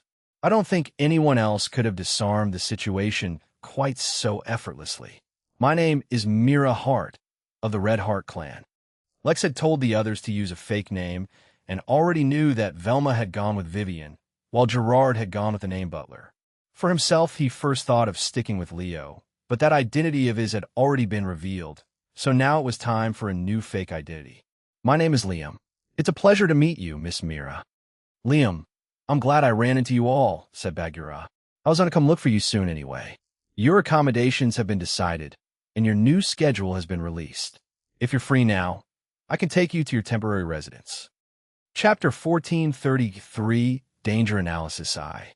Chapter 1433, Danger Analysis I was a harmless question, though everyone could tell that one of the reasons Bagheera wanted to lead them away was because he did not want to have a private conversation with Mira in front of them. Of course, Lex almost immediately also sensed that there was more to the situation than appeared at a glance. His vast experience in landing in the most troublesome situation possible led him to immediately conclude that Myra's background was not as simple as it appeared, and that the Red Heart clan she originated from was deeply involved with the bank on numerous levels. If that were the case, then the tiger he had just danced with also likely had a deep background, and chances were that he had just interfered in a courting process that had the secret approval of two heavyweight clans and ruined some plans long set in motion.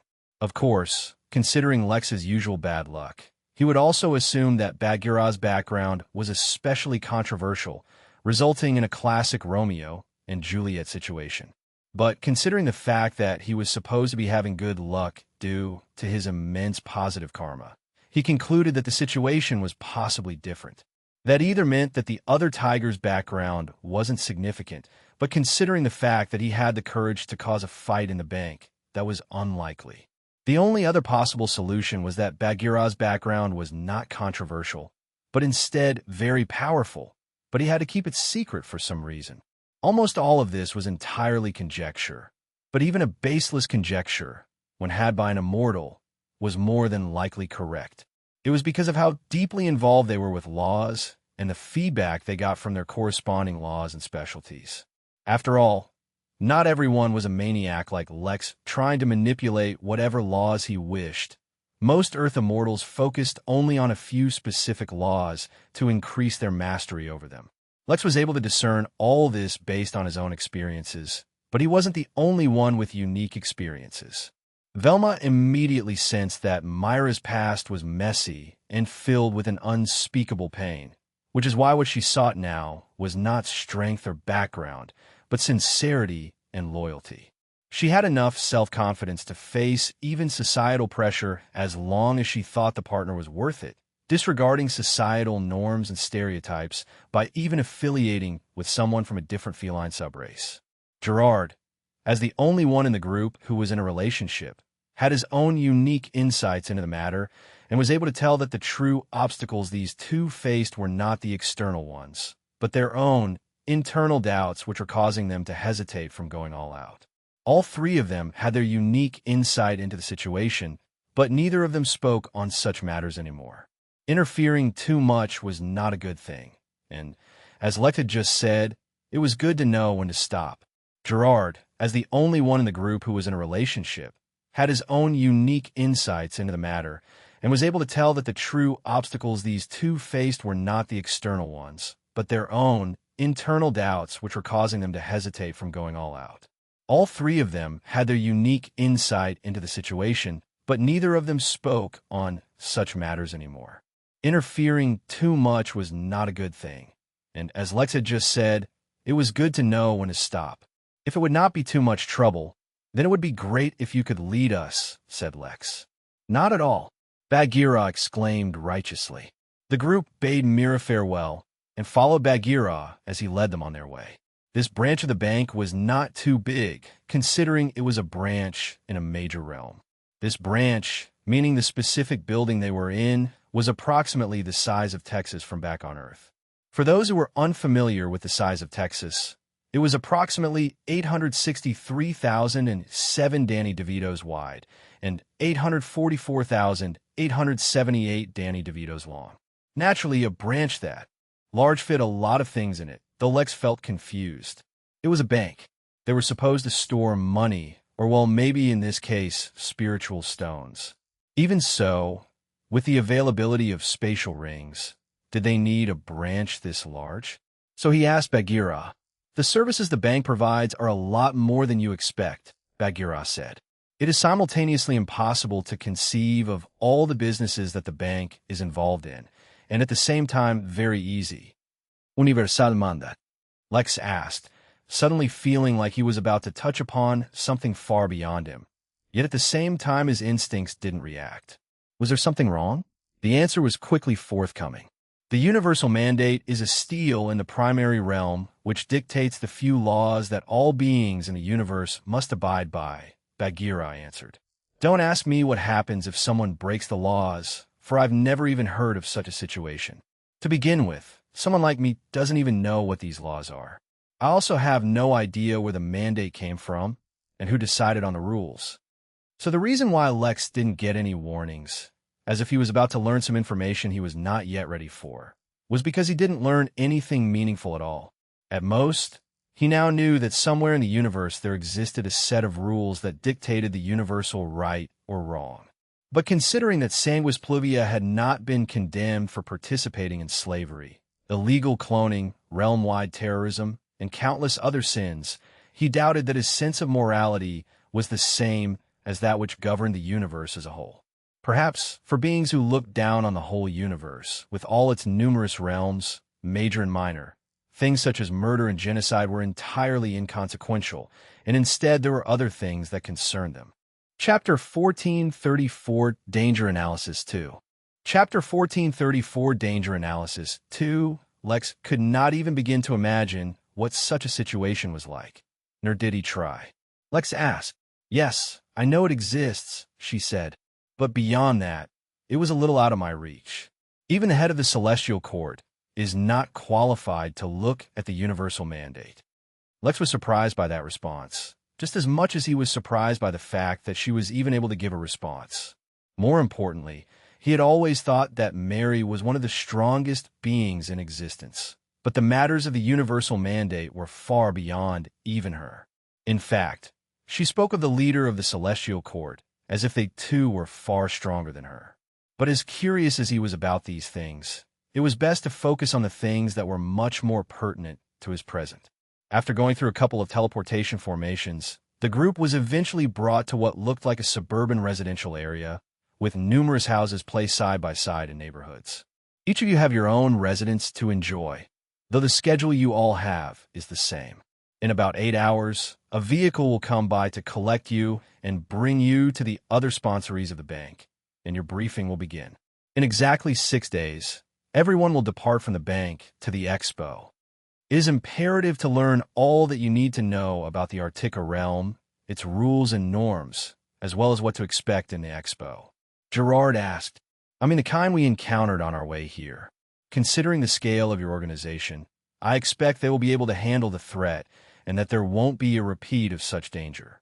For all the apologies you have given us, it does not make up for the fact that we got pulled into an unaffiliated conflict that we still know nothing about, and suffer the risk of facing more dangers." Lex was surprised by Gerard's sudden firm stance, but then again it made sense. He had been the head of security at the Midnight Inn for a very long time, so he was used to seeing these things from a different point of view. Bagheera sighed. "I know it doesn't mean much, but I once again extend our sincerest apologies for getting you involved in this situation. I can assure you there will be no repeat of this incident, and that the bank will thoroughly make up for it as well. You will also be given a detailed explanation of what happened and why, just as soon as the bank finishes handling the situation. In fact, the relatively undamaged container you three specifically brought out played a great role in expediting the search for how the containers were targeted and the responsible parties as well. In that case, I'm looking forward to seeing what a reward from the famous bank Versailles looks like," interrupted Lex suddenly. "If it's entirely possible, I'd like to request the possibility of determining my own reward." "I will forward your request to the bank, though I cannot determine their response," said Bagheera. "Please, enjoy your stay here." Lex and the others stayed and watched as Bagheera left, though Lex's expression became solemn once the panther had left. He said no words, but a single exchange of glances was enough for the other two to follow Lex into his own home. The houses came equipped with numerous formations and features, so Lex immediately enabled all the isolation and protection formations available before he began putting up his own personal formations around them for additional security. "This matter is far from over," Lex said gravely. "I sensed extreme danger when Bagheera said that our container played a great role in their investigation, and each time he mentioned giving us an explanation or update on what happened, the sense of danger became even greater. This matter is entirely outside the scope of what we can handle, and so we have to tread carefully. To begin with, we have to avoid taking any and all information about what actually happened and who is behind it." "I sensed as much," Gerard said. "The way they handled this situation is unusual. Even the inn is swift in handling and responding to all threats, not to mention very clear-cut in our response. In contrast, the bank has already spent many hours, but no result has been reached. For an organization with numerous Tao lords, this is highly unusual. More importantly, Bagheera mentioned that their bank is involved in anything that allows them to make a profit. Not only does that sound like they would even be willing to bury this incident if the outcome seemed profitable, it also indirectly means that they would also have competitors. Otherwise, they would be a monopoly and much more aggressive in matters of profit than they appear to be. Competition implies that there are other banks or organizations of a similar scale operating in the universe. Considering that one of the bank's partners just gained sole control over a major realm, I'd imagine many of their competitors feel threatened and so would take some kind of action." Lex raised an eyebrow, sincerely impressed by Gerard's thorough analysis. But before he could comment, Gerard pulled out a piece of paper and showed it to Lex. Chapter 1435, Plots Within Plots. Chapter 1435, Plots Within Plots. The constant uses of her did not at all confuse Lex. It was obvious that her would change upon who was using it. Just like Bagheera used her to refer to Mira, his girlfriend, Gerard also used her to refer to his own girlfriend, Lilith. Lex looked at the piece of paper and saw some words written on it. "The Versailles Bank and the Humanoid Alliance have recently had a falling out. They've been confronting the Celestials and have started funding businesses that are anti-angel interest." Lex frowned for a moment and tried to evaluate his situation. He wanted to determine if he and the Midnight Inn were involved in a plot from the very beginning. Although the Midnight Inn often claimed to be a neutral organization, one could not ignore that most of the workers were humans and most of the guests were devils. Moreover, with his recent involvement with Sekhmet, would have put the Midnight Inn on a lot of people's radar. Even if others believed his claim to neutrality, at least R.A., Sekhmet, the same was Pluvia, and now the HOA that backed Sekhmet would be anti-Midnight Inn. If that were the case, it would be safe to assume that, whether he knew it or not, the Midnight Inn had been pulled into the schemes of universal-level organizations. He wasn't suspecting Ripley of plotting against them. There was simply no need. Ripley merely did what he thought was good for the inn due to his sincere reverence of the innkeeper, but that did not mean that the bank backing him had no thoughts. If they were already making moves against the entire Humanoid Alliance, which Lilith had actually written as the Devilish Alliance, but Lex's translator read as the Humanoid Alliance, then moving against a few mere Earth immortals would hardly even require much precaution.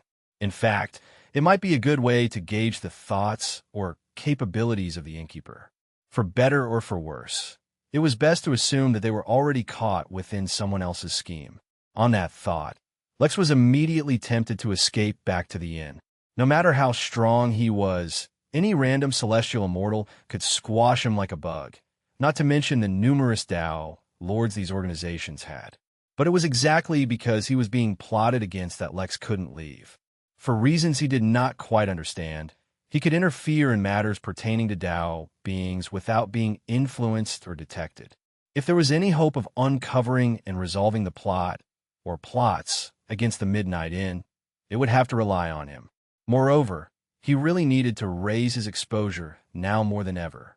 Although at a glance, it seemed like the bank had a good relationship with him, even giving him the Void Aegis, who knew what their true intentions were. What if the bank wasn't even the one plotting against him, but someone else? He needed to raise his awareness of the forces in the universe, as well as how they operated, or else he wouldn't even know who or what to protect himself from. Suddenly, It felt like a lot of the pressure Lex felt in his early days of cultivating had returned. With a grave expression, he turned to look at Gerard and Velma. Fortunately, unlike his early days, he was not all alone. He had partners who were not only skilled in their own right, but had formidable connections and sources of their own. The situation has changed. Lex spoke to them, using his spirit sense. I can now conclude that someone is making use of us to probe the Midnight Inn. On appearances, it may seem like that previous attack might have been targeting the bank, but there's no reason why it couldn't also have been a convenient way to test us out, or to test out if the innkeeper would help us.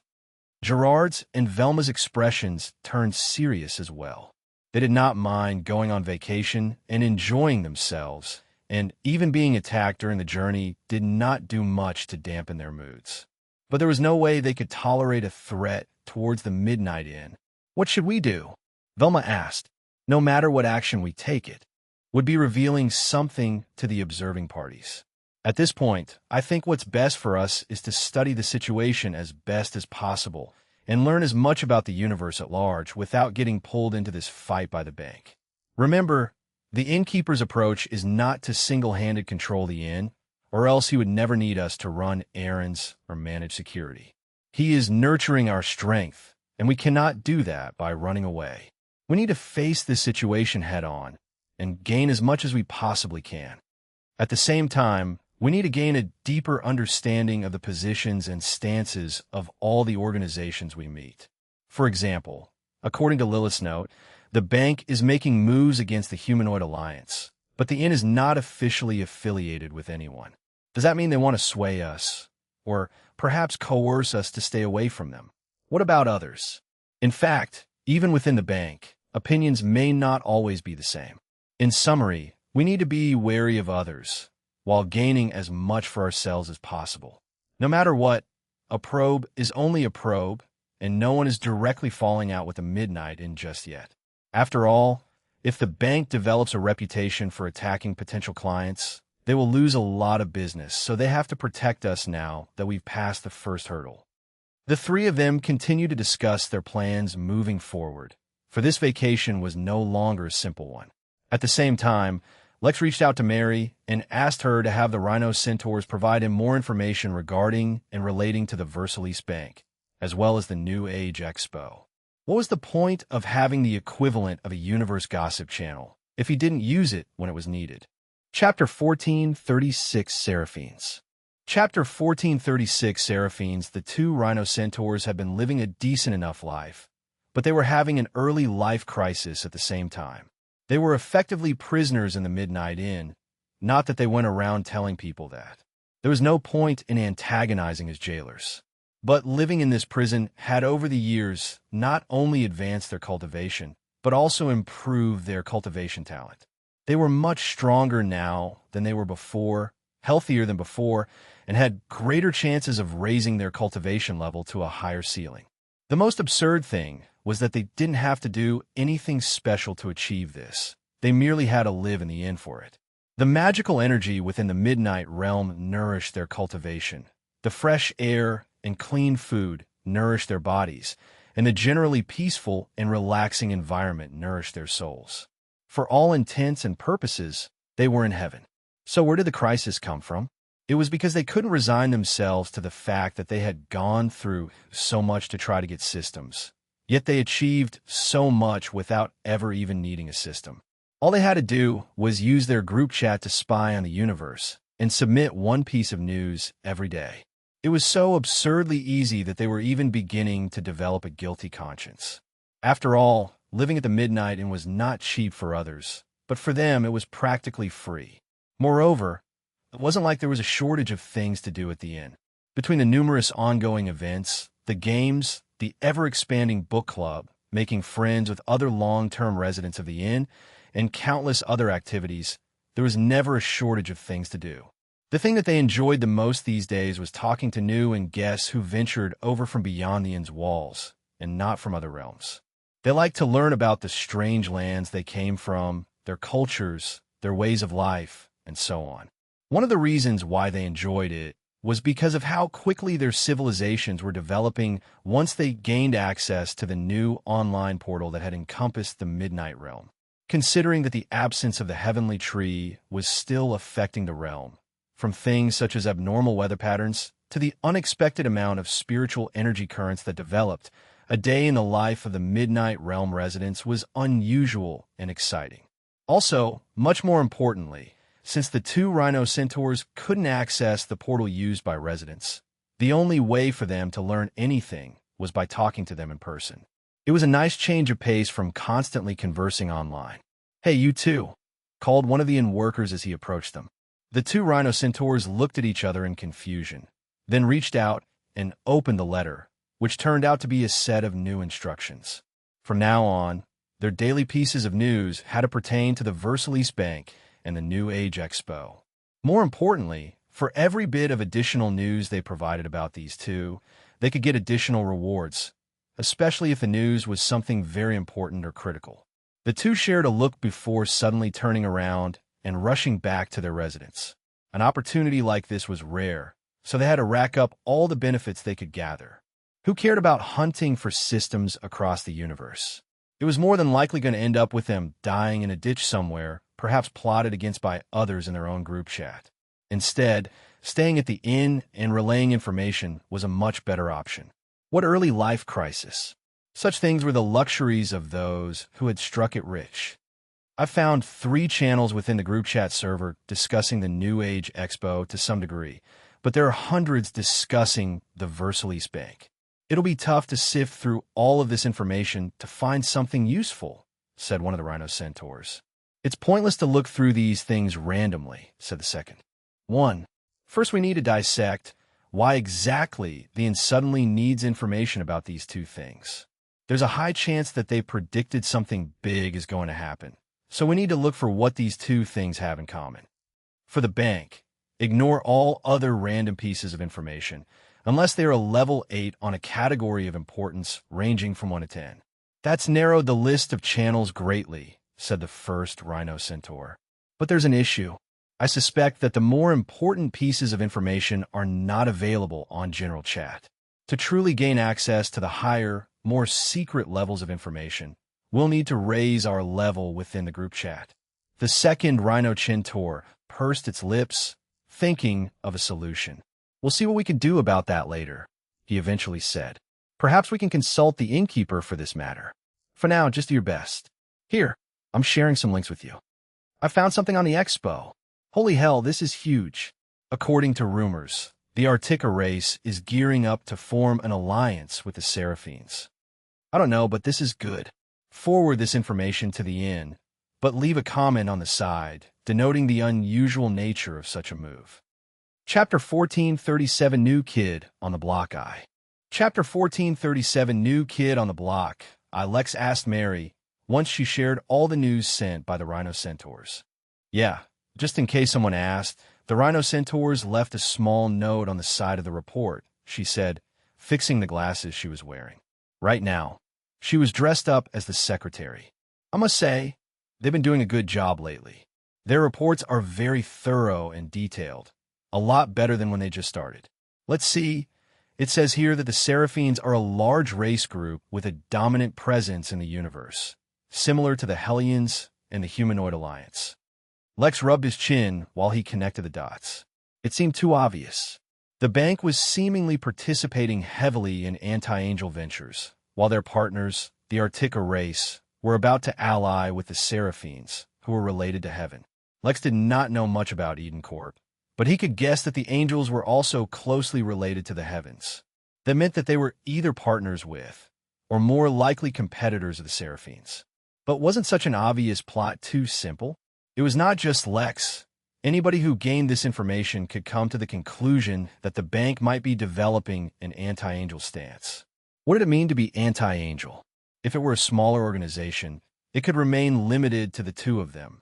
But the bank, as far as Lex could tell, was a behemoth, and if they developed too obviously against a specific race group, then it would be a matter of the entire alliance. But such an obvious play by the bank may mean that this was nothing more than business as usual, and it was mere coincidence that it was going against the angels, rather than them plotting something. After all, weren't plots supposed to be hidden and difficult to detect? Before Lex could figure things out, the sound of a doorbell interrupted his thoughts. It was time for them to leave and attend their first briefing about the expo. Remember, use this opportunity to learn as much as possible about what's going on. If we get separated, try to stay uninvolved with the attacks on the bank and state clearly that you do not want to know unless you get involved. It's going to be tough not to find out details, Velma said while wearing a wry smile. Lex shrugged.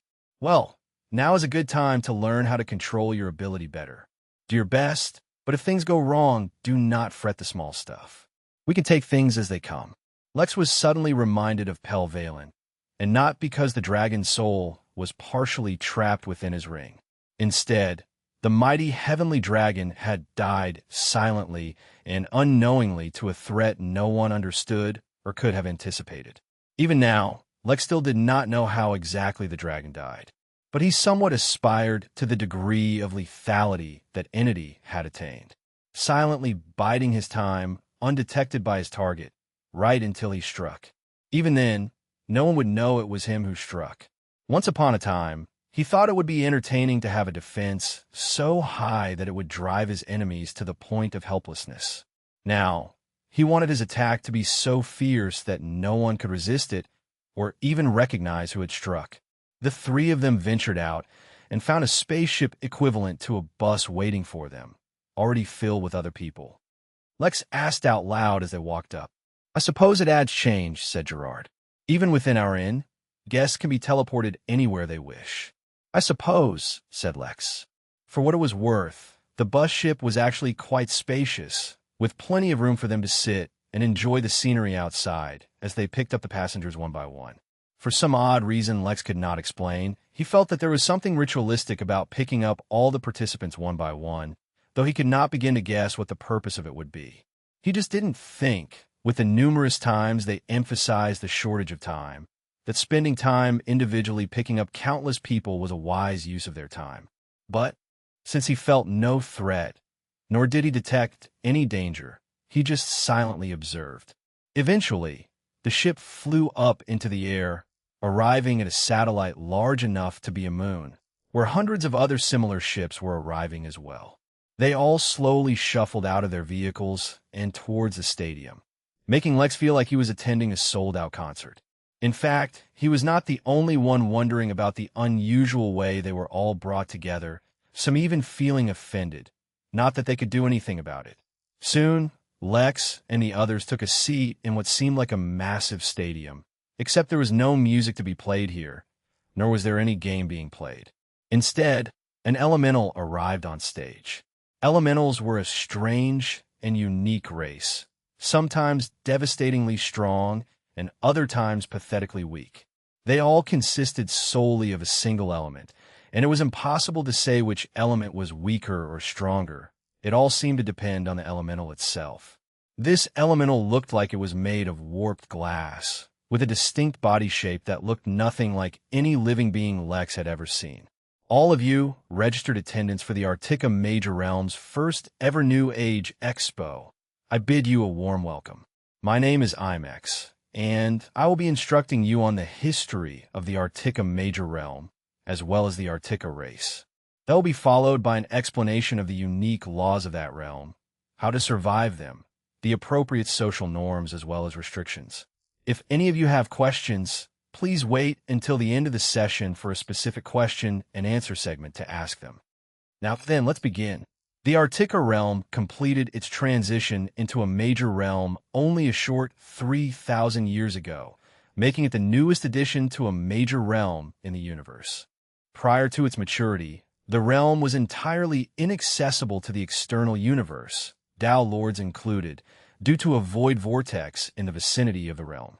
It was only after the realm matured and exerted its pressure in the surrounding region that the vortex settled and the new realm was accessible. But whether it was a stroke of luck or something else, 3,000 years was too short a period for others to locate the new major realm, even if they knew of its existence. That allowed the local powers of the Artica Major Realm to, in a genuinely unique situation, take complete control of the entire realm. For those of you familiar with the history of the universe, you know that it is not just external intervention that usually prevents local forces from taking over an entire realm. Most realms are vast beyond measure, so much so that not even Tao Lords can fully explore them. A major realm, then, is infinitely larger, so for a single force, in a new realm that only 3,000 years ago allowed the birth of proper Tao Lords, to take complete control is absolutely unheard of.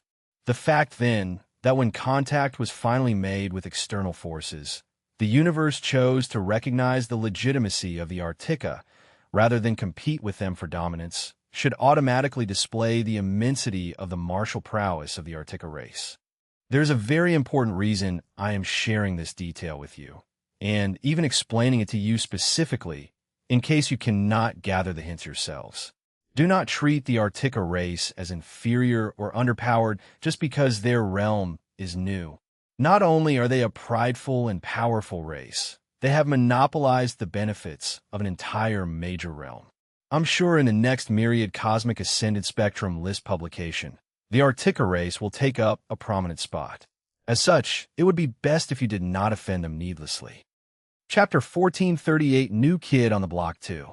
Chapter 1438 New Kid on the Block 2. IMAX's last statement caused quite a stir as many of the sponsorees began to murmur amongst themselves. Most of them sounded offended that IMAX even thought that they would need such protection, which let Lex know that these were exactly the kind of people this warning had been for. Every single being here came from a powerful background, most likely near or at the Tao level. Despite how rare Tao Lords were, when considered on a universal scale, it made sense that there would be a lot of them.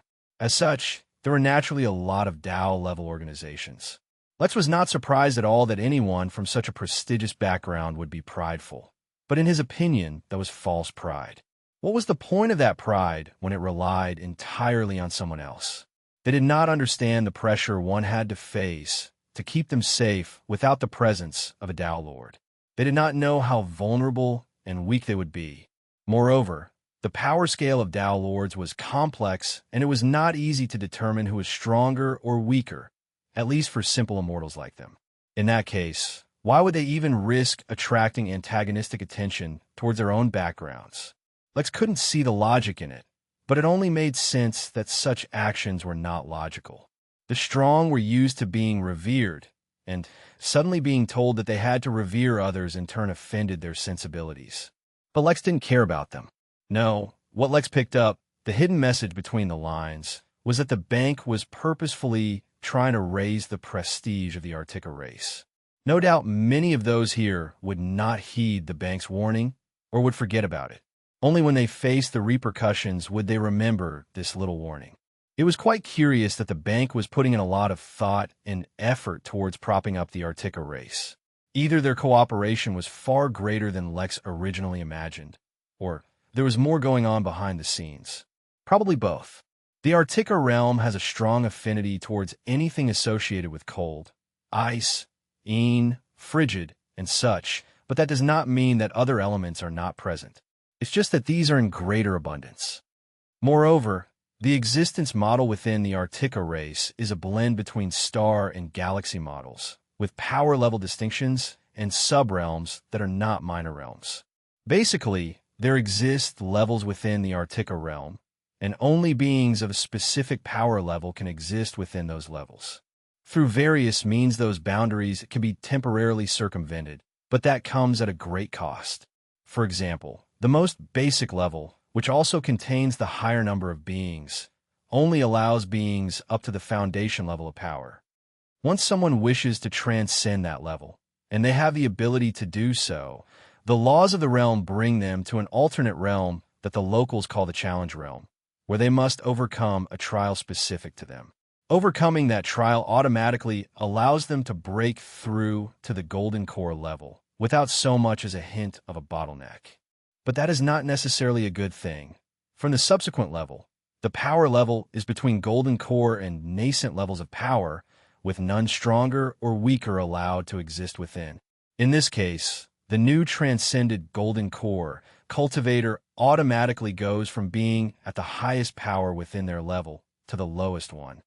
Similarly, if someone within a higher level has a child or offspring, that child is automatically transported to the appropriate level for their existence. The locals have developed a strong culture of protecting the young, for if it were not so, then none would survive and all races would go extinct.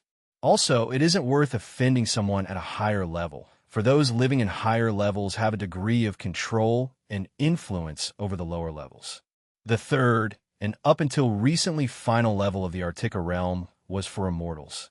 It used to be the largest, and was filled solely with immortals, though the innate dangers of that level kept their numbers from rising too high despite their apparent immortality. Each level, divided from one another, is like its own unique realm, but at the same time holds numerous superclusters, massive structures containing multiple galaxy clusters and groups. The newest and most powerful level of the Artica race is for Tao Lords.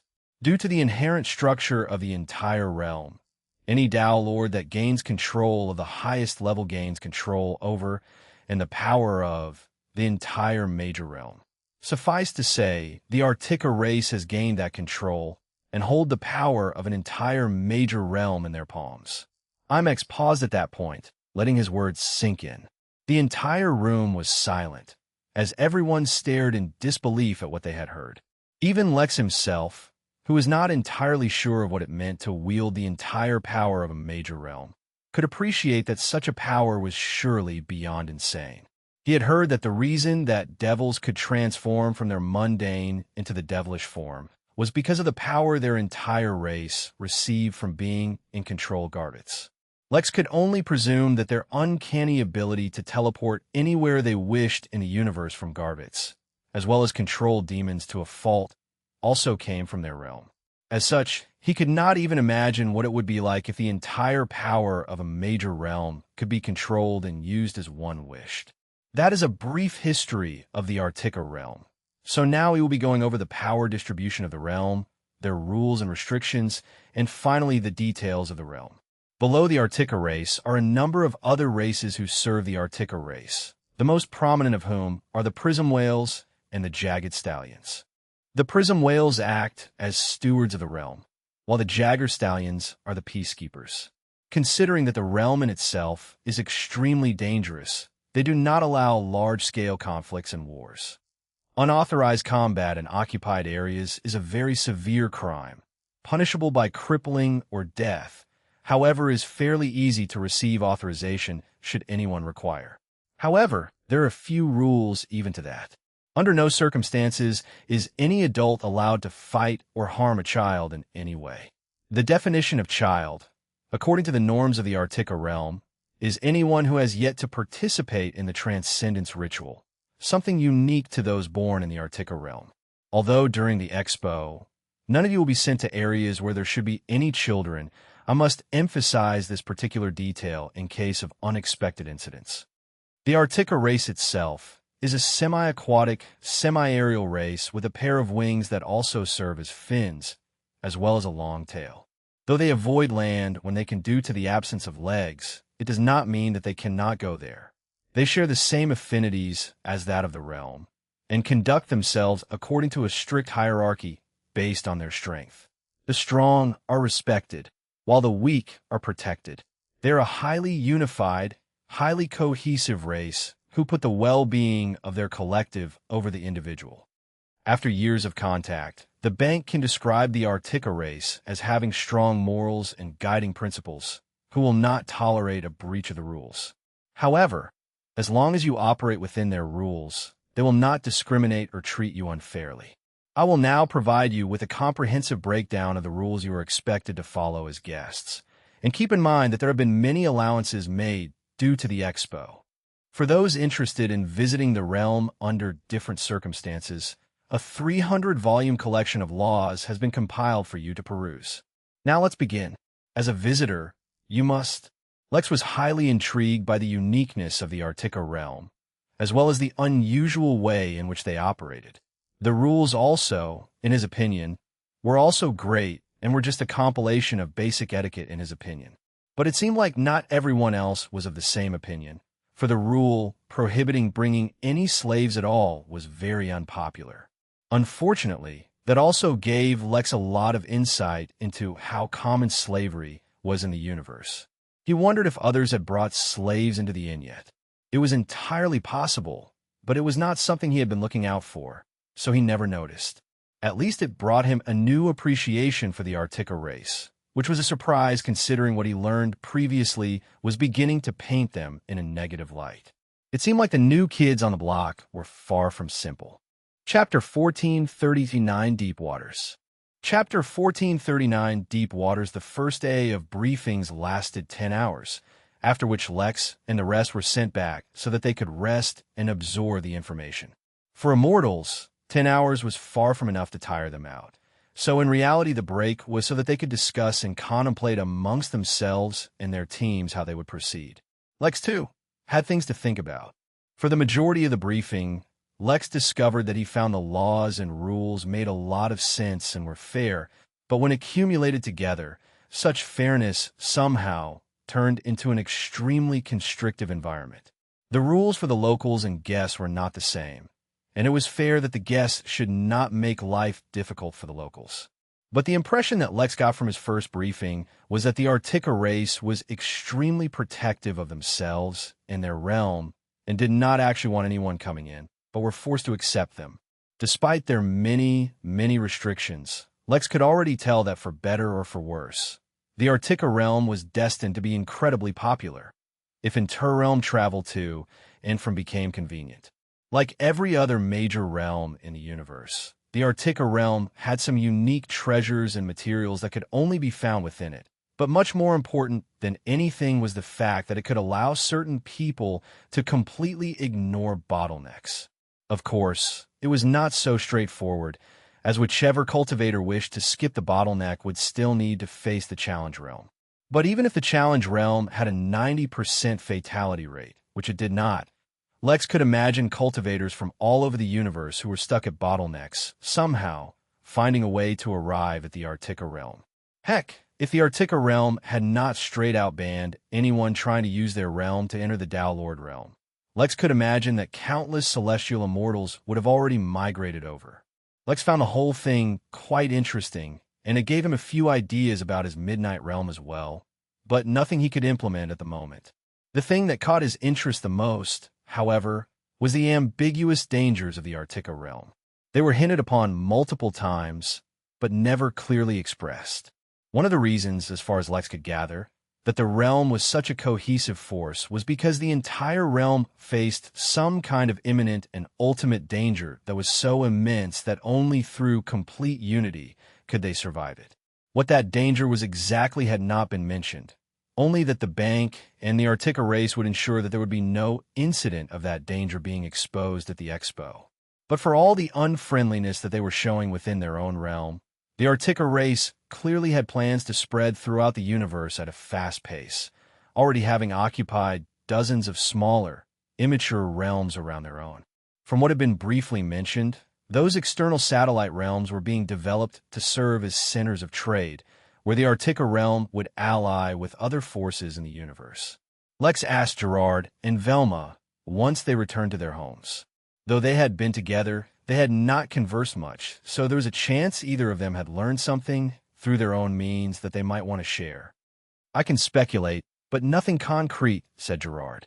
Based purely on the information we've been provided, I can venture a guess that the relationship between the bank and the Artica race might not be as great as we've been led to believe. If it were, then the rules would not have been so stringent, and the bank as well would not have emphasized that they would not speak out on anyone's behalf. It indicates a certain lack of confidence, or perhaps that they do not want to strain their relationship asking for unnecessary favors. I also believe that their realm might have been infiltrated by others before and caused a certain amount of chaos, hence their extreme vigilance towards outsiders. Velma nodded and then spoke up as well. A lot of the people in the hall did not take the threat of the Artica race too seriously, and not because they're overly confident in their own background. Instead, it's because while the Artica race might be a threat to any one of them individually, it is impossible for them to take on all of them together. It seems like there is an unspoken agreement between them to pressure the Artica race together. So much for being on the same side, Lex muttered as he dissected the bank's behavior. On the surface, it seemed like the bank was allying with the Artica race, but from what he gathered, it was also pressuring it to allow the expo, which would then indirectly serve as an opportunity to test their capabilities and their behavior.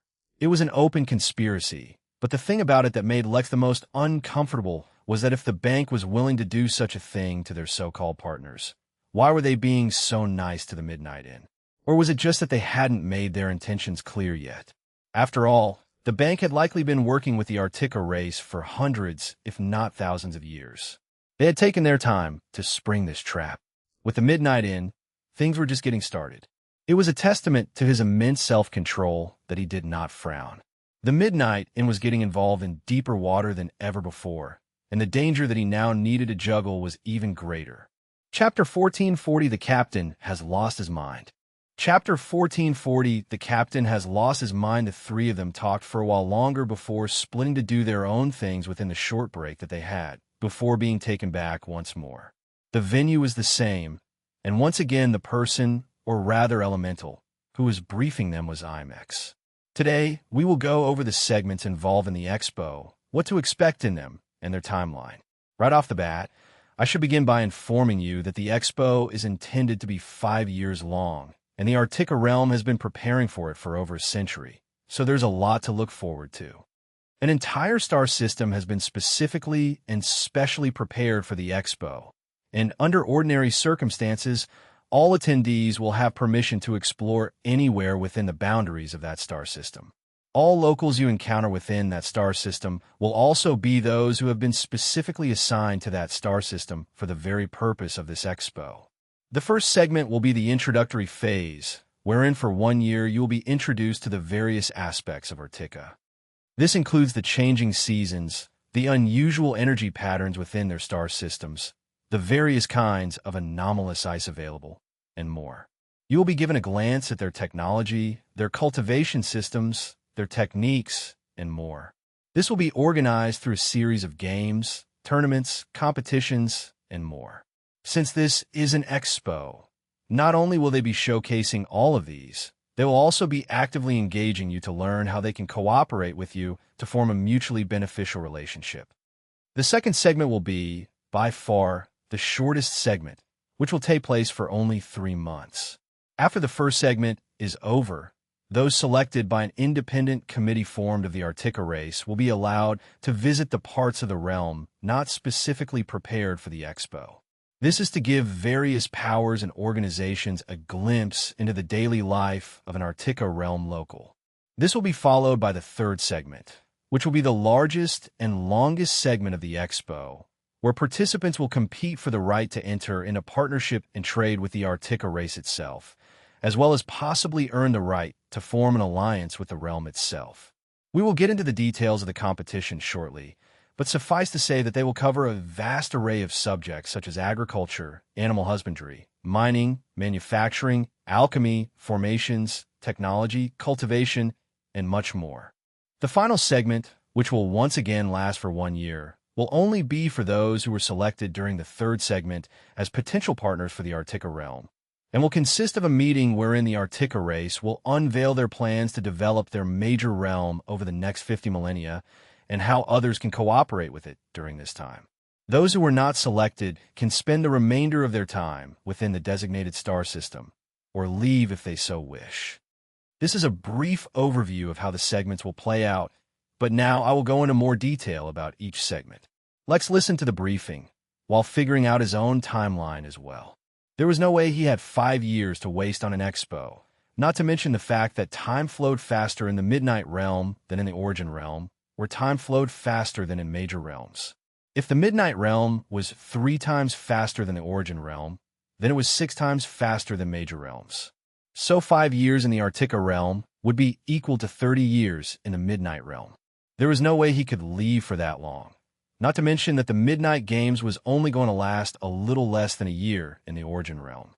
Besides that, he also had to visit the Seraphim Resort for a quest, the timeline for which was moving according to the internal time of the Midnight Realm. If Lex did not have the mental capacity of an immortal, just figuring out his own timeline would give him a migraine. He had to see how much time he could afford to squander. No, how much time he could invest researching into his potential adversaries of the future. He had a feeling, not a warning from his instincts, but one from his own judgment, that getting a glimpse into how the Artica race developed and planned to develop for the next 50 millennia will give him great insight into how he himself should develop and things to watch out for. The issue before him was complicated, but not entirely unsolvable. He looked at Gerard and Velma. Looking at the new timeline, he might have to leave them here on their own, but he'd leave it up to them whether they wanted to stay or not. As for experiencing the Artica race's development plans himself, he had another idea for that. At the end of the briefing session, Lex asked his first question. Imex paused for a moment, for such a question somewhat undermined the bank, but it was a necessary question nevertheless. After all, everyone had to watch out for potential competitors. Yes, various forces from across the universe will be bringing in participants to the expo, Imex answered. It was a simple question and did not cause many ripples within the hall. Inside the folklore realm, however, a massive wooden ship suddenly burst forth from within a golden cloud. Gravity eels leaped up from the clouds as well, like fish jumping out of the ocean, as they gave chase to the quarry that had eluded them for so long. The sight was as majestic as it was horrifying, for both the ship and the eels were absolutely gigantic, tearing through the skies with absolute abandon.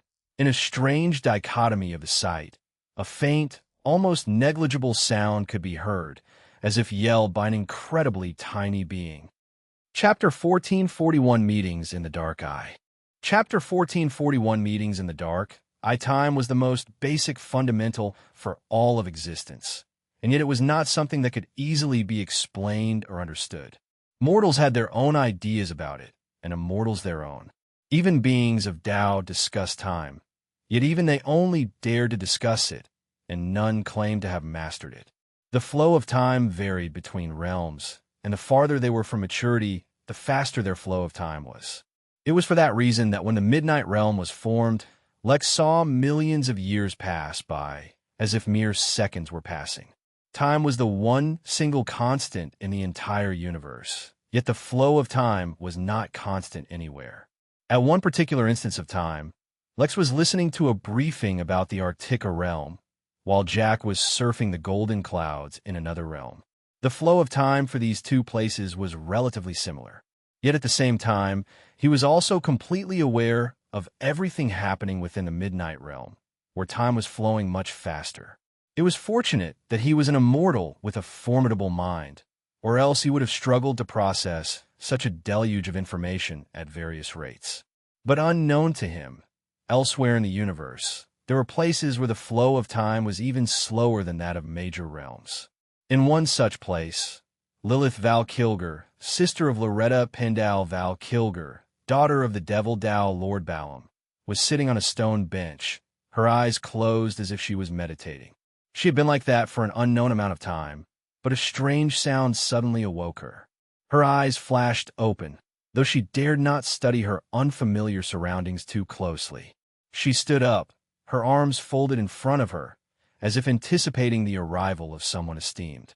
The solid stone doors in front of her suddenly opened, and from within them stepped forth a handsome devil, one who was known throughout the universe, though Lilith only knew him as her father's right-hand devil.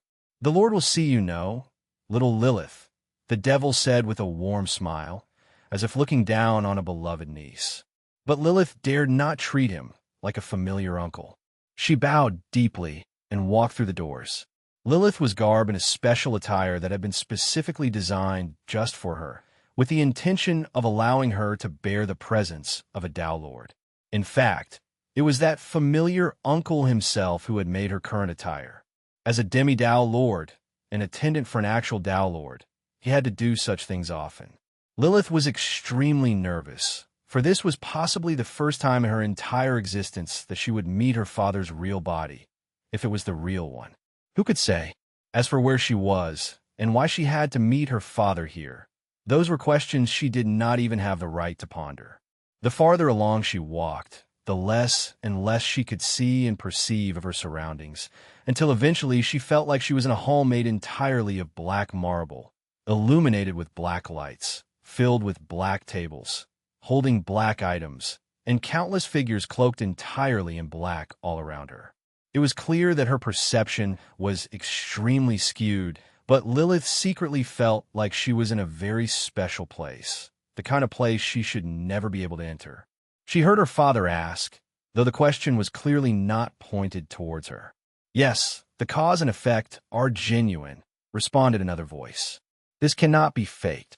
There was a pause, or perhaps Lilith could no longer hear what was being said. All she knew was that she stood there for a while longer, until eventually her father spoke to her. "You have done well, Lilith. You may return and do as you please. You may collect your rewards in Garvitz whenever you have the strength to do so." Lilith nodded deeply and quickly departed. From start to end, she said nothing, but she felt no disappointment. Instead, she was almost overwhelmed by excitement. She had earned the praise of a Tao Lord.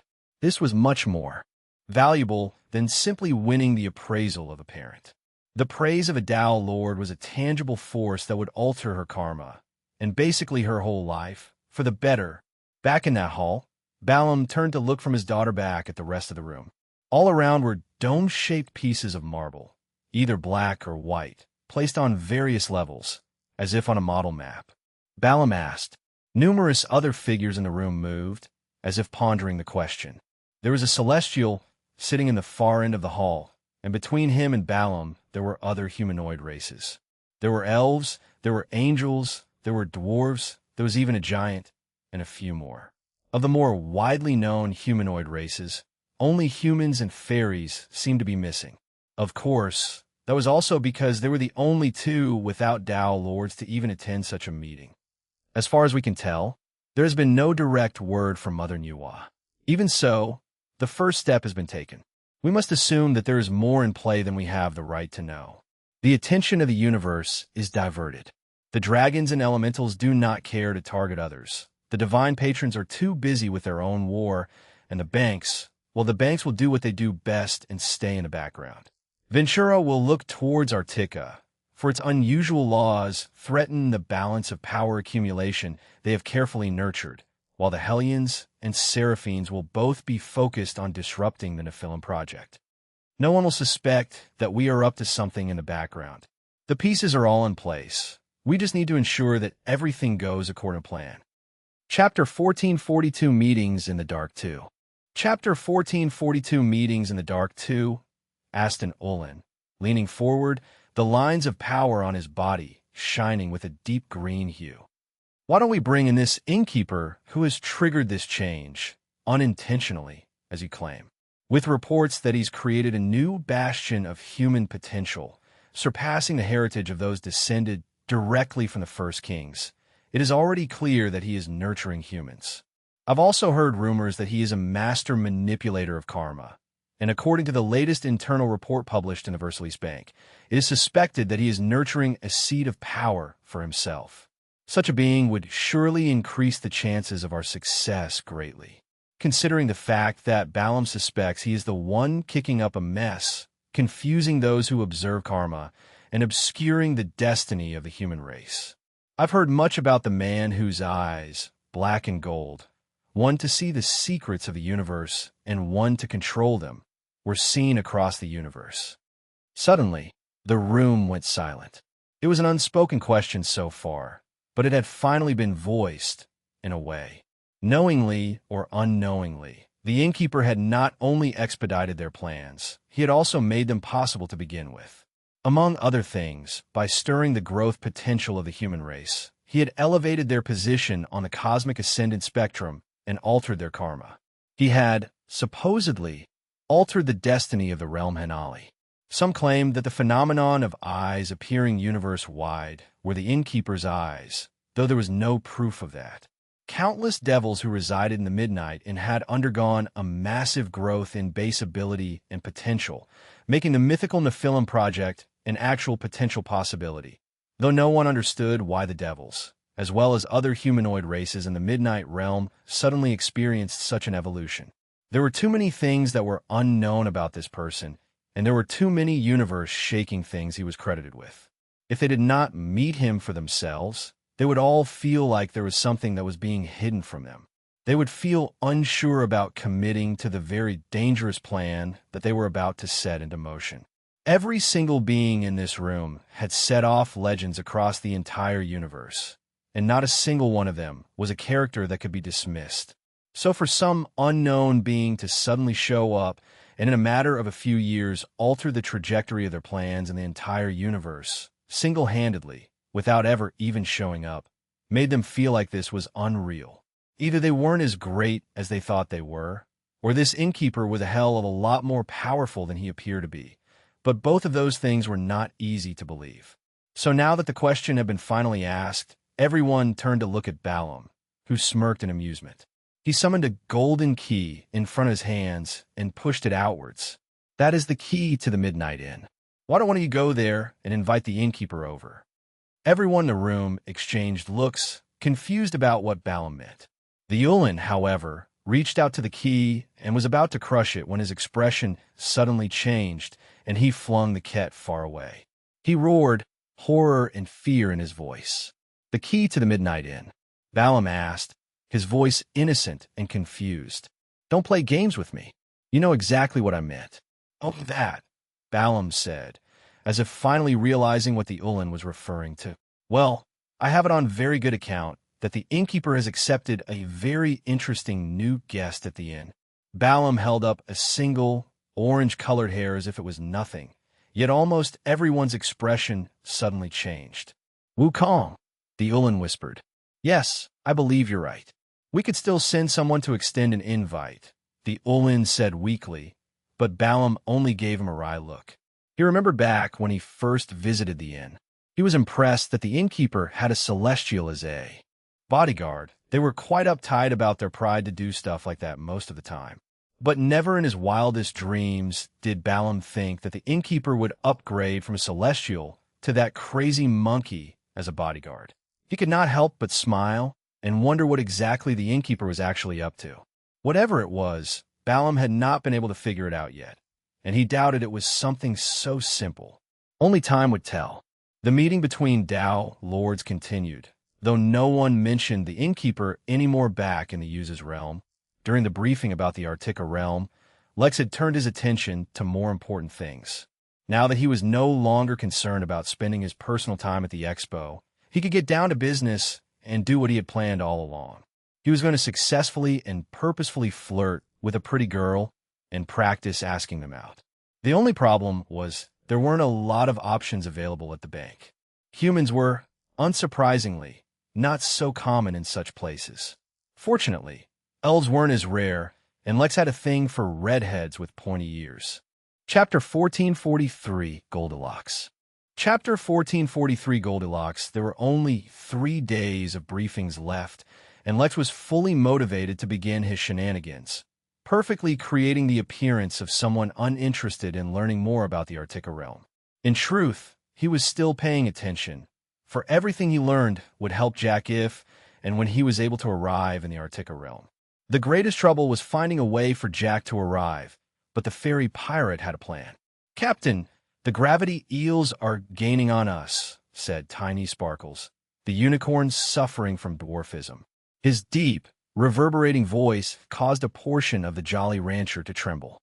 The ship was being strengthened to survive the void, which only barely made it capable of suffering Tiny Sparkles' voice. On ordinary days it was not so, but today was different because Tiny Sparkles was agitated. "Look, Tiny Sparkles will be fine. Don't stress. Having the gravity eels chase us all across the golden sky is all a part of my plan." The unicorn gave Jack a dismissive look before turning away. If it weren't for the fact that Jack was unquestionably stronger than him, the unicorn would have beaten him up. "Yes, brother horse with a large forehead pimple, be at ease," said the bear cub wearing beads and dressed up as a monk. "Who will enter hell if not I? Stick to righteousness and let go of the demon in your heart." Longbeard asked. Longbeard was the name given to the 2-foot-tall gnome with an 8-foot-long beard who had joined the crew when the Jolly Rancher grew in size. Alongside Longbeard, Monk, the bear cub, and Pebbles, the pirate hamster with prosthetic limbs, had also joined the crew and were the dedicated troublemakers. Monk, the bear cub, who had a gross misunderstanding of actual monks, just wanted to enjoy worldly pleasures and eat a lot of meat, and thought that becoming a monk was the way to do that. Most of the time, he would just quote lines and scriptures he had seen in movies and plays. There was one other who had inadvertently joined the crew, Goldilocks. But the crew never talked about Goldilocks. As long as it works, responded Monk, and took a bite out of meat pie. No one asked where the pie suddenly appeared from. You doubt me too much, guys, said Jack, wearing his signature smile that indicated he was about to do something crazy. But this time, the script didn't play out as everyone expected. Instead of laughing or joking or doing something insane, Jack withdrew his smile and summoned everyone closer, erecting an isolation barrier. This time, we're going to do something big, Jack said. The gravity eels are a distraction, so no one thinks we're moving with purpose. Longbeard asked, scratching his chin. No, you fool. You've all known for a while that while under the guise of adventurers-pirates, Pebbles interjected. Under the guise of adventurers, we are secretly working to free the fairies from a nefarious curse that prevents them from reaching the immortal realms and grow stronger. That is why, originally, we were making our way to the Jammu region of Red Lily County to search for possible answers. Jack leaned in further and indicated that everyone came closer as well. The silence weighed heavily on the group, especially Tiny Sparkles, who had by now started to understand the temperament of their captain a little too well. Under the guise of being chased by eels, we're going to make our way into the forbidden lands of the 7 dwarf dragons. Only they have the power to allow us to dash. Jack paused, because Tiny Sparkles had squatted down on the ground and had started crying.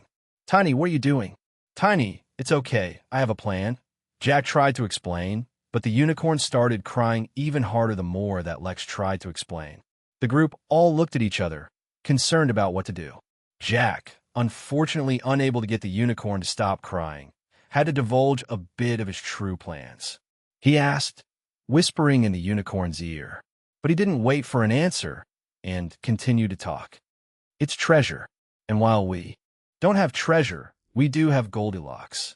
The unicorn suddenly stopped crying and then turned to look at the Jolly Rancher. The ship was magnificent, there was no doubt about that. But as of late, its grandeur had increased even further because the mainsail, which was meant to be flapping in the wind, was frozen solid as it had turned to gold. The damn golden duck. There was not a soul on this vessel who hadn't been partially transmuted into gold under the influence of the duck, and it was only because of Jack's fairy powers that defied logic that all of them were still normal. They all hated the duck with a vengeance, but with the mental capacity of a regular duck from back on Earth, they also found it difficult to actually blame Goldilocks. Pebbles asked, looking around the deck of the ship. Of course, it didn't matter where Pebbles looked, because the hamster was wearing an eye patch on both of its eyes today. As if on cue, a loud, angry squeal shocked the golden clouds they were flying on, attracting everyone's attention. Jack exclaimed as he suddenly flew back. But it was too late. As soon as he reached the end of the ship, all he saw was the sight of 2 ferocious gravity eels, turned into solid gold, somehow retaining their anti-gravity abilities even in this state. Atop one of the eel's head, a golden duck stood and looked down on them with a turned head, as if confused. Chapter 1444, I Have a Plan. Chapter 1444, I have a plan. Only the sound of wind could be heard above the sea of golden clouds, as everyone on the ship had hushed up.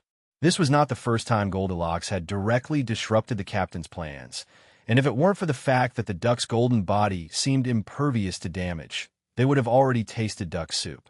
The duck was both a source of great wealth and disaster, for the gold it transmuted things into was not ordinary gold. No, it was nether lily gold, which was an invaluable metal that approached the hypothetical limit of spiritual energy conductivity. An ounce of that metal could buy a planet back in the Origin realm. Unfortunately, things in the folklore realm didn't actually operate like other realms, and there was basically no market for this metal that could otherwise set off wars anywhere else in the universe. Too much of a good thing was also bad, and the group had so much nether lily gold that they would rather not have any more of it. In fact, Jack had to actively learn how to revert transmuted items back to normal, something that could only be achieved if the transmutation had not actually been completed. Jack sighed, and then flew over, summoning a massive chain as he did. He tied the chain, which also slowly turned to gold, around the two eels and pulled them to the front of the ship. Now the Jolly Rancher did not need to be pulled by magical beasts to fly, but since he already had them, he might as well use them. There was just one problem now. He didn't have a legitimate excuse to search out the 7 dwarf dragons. Jack trapped Goldilocks inside a wooden cage and pulled it back to the ship, the confused duck still not understanding what was happening. He just tried to peck at the cage, which started to turn it to gold. "Guys, think of ideas," said Jack.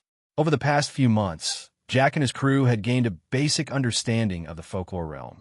It was vast beyond comprehension and had no ruler whatsoever.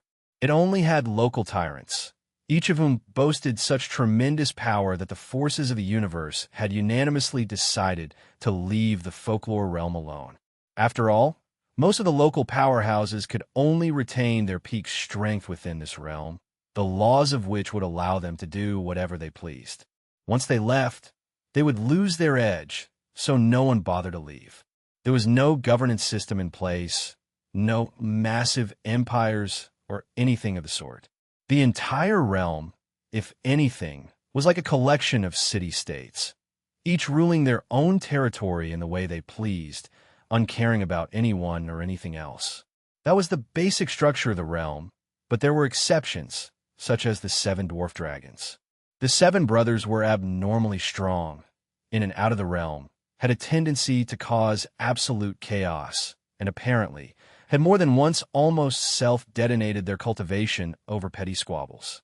Now, theoretically, others should not care whether the dwarf self-detonated their cultivation or kept it safe and sound for 1,000,000,000 years. The catch was that, as 7 peak-level Dao lords, a self-detonation could very possibly result in the actual destruction of a major realm. This was the kind of thing no one could confirm without it actually happening, and no one wanted to confirm it. So the realm had developed a tacit agreement to not let anyone approach the dwarf dragons. But they could not be overt in their actions, or else the 7 brothers would not approve. Jack needed a legitimate reason to approach them without arousing suspicion. One reason why Jack himself was content to deal with the 7 brothers, despite their peculiar reputation, was because while they were odd, they were also extremely smart and loyal. Longbeard asked, "Sounds like trouble we can live without." Jack gave them all a look. Unlike the rest of them, Jack still cultivated the same mysterious cultivation technique that Lex used. As a result, not only was his body much stronger, so was his spirit and his soul. In fact, everything about this body was being subtly elevated just because Lex was so much stronger. But that was not the path Jack wanted to take. Jack wanted to surpass the limits that had been imposed on fairies and discover why they were so stifled. A race with all affinities, able to wield spirit energy according to their desires, should have been at the forefront of the universe. Instead, they were servants and slaves almost everywhere. As such, Jack did not think it would be easy, simple, or perhaps even possible for him to tolerate the tribulation to become an immortal. However, the Artica realm provided the perfect solution to his problem, allowing any to undertake a challenge to grow stronger instead of undertaking a major tribulation. "It's because the dragons can take us to a magical realm that I just learned of," Jack answered. Silence. Once again, there was only silence, as everyone was stunned by Jack's claim. Then they all turned to look at Goldilocks with blood in their eyes and hate in their hearts. Even if it was only an opportunity, the chance to become immortal was too great for them to give up just like that. "Indeed, this is a problem," Tiny Sparkles said. "If we approach the dwarfs directly, someone will spot us. Just because there is a law stating that none can look into the affairs of another state, we have a faint opportunity to reach the dwarves without arousing suspicions. But using the gravity eels was bound to fail." Everyone's eyes suddenly changed, from being filled with hate to gleaming with excitement. Chapter 1445, 5% of my true power. Chapter 1445, 5% of my true power. While Jack was devising a way to grow in strength, Lex had also considered what his own growth would look like. As an immortal, he already had a tenet, and it was slowly and steadily growing stronger. He could already see and understand laws and manipulate them within reason. He could create formations with a blink of an eye, and could completely rewrite how the world worked according to his whims. Of course, all of this was only true within reason, but when considering that the reason is being applied to is Lex, the scale itself became much larger. That is to say, he was strong and didn't see any obvious weakness in himself. As such, he wondered what he would gain when he reached the heavenly immortal realm. So far, each realm played a fundamental part in his growth, each distinct from the others. The answer was actually pretty easy. Predictably, there was an order to laws, just as there was an order to energies. Certain laws were base-level laws, present everywhere in the universe. Then, there were fundamental laws, which were slightly more esoteric, but at the same time present everywhere in the universe, and made up the functionality that allowed base laws to exist. Fundamental laws were superior to base laws in terms of hierarchy. Similarly, there were a number of other sets of laws, each with their own place in the hierarchy of laws, such as natural laws, prime laws, and so forth. Earth immortals, as it turned out, could only access base laws, whereas heavenly immortals gained the ability to sense deeper, more esoteric laws, though there was no defined range or limit of what they should be able to sense or not.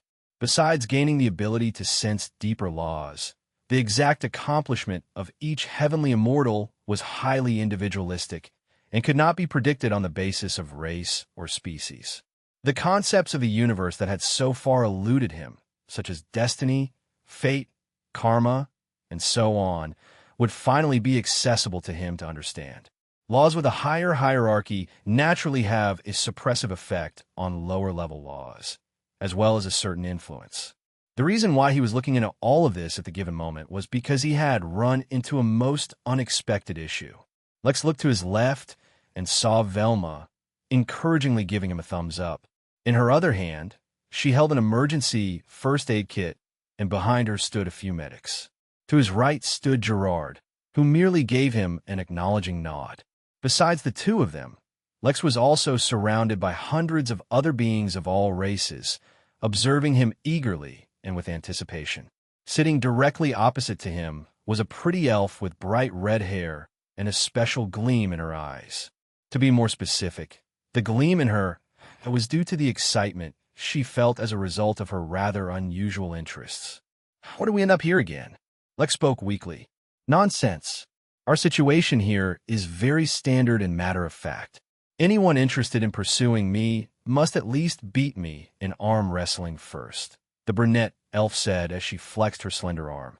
But all I did was ask your name, Lex exclaimed, to which the elf only responded with a look that clearly spelled outer disbelief. There was hooting, chanting, and excitement all around them as everyone was eager to see how long Lex lasted. Clearly, he was not the first to fall prey to her plot. Don't worry, since my cultivation level is higher than yours, I can give you a handicap, she asked. Lex finally said, too embarrassed about the situation to talk his way out of it. That's more like it. Now you're talking like a real man. The rules are simple, she said, before summoning a table between both of them, and then placing her right hand down on it. First rule, the elbow cannot leave the table, she said. Naturally, Lex responded, putting his elbow down on the table as well. Second rule, the moment the back of your hand touches the table you lose, and you cannot manipulate the table into turning upwards towards your hand. Obviously, said Lex, as if the thought had never crossed his mind. Besides that, you can use any law, technique, ability, or anything else to increase your own strength during the arm wrestling match. No need, Lex said. Since you're heavenly immortal, you should use all the tools available to you. The elf raised an eyebrow, but merely nodded. Just so you know, bravado cannot change my heart. To court me, You must defeat me in arm wrestling." Lex did not know whether to laugh or cry as he looked on at this beautiful elf. Ah, beauty really does let one get away with anything. "In that case, before we begin, I must also make one thing clear," said Lex as he wore a mischievous smile. The surrounding crowd started whistling and hooting, appreciating Lex's attitude. It was all fun and games, and the elf was about to respond when suddenly something happened. Lex let a bit of his aura loose. What he was emanating was not domination, which could suppress everyone and everything around him. Instead, it was the natural aura of his body, which carried all his innate charm. This was normally the kind of thing Lex kept suppressed, mostly because he was too used to trying to avoid attracting unnecessary attention. But now that he was in the limelight anyway, the crowd was suddenly stunned silent, as they all looked at Lex in a new light. The young man standing there casually, his muscular yet lean body being complemented by specially tailored clothes, giving off a mysterious yet mischievous feeling. The spiritual energy around him felt fresh and radiant, like a garden in full bloom during spring, and the air around him carried a pleasant aroma. Someone in the crowd gulped, and the sound of it broke everyone free from their reverie. Suddenly, they all started to wonder which of them was courting whom. "Using charm techniques counts as attacking the opponent," the elf said weakly. "I'm not using any charm techniques," Lex said, as he began rolling up his sleeve, revealing his chiseled forearm, which exuded a strength that demanded attention. When he was ready, he grabbed the table with his left arm and looked forwards towards the elf, waiting for her. A flicker of interest flashed through her eyes as she clasped Lex's hand and grabbed onto the table as well. A referee appeared and clasped both their hands, holding them tightly. He asked, looking at them both. Neither of them moved a single inch, or at least it seemed that way, and yet a loud bang exploded out from the center of the room, as if the sound barrier had been shattered. Lex's expression was casual, and so was the elf's, and yet neither of their hands moved from center. "You're already better than most Earth immortals, I'll give you that," the elf said admiringly. The scenery behind the elf started to change. A vast starry sky appeared behind her, with raging balls of fire traversing through the expanse. As if she herself gained the powers of the stars, the strength she began to exert increased rapidly, and the room suffered from a few more sonic booms. Yet from start to finish, Lex's hand did not move at all. This was an enlightening experience for Lex, for he hadn't had the opportunity to challenge heavenly immortals before, at least not like this. In terms of physical strength, there were few who could challenge Lex. Even dragons, as long as they were on his level, no longer held an advantage over him. With a body that could directly use brute force to manipulate laws, not even requiring his tenet unless he needed it, the amount of physical strength Lex boasted was not something that could be easily comprehended. "Congratulations," Lex said with a warm smile. Chapter 1446, It's a Date. Chapter 1446, It's a Date. Lex was, of course, joking. It was tough to quantify the amount of strength he was using because, firstly, he was not a computer, and secondly, his maximum strength depended on a lot of things. Individually, he understood how much of a boost in strength he would get if he used domination or activated his dragon's heart, entered Super Saiyan, know if he entered his Lotus form where he was tapping into the Lotus power.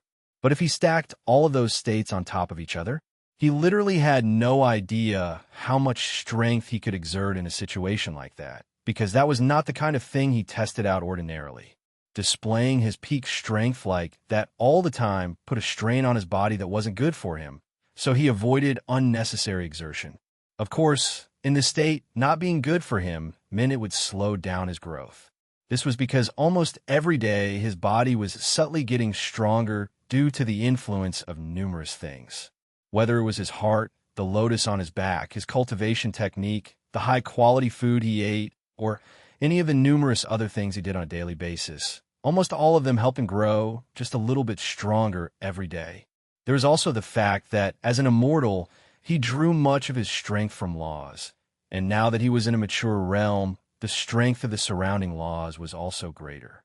In summary, whether Lex was actually using 5% of his strength was questionable, but he could say for certain that he wasn't trying just yet. After all, he didn't want to be rude to the pretty lady.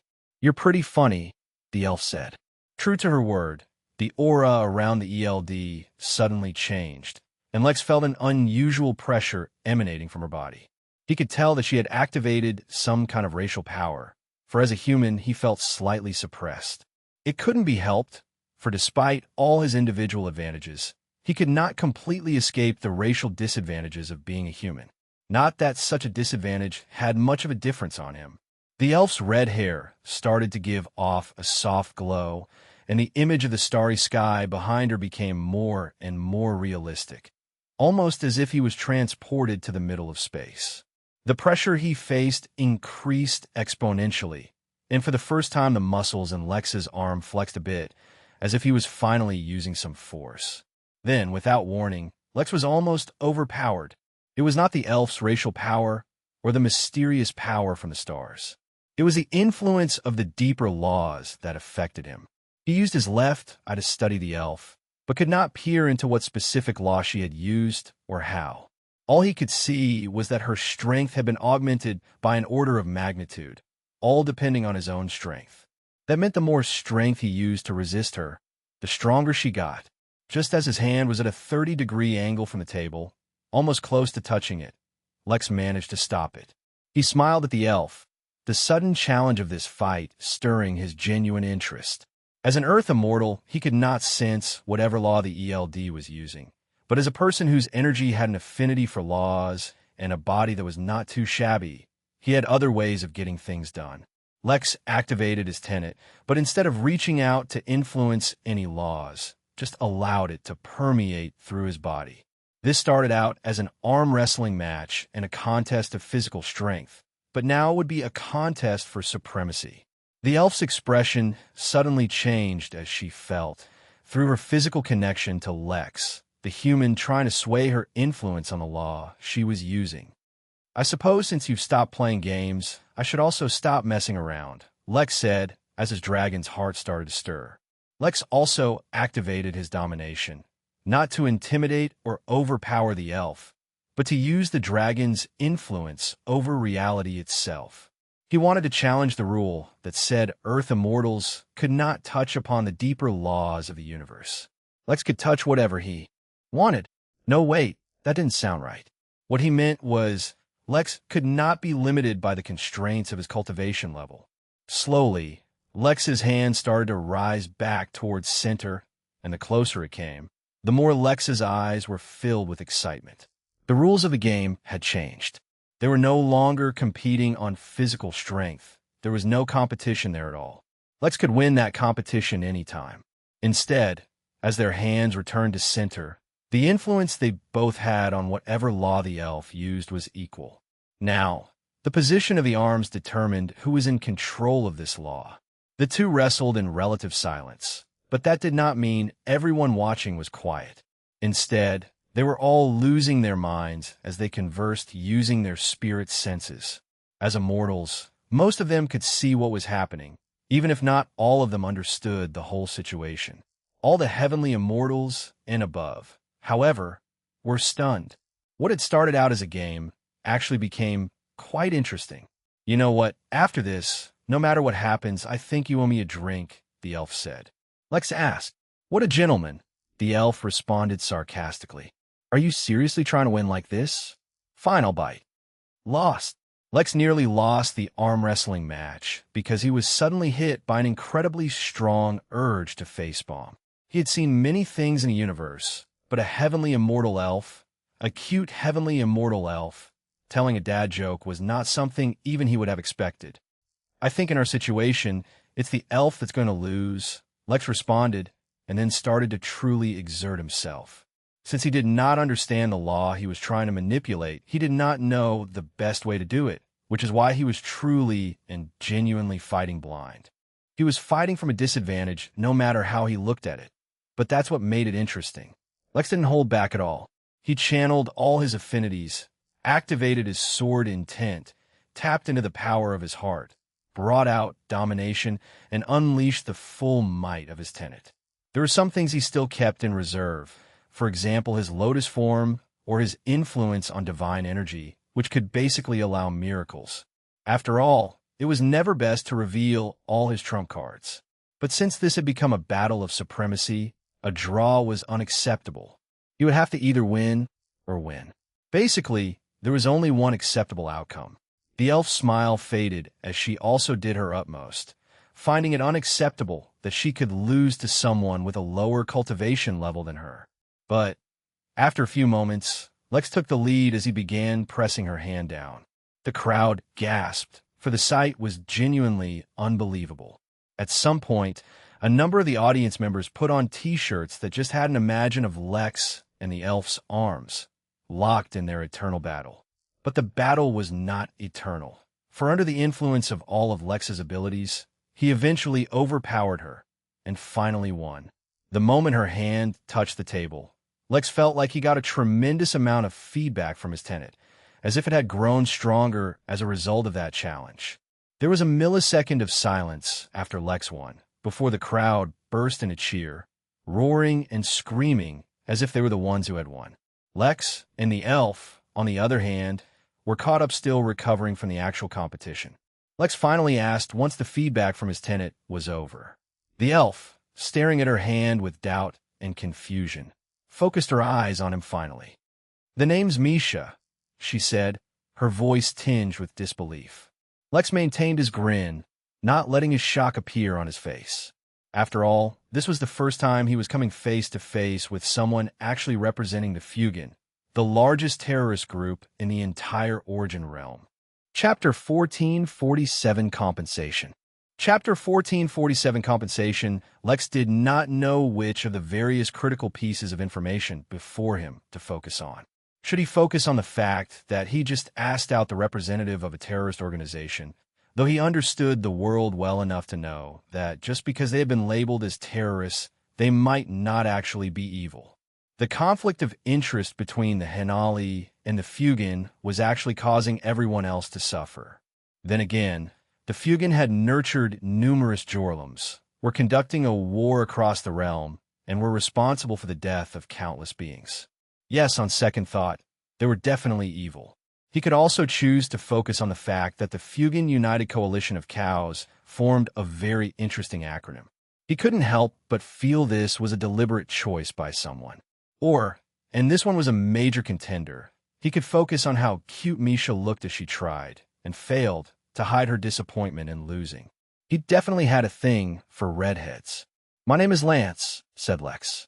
"I must admit, you have a strong arm." Misha asked. "I couldn't resist," Lex said with a wry smile. It was too good of an opportunity.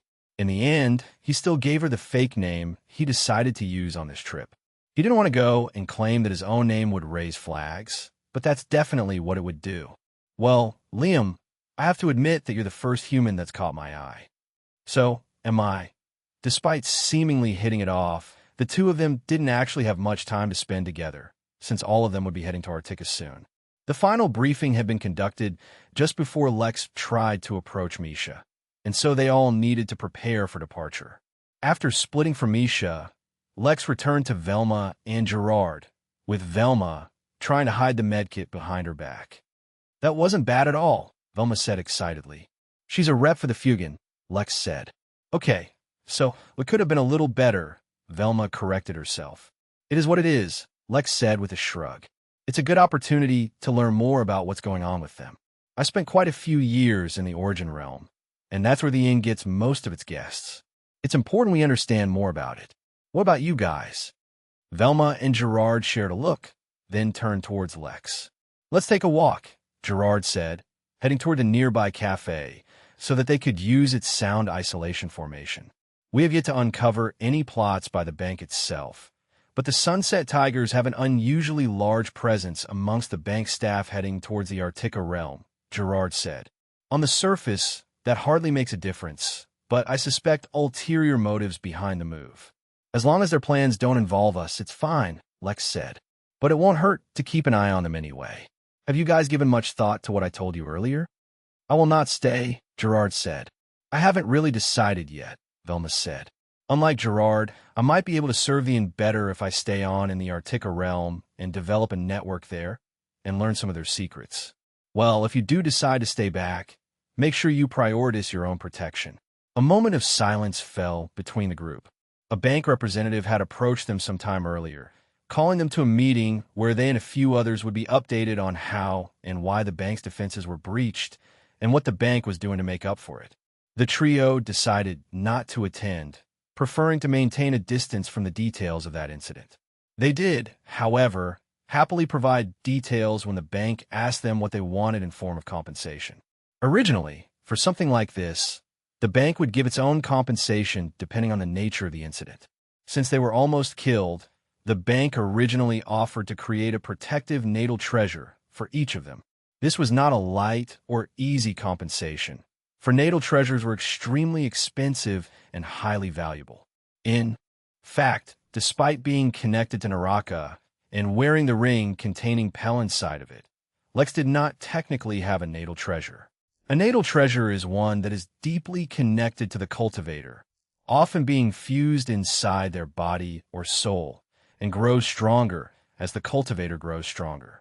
They're usually much stronger than the typical treasure that a cultivator can wield, explaining why there was a huge demand for them despite one very critical flaw in their design. Since natal treasures were linked to the cultivator, if the treasure was damaged or destroyed, the cultivator would suffer severe and often irreversible damage. Still, considering how strong they were, this was a rare occurrence. But such treasures did not really suit those working at the Midnight Inn. Velma instead asked for an extremely powerful cloning technique adjusted specifically for her, and the bank promised to have it made specifically for her. Gerard's request was actually the easiest to fulfill, as he requested a high-quality Corvette-class spaceship. Although the bank stated the ship won't have inter-realm travel capabilities, they promised to deliver him the best while it came to traveling within a realm, regardless of the environment. Lex's request actually turned out to be the most difficult. Not specifically needing anything else, Lex requested a treasure that could help him hide his karma. Just as the bank representatives were struggling over how to respond, considering that his request went way over their approved budget, he also mentioned how a sunset tiger had tried to attack him earlier on, but he defused the situation without causing much of a fuss. Technically speaking, that's not what happened, but his request was approved after he said that. So who cared? The only catch was that it would take some time before Lex could get the blocker, considering it needed to be custom-made. It didn't matter. Lex did not mind heading out to a brand new realm filled with beings from all across the universe with his karma hanging out in the open for all to see. He was sure it would be fine. In all seriousness, the Artica race had some pretty strict rules. If they were actually implemented the way they were being advertised, then Lex was not too concerned about his safety at all. The three of them concluded their conversation, ensuring that they were all up to date on any potential risks they should be aware of. Lex shared all the information that the Rhino Centaurs had sent him, but there wasn't anything significant at the moment. As soon as they reported that they were ready to leave, the three of them were escorted to the hangar from where they would depart.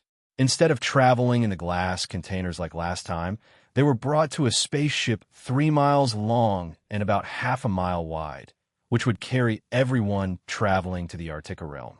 Despite being smaller than the ship inside the Midnight Realm, this ship was large enough to carry millions of people and was fully equipped to travel through the void. The ship also boasted a formidable defense and a massive onboard security team, just in case they ran into any more unexpected issues. The exact security details were unknown to them, but walking up to the behemoth and watching thousands upon thousands of beings climb aboard, there was only one thing on Lex's mind. Lex asked through his spirit sense. That wasn't exactly the kind of thing one could ask out loud. A mistake once can be excused, but 2 incidents in a row would be too much. I don't think the bank will allow such oversight, said Gerard. Exactly why it makes sense that it'll happen again. With all the additional measures and security, no one will honestly expect another attack, said Lex. I think your logic is a little messed up, said Velma. Chapter 1448, a significant moment. Chapter 1448, a significant moment. The interior of the ship ended up being a lot different from what Lex expected. He assumed that they would be assigned rooms and maybe have a common area, while the rest of it would be used by the staff to man the ship. That, it turned out, was entirely wrong. It seemed like this ship was often used to transport the bank's own employees or guests between realms, and so it was more like a massive mall than anything else. The shops were all either bank-affiliated organizations, business partners, and groups who had shared interests with the bank. By displaying all of these shops within the ship, where they would be spending some time, the bank provided them with free marketing and exposure to new potential clients. Ordinarily, when a ship would travel through the void on a normal journey, there would be months or even years for everyone to explore the entirety of the ship properly. Now, however, the entire ship would be transported through a massive interrealm teleportation formation, so the time would be cut short by a lot.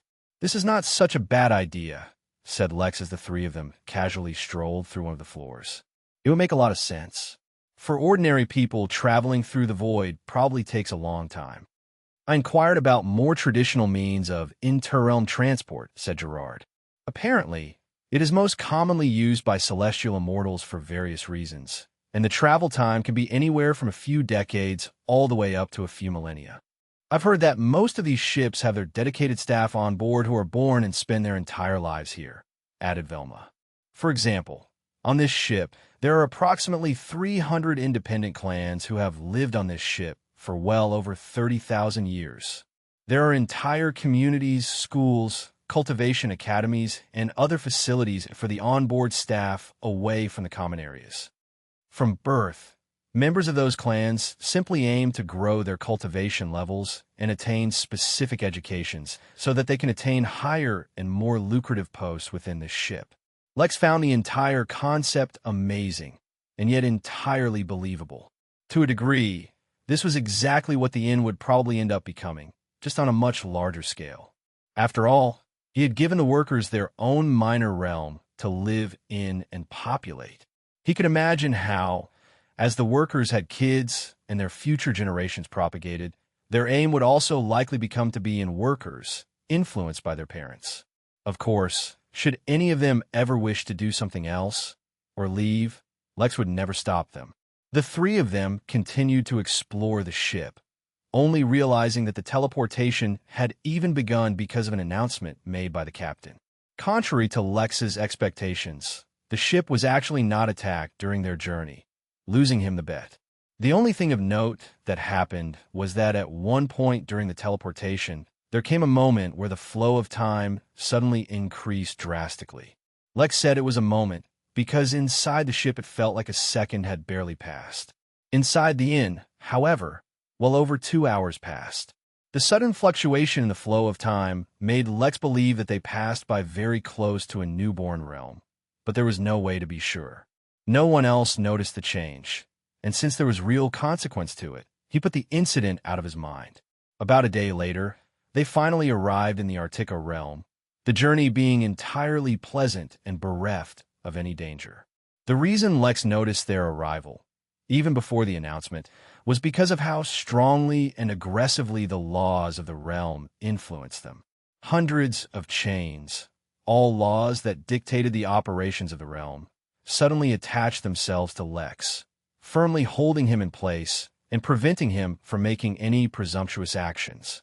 He could sense that many of them were linked to ensuring that he remained in the appropriate level, not entering down to the level for nascent level cultivators, nor that he entered the higher levels.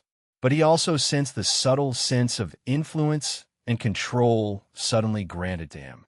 What that influence and control was over, he did not innately know, and would have to check for himself to find out.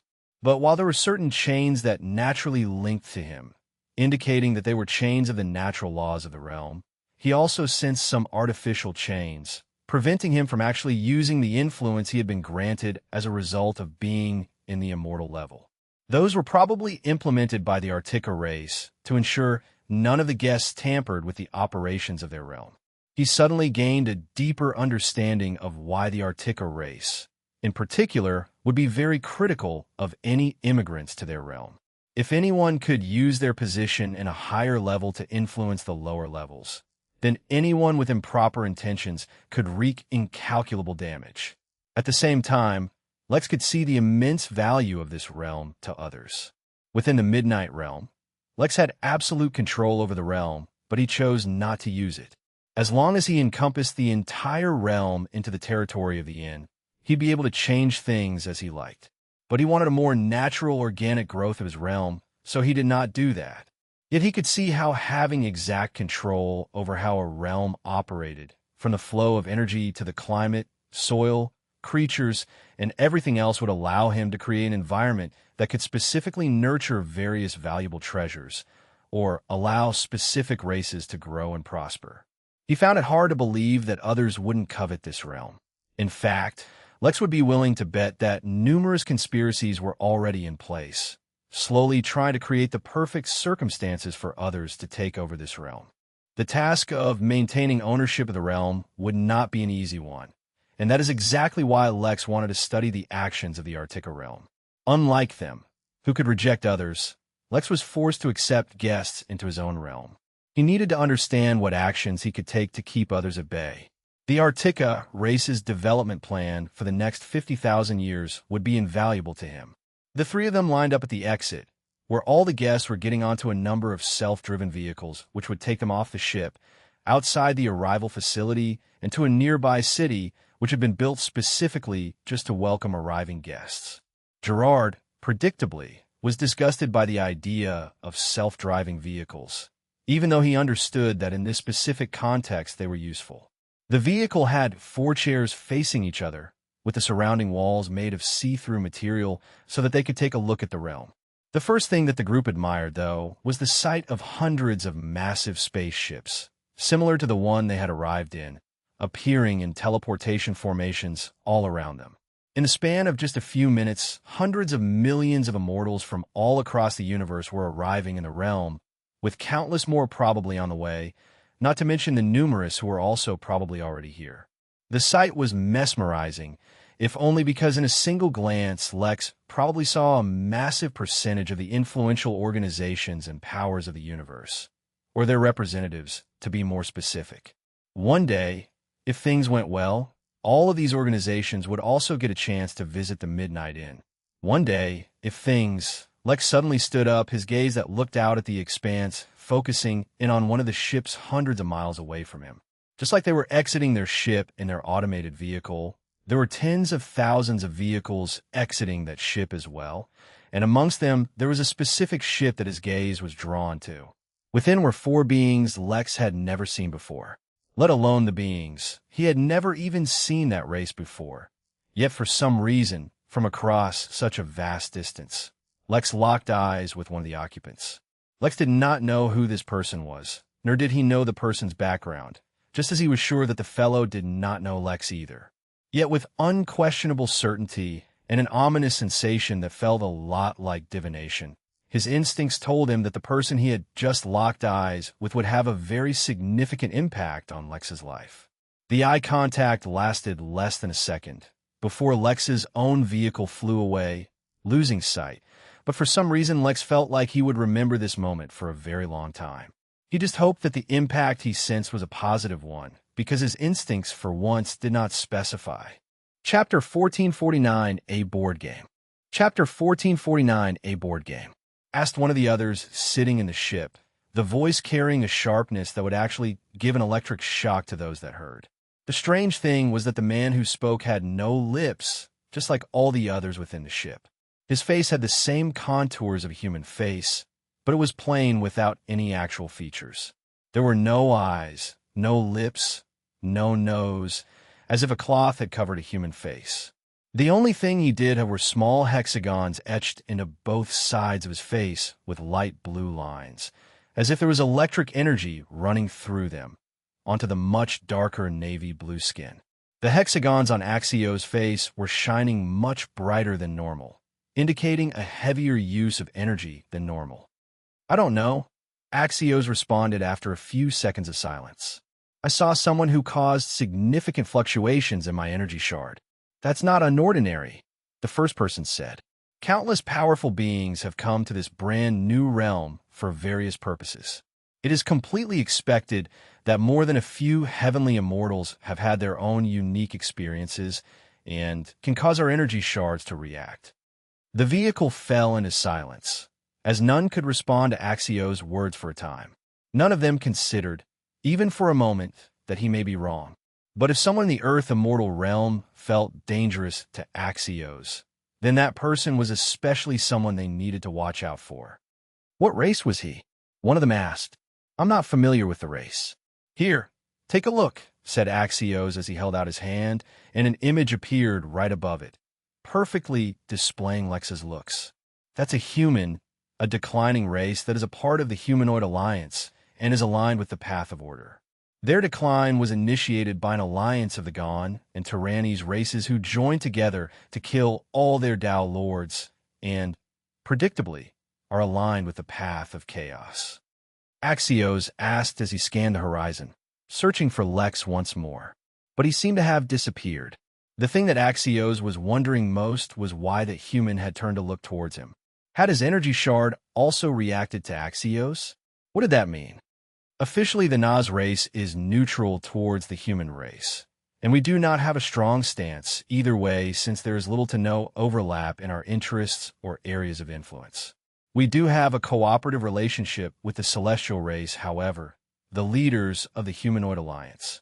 Axios turned his head and looked towards the projection of Lex he himself created, pondering for a moment. No, we cannot be distracted from our mission. However, if I run into him again, I might make contact. Axios dismissed the projection and turned his thoughts towards their more immediate concerns. While it was rare for someone to trigger a response from his own energy shard, as the heir to a Tao-level power, he had much on his plate. This was especially considering that the Arctica realm was his last stop before he initiated his tribulation to enter into the Celestial realm. He needed this job to go perfectly, lest he develop a heart demon before his next tribulation. As for the fact that a mere Earth immortal made him feel danger, though he did not make it obvious, he was naturally not intending to let that human go. While a poor job in the Arctica realm might cause him to develop a heart demon, feeling threatened by someone an entire realm below him would definitely do the job. A major tribulation for crossing into the Celestial realm would make him encounter all his internal demons. So it was best to be as clear-headed as possible. System, begin a new game. Target the previous human I locked eyes with. Axios spoke in his thoughts. Inside his mind, a new image of a massive game board appeared with seemingly limitless columns and rows drawn with fine lines, intersecting each other. But if one looked carefully, they could see that the top-down view did not present the whole picture, for there were countless levels to this game as well, each directly atop another.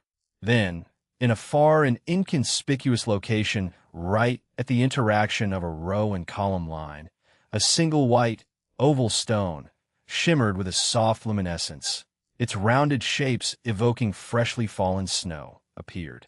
Unknown to Lex, a game had begun between him and a Naz race member called Axios, linking the two inextricably until the game was resolved.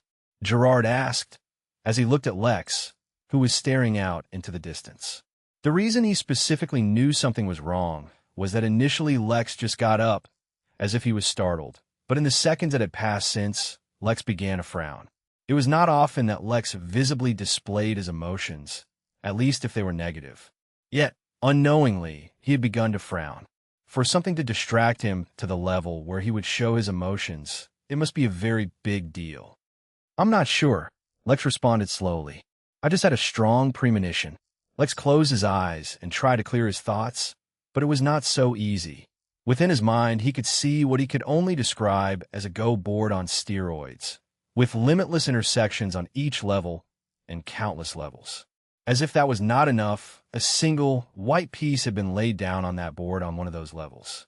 The image itself only appeared in his mind for a split second, right after he saw that odd fellow from that unusual race, but the weight of that seemingly inconsequential piece of stone felt far from insignificant.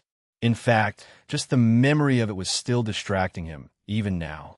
Yeah, usually when you lock eyes with a stranger across a crowded hall, or in this case a large landing zone, you either discover your true love or your arch-nemesis. Just saying, said Velma as she shrugged. She had full confidence that whatever issue was troubling him, Lex would be able to handle it, which is why she was quite relaxed. Bad customer reviews are my arch nemesis, Lex said as he sat back down. The ominous feeling was finally beginning to fade, and the image also gradually began to disappear from his mind. Ultimately, he could not go pursue that guy he had locked eyes with, for the vehicles were automated and did not open. Sure, he could teleport out, but considering how strict the Artica race was, he didn't think causing a commotion was the best way to make a solid first impression. Also, he was entirely truthful about the customer reviews, for if the customers at the inn left negatively about their experience at the inn, specifically due to the inn's service and not because of external factors, then everything at the inn would become more expensive for him. Lex asked, trying to change the subject. It's too early to say so far, Gerard said, but I have noticed that the flow of energy here is unique. There is no noticeable difference in the user's realm, so this is not a major realm thing. My ability to listen to secrets is completely suppressed, said Velma, though she didn't seem too bothered by it. I think any ability to snoop or pry into secrets, as long as it belongs to a guest in this realm, will all be blocked. It is good to know.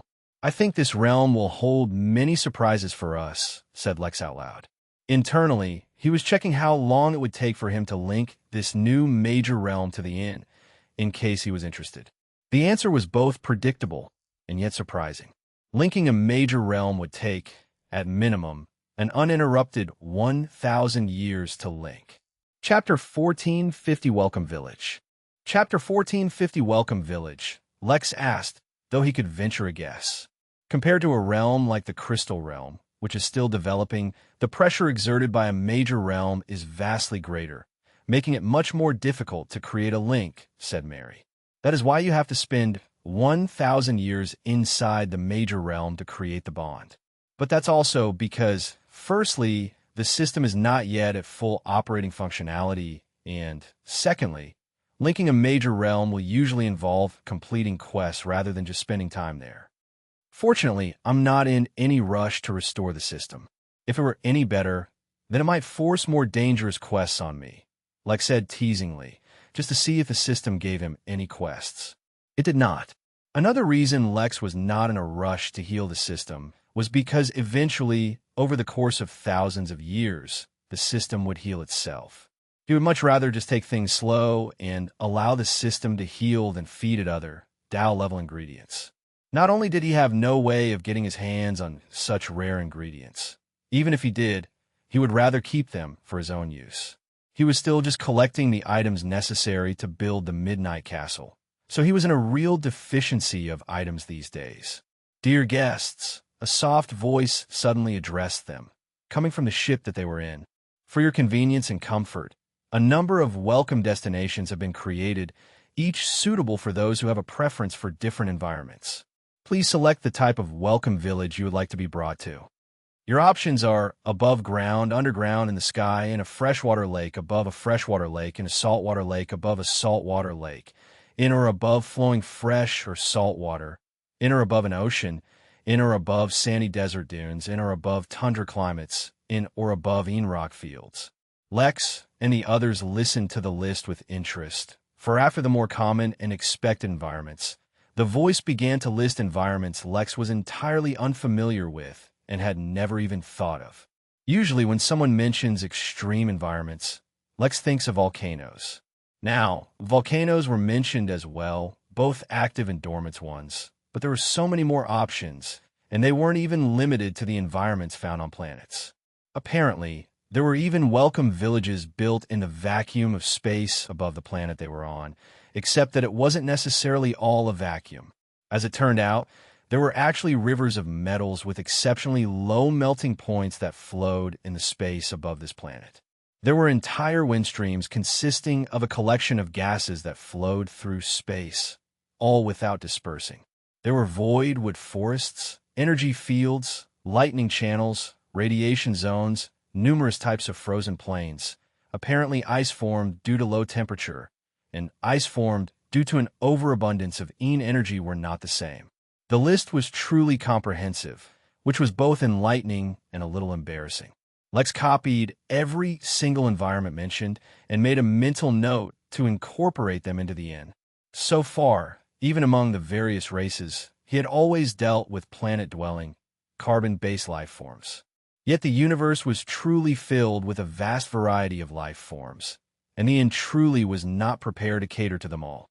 As he listened to the entire list, it was the last listed place that genuinely attracted Lex's interest. Lex asked Gerard and Velma. Compared to mythical beings, which were the first beings born in a realm and were rare across the universe, primordial beings were born at the very beginning of the universe itself. Lex was pretty sure he had never actually met a true primordial, even though Lotus, who was a world seed lotus, was actually from a species called the Primordial Origin Lotus series. Just the name of the species contained the word primordial, which was enough to make it have a significant impact on Lex's entire cultivation journey. To be able to experience an environment suited for primordials and possibly even meet them was an opportunity he did not want to give up. Unfortunately, before Velma and Gerard could even respond, the vehicle gave a bit of clarification on its own. The Primordial Forest is a special venue, designated for a number of predetermined guests. Lex clicked his tongue, wanting to complain. He restrained himself, however. It seems like we need to pick another place, said Lex. Velma just shrugged, but Gerard stroked his chin curiously. This was a unique opportunity, so going to a regular village on the ground would be a waste. He also wanted to make the most of this opportunity. Tell me, talking ship, are there any races and interesting environments in any of the villages? The ship dutifully began listing down the various races that had been planned, slowly making Gerard's smile grow wider. Captain, I urge you to reconsider, pleaded Monk on his knees, right beside the crystal alligator and Longbeard, who were all doing their best to keep their bodies from trembling. They were failing. Pebbles, the hamster which somehow had both legs today instead of peg legs, but had both arms leading to hooks instead of hands, looked out at the horizon indifferently. Jack still did not know how every day the hamster's limbs would suddenly regrow, yet somehow other limbs would disappear. On some days it had one hand and a leg, while having one wooden leg and a hook. Other days it had both wooden legs. Sometimes the hook was replaced by a random tool, once even becoming a bow for a violin. There was no fixed time for the change, but it seemed to occur every day. Jack stopped thinking about Pebble's prosthetics and turned to look out ahead, where two golden gravity eels seemed to be pulling the ship. They were heading towards a flowing river on the ground, even if it was so wide that a mortal human would look at it and think it was a sea or ocean. Don't worry too much, it'll be fine, Jack said, waving his hand dismissively. Yet his cavalier attitude made the others want to cry even more. Captain, the river Styx literally leads to death. There is no other destination. There's no underworld at the end, for there is no end. Indeed, it was a fact that the river Styx had no beginning and no end. There was no need to try to make sense of how that was possible. The rules of the folklore realm allowed it to exist in this manner, and so it did. The river also existed everywhere, all at once. One only needed to think about it, and the river would appear as if summoned. But it would only disappear when the river itself wished for it, as if it had some kind of sentience. It's the only way to reach the dwarfs without interference, Jack explained. We just need to think of one riverbanks as our current location and the other one leading to the dwarf dragon's territory. We could travel across the river instead of going up or down it. Tiny Sparkles rolled his eyes, no longer trying to dissuade Jack. By now it had given up. It had also come to acknowledge that their captain was equal parts crazy and strong. A crazy person, having entered into a realm that was so crazy that no one in the universe wanted to come near it, both combined together to form the ultimate fable. If Jack managed to continue like this long enough, he'd earn a folktale himself. Within the folklore realm, earning a folktale based on one's actual actions. Jack sighed and dared not think of it. The more he learned about this realm, the less he actually understood it, so he couldn't say for certain what might actually happen. Captain, I spot a ship in the distance, shouted Ollie, who was perched upon the crow's nest. No, the owl's nest. Perfect. Raise the sails and head towards the ship. We can practice our boarding tactics. The ship, naturally, did not actually need its sails deployed. Under Jack's control, The flying ship slammed into the water of the river, finally entering the magical territory of the river. At that exact moment, the tentacles of an undead kraken emerged from the water all around them. A ghostly ship with black sails and thousands of actual ghosts also shot out of the waters, ready for a confrontation. Jack only grinned, as if he was not threatened at all. And that's where we'll leave this part. If you enjoyed it, smash that like button, subscribe for the next part, and drop a comment telling me which story you want to hear next. Thank you for watching, and I'll see you in the next part.